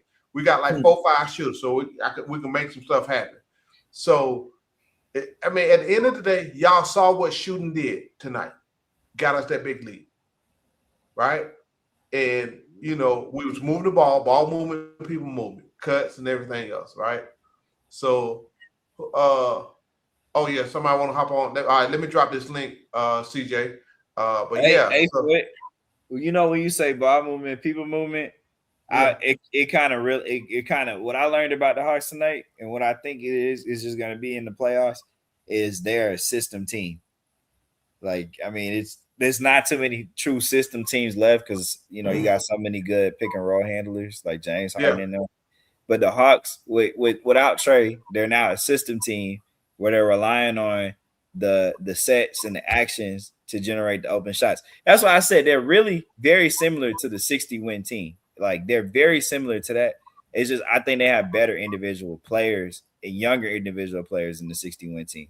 Because like if we're being honest, like is running the same movements that Kyle Korver used to run, but can dribble. So it's kind of like when we try to make when we lost Kyle Korver, we tried to make Tim Hardaway Jr. Kyle Korver, and it didn't work. Those same movement actions, they run those for Jalen Johnson is like the ultimate version of what Paul Millsap was. You got CJ doing his Jeff Teague impersonation, but he can go get a one-on-one bucket. Damari Carroll has been replaced with Dyson Daniels, who's a different kind of player. And Yeka, unfortunately, is not Al Horford, but he's supposed to be that. But you're just missing that Al Horford piece, honestly. So hold on. No, I'm gonna disagree with that. I think they're very similar, not in the really play style, but what they bring for the team. Right? You know what I'm saying? So I would say that would be a wash. That's why I would compare them like that. Yeah, right? But they're running that. They're running Quinn's stuff. The only thing about it though is this night, and the reason why it clicked that they're a system team is because when you're a system team, even in the playoffs, you're gonna have a quarter or so where the system just takes over. Like that's what Shaq used to say about the Spurs, where you're gonna run, you're gonna be hot, you're gonna make all the shots and all that. You're gonna be playing because the system is taking over. But at the end of the day, over 48 minutes, and the reason why it's hard to win as a system team is the game slows down, and you still need guys that can just get baskets or keep the offense flowing through the downstretch till guys are making shots as a collective again. But I'm not worried about that with this Hawks team. I would be worried about it if something happened to CJ, because I'm just not. I don't think Jalen can make enough baskets at this point. Now, 2 years from now, I think Jalen Johnson is going to be a phenomenal player. Yeah, I'm with you on that one. But this go around, I don't think Jalen Johnson, when the game slows down, is a good enough half court go get me a bucket on his own kind of, because even when he scores, it's kind of like someone, I don't know.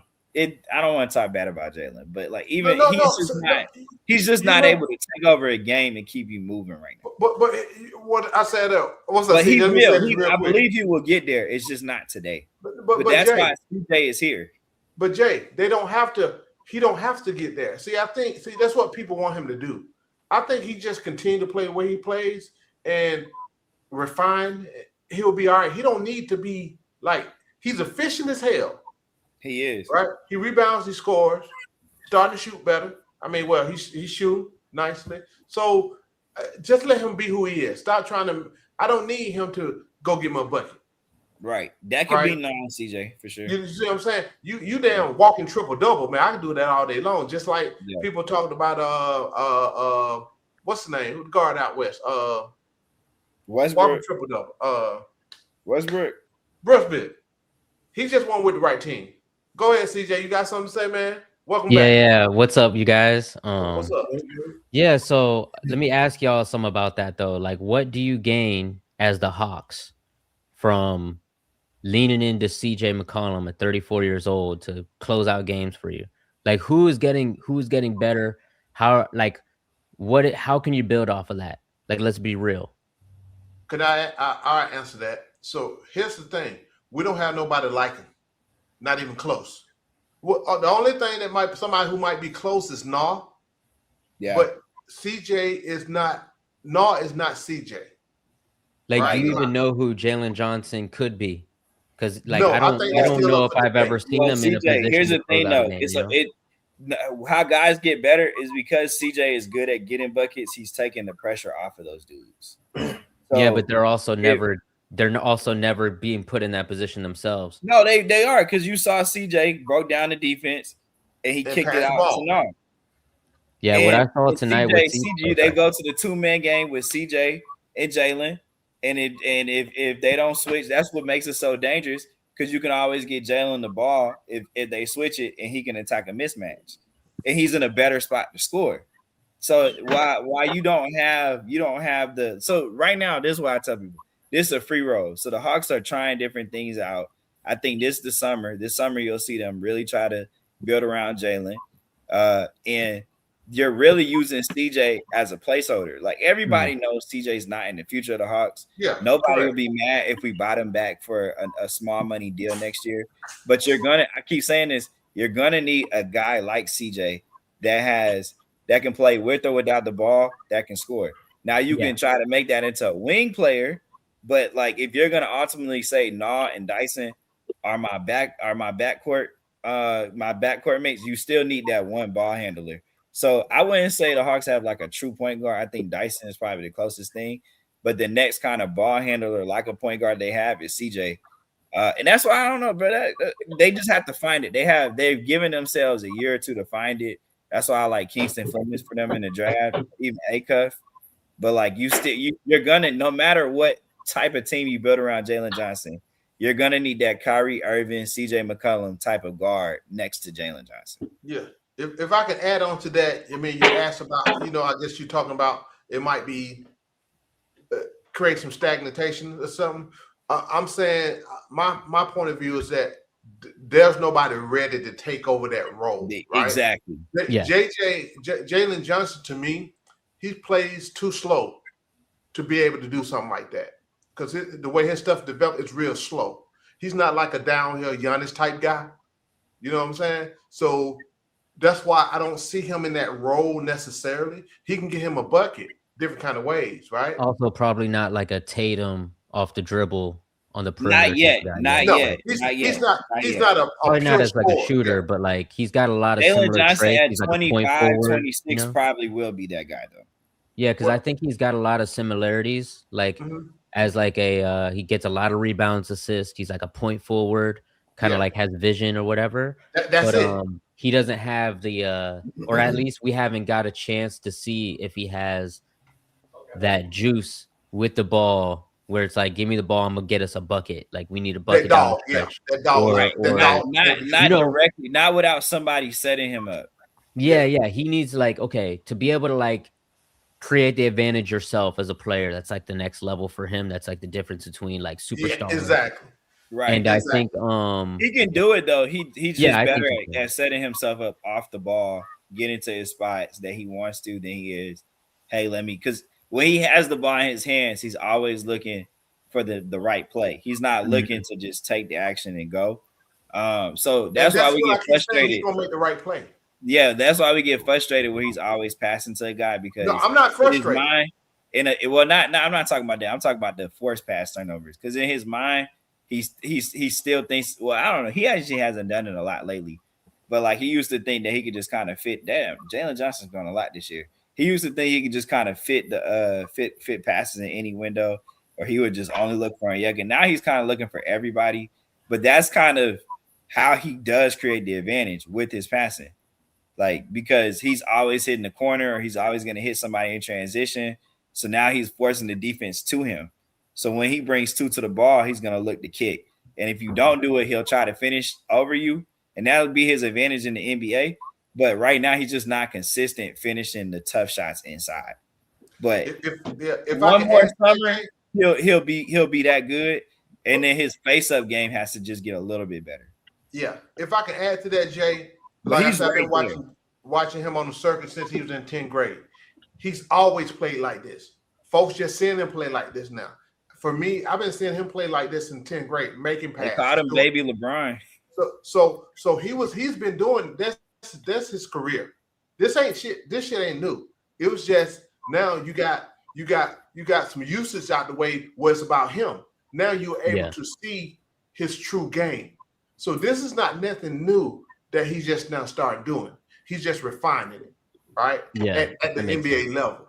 So I think coming coming into the team and being behind all those guys, especially like a Trae Young, but he was behind a few guys when he first came in the league.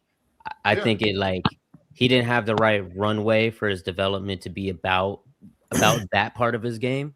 No, I disagree. No, he had the right that's run what rate. they sent him to College Park to do. He had the right run rate. He had to get in his mind that I got to work. That's why I don't know if you heard me earlier. He's gonna be all right.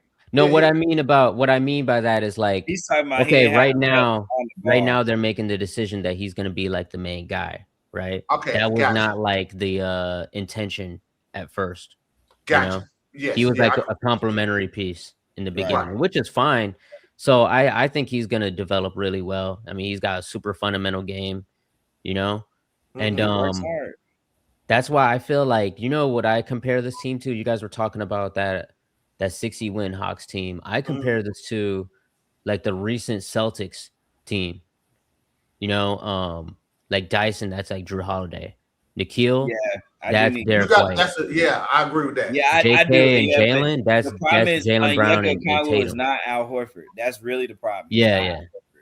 That's fair. But I think Jalen and JK could be like Tatum and Brown. The first Celtics group before they had well, I guess he's talking about the one that had KP. The one that won the title.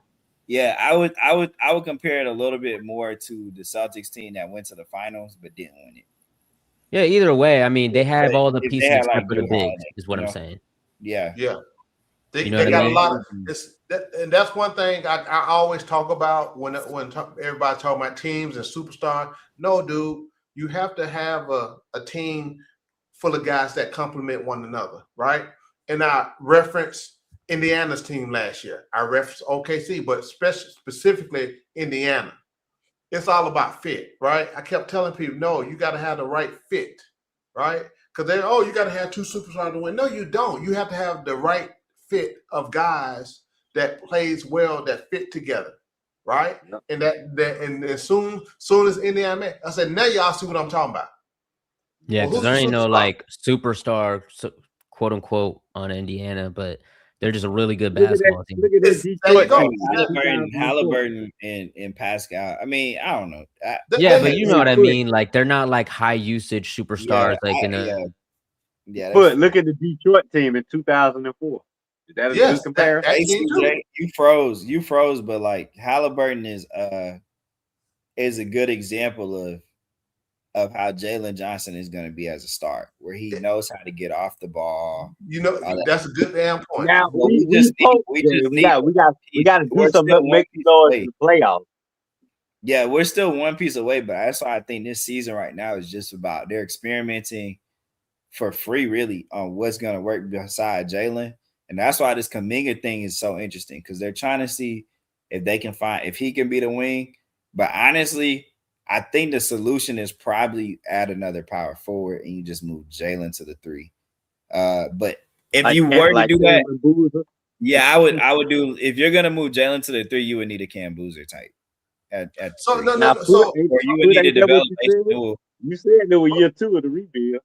No, but like if you got a Cam Boozer, it would take this over the top. I think it's a number of guys that could take this thing over the top. It could be still needs to work to me. Especially coming out this year. I mean, that's fine. That's fine. I will bring Ace in instead of Cam Boozer right now. I mean, I get what you're saying. Ace can shoot.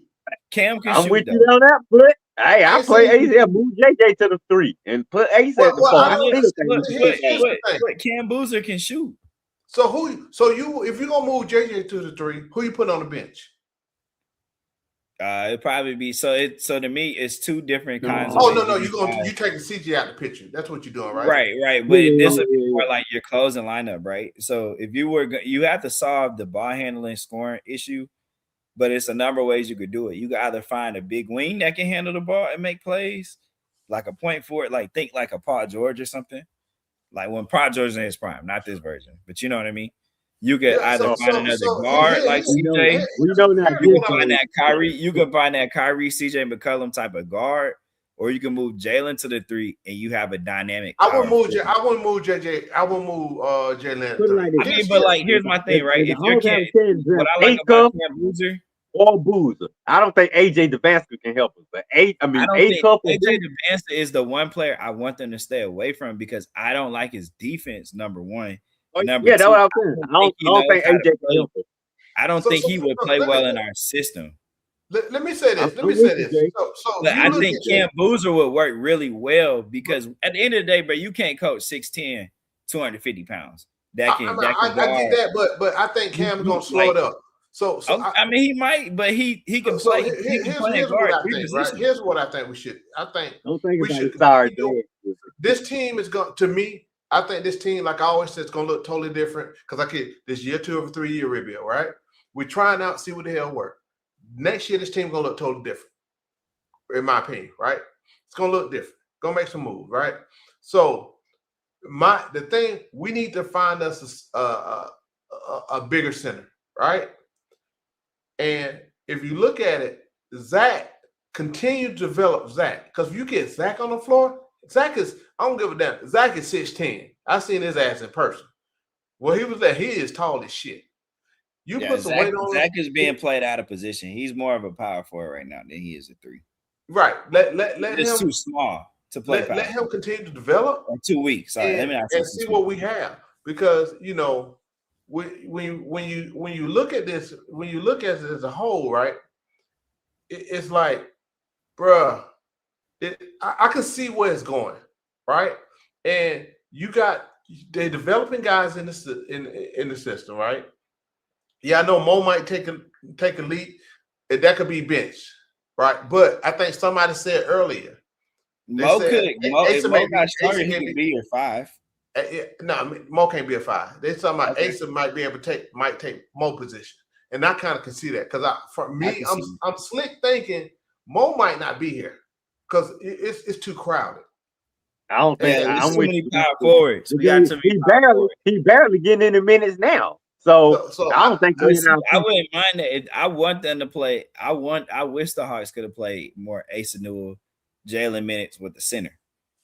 Like I wish I could have seen that because that might have been worth the development. But that's what I'm saying. That's what the Jonathan Kuminga thing is so interesting because that's your experiment. You're watching their experiment of them basically playing just 2 forwards out there that cover for each other. Jonathan Kuminga is like a 3 to me. Okay, but I'm just saying you're playing 2 forwards, and they're both kind of they're similar players. I'm gonna say it again. I don't think Jonathan Kuminga gonna be here next year. I mean, he might not. He might not. Here's the reason why. He's making how many million? 20? What he's making 25, but he said next year, yeah, he's making 25. But foot, the team option is up to the Hawks. Oh no, I know about that. Jake Fisher and them was saying that they were working on a longer term deal, but what it's most likely going to look like is going to be more guaranteed money, but it's going to be a lower. Oh, it's going to have to be. It's going to have to be. Yeah, that's what they're saying. They're going to try to get him on a lower. I'm not going to believe it because again, he hadn't been here long enough to show anything. Right? Yeah, but Honestly is a huge JK guy. I know because he's seeing him over there, right? But again, yeah, he was a part of drafting him. I'm gonna talk again. I'm gonna talk about fit. Yeah, you can be all that. You can be this. You can be this skill. But at the end of the day, I don't give a damn how you play. If you don't fit, you don't fit. That's one thing I was saying about number 11. I said he just and people get mad at me. It ain't personal. I just said he didn't fit no more. I think Kuminga could fit though. I haven't. I think today he did a good enough job at. It's just he's trying to figure out his spots. Yes, he got to figure out. He got to figure out how he feels. It's just coach has to figure out how to. Because I mean, they tried to put him on the perimeter, and when his jump shot is falling, his jumper is pretty ugly. He has a really low release point on that thing, and if he could just figure out instead of shooting it by his chest up, if he can bring that towards his head, like if he could just raise his release point up, he probably would be an even better shooter. Hey, but man, hold on, yeah, man, it's weird because when he's taking turnaround jump shots, his release point is higher. Yeah, because he's jumping when he's doing spot up shots, he's like releasing it at his, but it goes in enough. So I don't want to say anything about it, but like that's why I say Kuminga, that is your experiment with like a wing type player in the lineup in the rotation because it didn't work with Zach. And that the reason why I think it's not gonna work with Zach is because the Jalen is pretty much on offense. He's a 3. On defense, he's a 4. So that's why I say if you got a guy like Cam Boozer who can actually play. No, Jalen's not a 3 on offense. I'm sorry. On offense, Jalen is a perimeter player. He's not a 4. They're running inverted pick and rolls. Okay. Well, he play on perimeter, but I think he's on offense. He's more of a wing player, more of a 3. On defense, he's a 4. But that's why I like guys. That's what makes the experiment so interesting. Because if you got a guy like Cam Boozer who can actually be dynamic at the 4 or the 5 with Jalen Johnson, it opens the door for a lot. He needs to work though. But he's a rookie. He's 19. He's not gonna help you. But I'm just saying, there's the Hawks have to figure out: do they want the guard, the dynamo guard like CJ?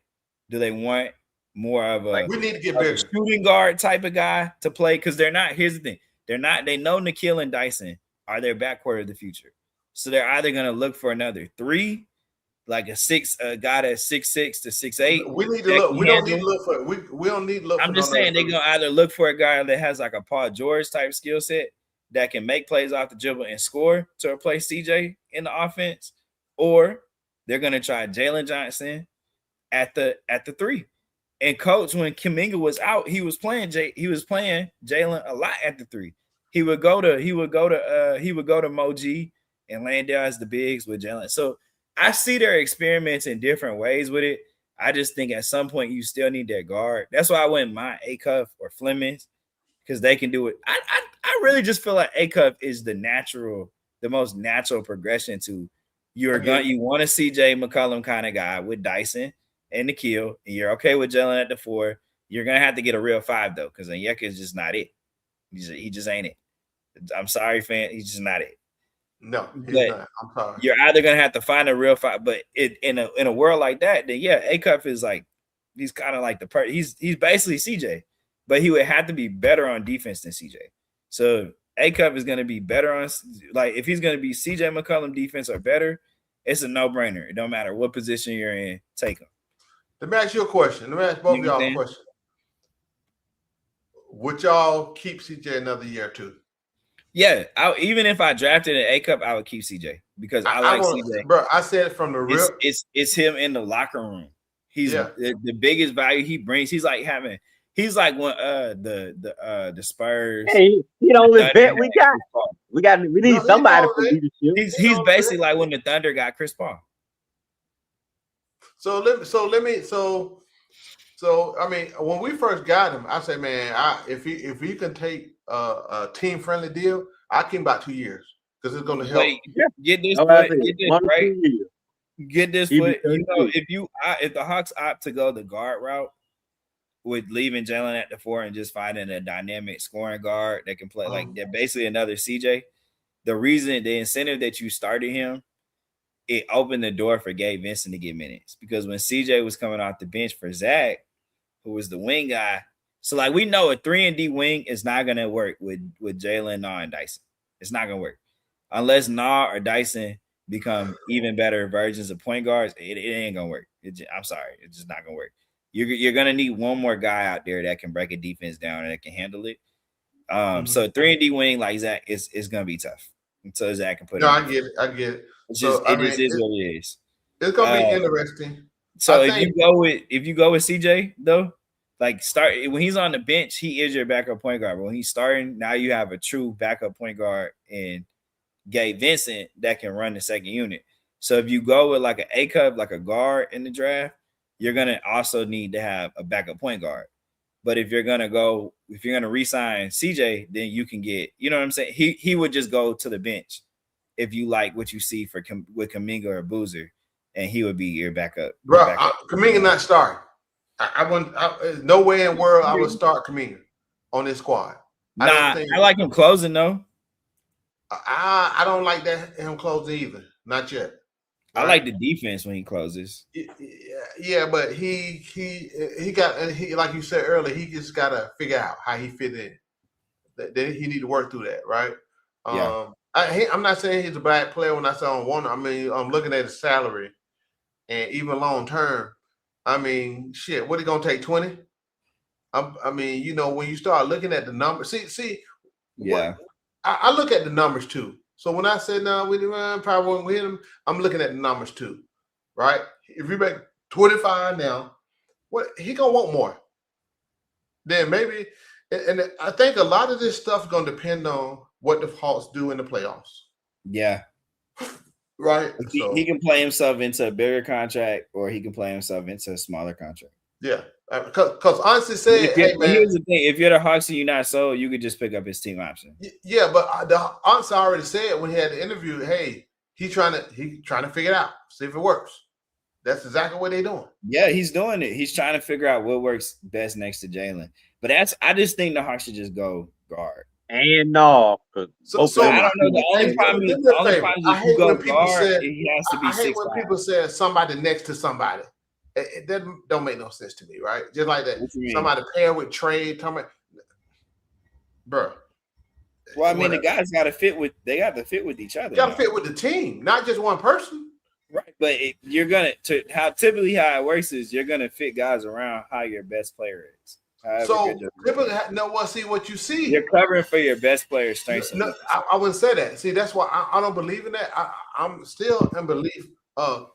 That's the problem. I'm gonna fit a team amongst all pieces that fit together. That's why, like we score, everybody participate. It can be any one of them guys' night, right? Jalen still gonna get his numbers, but as far, it's about. I hate being limited. Just like, this player gone, then we limited. Same thing. Trey gone. Oh, we can't score without him because his use is so damn high. That's why, right? And what? We can't win when I can't. Ain't supposed to be doing nothing with me. Foot. They started telling me I used to talk about I don't want little guards. So I was talking about Trey's defense. I was like, it's not the defense with Trey, it's the offense. He just is not good enough as an offensive player to have the ball this much, and he's not making up for the defense. Like people were talking about how Nah scores, how inefficient Nah is. It's like, bro, Trey was literally low 40s in mid 30s from three. Y'all think we would have won tonight with that clown on the floor? No way. You cannot score the ball that bad and take all those shots. It's just not gonna work. Jay, Nah is more efficient. No, he's great, but that's what I'm saying. It blows my mind that people and he played defense. Sit here and say Trey Young or they don't like Nas efficiency. It's like, bro, your best player of the team had one season where he shot over 44%. He was 43 and lower. Jay, we know what that's about. Jay, they're running out of excuses. Like, bro. Right, as soon as we got CJ, what they said, CJ don't play the defense. TJ do play that defense. Bro, if you're going to be a little guard, you have to be 54. You got to be as close to 50, 40, 90 as possible. They don't ran out of excuses. When we won 50, 40, 90. Now we 50, 40, 90. Like, if you're not scoring the ball like how Jalen Brunson scored the ball, Kyrie scored the ball, and Donovan Mitchell with that level of efficiency as a small guard, you cannot be out there. You got to play defense. No. Here's my problem I had, Jay. My problem I had with Trey is his usage, right? You cannot have that type. And I always said you can't have that high of a user as a point guard. Trey is a 2-guard masquerading as a point guard. If you're doing it as a 2-guard, that's okay with size, right? And as far as defense, I talk about he don't play. It's not that he don't play no defense. It's that he don't care about defense, right? He's always out of position. He doesn't give them the effort, right? That's what I saw. He messes up the team rotations on defense. Switching when you don't need to switch. He's just lazy. So when you couple that with his high uses, I don't give a damn 25 and 10 or whatever. No, we can do. No, Matty, we need to talk about whoever we want to talk about. All of a sudden we can't. No, we talk just like we talk about other former Hawks, right? It's relevant to what we're talking about as far as what this team's going. So as far as that goes, that's the only issue I had, right? It wasn't nothing against him. It wasn't personal. He just what I always said, Jay, he don't fit no more. He just didn't fit. And then honestly finally came out and said he don't fit. He didn't fit. He just didn't fit. I mean, and that's okay. He didn't fit. I think the problem. I mean, your usage is right, but I'm saying that's what I'm getting at. Like even if his usage was that high, if he scored the ball at that 50, 40, 90 or close to it, like if he was like 45, 40, if he was null level efficient or better, like I'd be okay with it because it's going in. But it's like, bruh, he took us out of rhythm on the with offense so many times he didn't even let the play develop. He came straight down the court and took a 35-foot jump shot. Early in the clock, it's like, bro, you're not even trying to let it develop. You're not swinging the rock, bro. It's like you're not making. And the crazy part is, what made it so bad is he made just enough of them. He made literally just enough of them for you as a coach and as a fan to not really say anything, but it wasn't good. Like they talk about, oh, he shot the best percentage of anybody 35 feet out. He shot 35, but I'm like, bro. Niggas ain't shooting it out there for a reason, though. It's not a lot of guys shooting that shot. Like, bruh, it was just like little things. It's like even times where he got the ball and all he has to do is put it up in the air, like just take the catch and shoot three. It's like he'll want it. He had this insistence to dribble it and make the shots more difficult when they had to be. It's like, bro, you get in the paint. You can get to 2 feet. You got 3 seconds to make a decision. You're a great passer. You're trying to, and I get it. He was a smaller dude, but it's like, bro, you get in the paint and you try to rush everything off 1 foot. And like Jalen Brunson is just as small as Trae Young in terms of his height. You know what I'm saying? He's a bigger body. Height, yeah, but he's a bigger body. But it's like, bro, Jalen Brunson gets to the middle of the paint as a smaller guy, gets back to 2 feet, gets on balance. His guys with different pivots and spins and fades away. Like he has a way better package around the basket. It's like Trae ain't never added. He didn't add those things to his. It's like he was just content with being a really good player, but wasn't like, I don't know. It's just the weirdest thing. I don't think he ever got better. No, he didn't. He was worse than he was. We never advanced from 2021. If anything, we got worse. And that's why I kept getting tired. I think 2021, everything fell at the right time, right? We did what we supposed to do. We caught teams like Embiid was hurt. You know what I'm saying? We just hit lightning in the bottle. Everything worked out. All the pieces fell in place. Just like in 2015. Huh? Just like in 2015. Oh yeah, with the 60, but that's what makes this year so interesting because it's a free roll, and the real determination of where this group goes happens this summer. But I keep telling people, I think Jay, it's a free roll with lasting power, unlike the other, because we young. No, this feels more sustainable than ever. But that's why I said, bro, this is going to be the best era of Hawks basketball to me. Simply because Jalen Johnson makes the least amount of it. No, it's like for real. It's because he makes 30 on this. Now, if Jalen Johnson was on a max contract, it would be very different right now.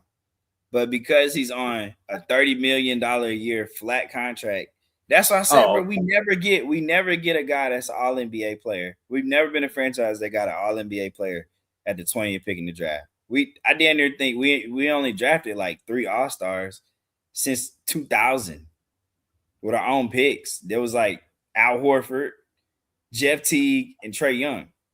So the odds that we got Jalen Johnson, we don't have. Like everybody else should have been an All-Star was drafted by another. We should have kept Jeff Teague, and I didn't like Al Horford. I view Al Horford like I view the Okongwu. I'm happy they didn't max him out. I'm just saying, it's like, bro, you got lucky on Jalen Johnson to even get him in the draft. And then you got lucky again with the contract. So, like, he makes team building. Everybody on the Hawks is pretty much signed long term and it's young. Like, all the core pieces anyway. Yeah, like right now, looks to be an even better contract than Jalen. You got a 20-point a game guy. How much he get paid a year? Like, and then that's the most impressive part. All these guys were first time in a role, and that's why I told people I love Moneyball because you're able to find these undervalued guys that don't have big roles on other teams. You can pay them a little bit of money, You don't got to break the bank to get them, and you can give them an expanded role on your team. That's the analytics part. That's what makes analytics good. When you can match it with the eye test, when the small sample size plus the numbers, and you say, okay, we're gonna bring a guy like this in. He's a great culture fit. He's a great, locker room guy. He's a great performer. Like, that's why I like, okay, now it's 27, but I hate it when I said all these guys right now are getting development. And DeMond was like, oh, you can't develop. He's 27. It wasn't more development. It's like, bro, he is getting better on the ball. He's cutting down on the turnovers. He's a mastering. I got 3 dribbles. I got to score this thing. He don't take a lot of dribble. Like, he's not dribbling the air out the ball. Sure, he don't be swinging the rock like that. It's just because he can't. But even that's getting better. He's making smarter reads out there. He still got himself into trouble on some of these turnovers. Like in the first half, we was really cooking. We got a big stop. He had just hit like a 3. He tried to dribble into 3 guys and turned it over. But that was his only turnover of the game. Man, that's really what was killing us tonight right there. Every time we got a little momentum, them damn steals and turnovers. I'm sitting at work going crazy over this. I'm like, yeah, we damn get some damn take care of the ball. God. Man, and then what? I wish I could have came up here, bro. I wish I could have came up here. One play in the third quarter. I think Corey Kispert went to the line. I'm looking at it on ESPN now. Corey Kispert went to the line and missed 2 free throws. That right there could have put the game up on another level. I'm like, come on, man. We can't make these type of mistakes against Detroit. God, we lucky we got out of there with a win tonight. I'm happy we did, bro. I wish I could have came up here for the Magic game. I meant to tell people when Nah got that 41, the most impressive part is it just came within the flow of the offense. There you go. That's what you see now. You seeing stuff. He got it within the flow of the offense. Unlike Bam 83. Unlike that 83 from Bam. Just saying, like, bro, when guys put up numbers on the Hawks, they're getting it within the flow of the game. They're not forcing nothing. It's everybody is trusting each other. That's also why I was mad at CJ McCollum at the end of the game, because it's like, bro, you didn't score like 8 straight points, bro. You broke down the defense. You came off the double. I would not stop thinking about that play. You came off the double team. We up 2 points. You're butt naked, wide open from the top of the key to the free throw line. It's either you drop the floater or you got to pull up jump shot. And I get it. He technically did take one more dribble in and let the defense come and foul Nah wide open. But like, brother, just ice the game. Yeah, just pull up. Just pull like, bro. In this situation, too, I get it. Like, bro, anything you make right there wins you the game. It don't matter if it's a 2 or a 3. You hit that damn pull up jump shot and you go up 4 with 20-something seconds left to play. You make it a 2-possession game right there. Like, hey man, look here, fellas. How did you pass? I gotta go. Man, good talking to y'all. Good talking tonight in chat. Thanks for hanging with us. Have a good night, man. Yeah, y'all be easy, man. We're gonna end this thing. Beat Boston. Beat the Celtics. Yes.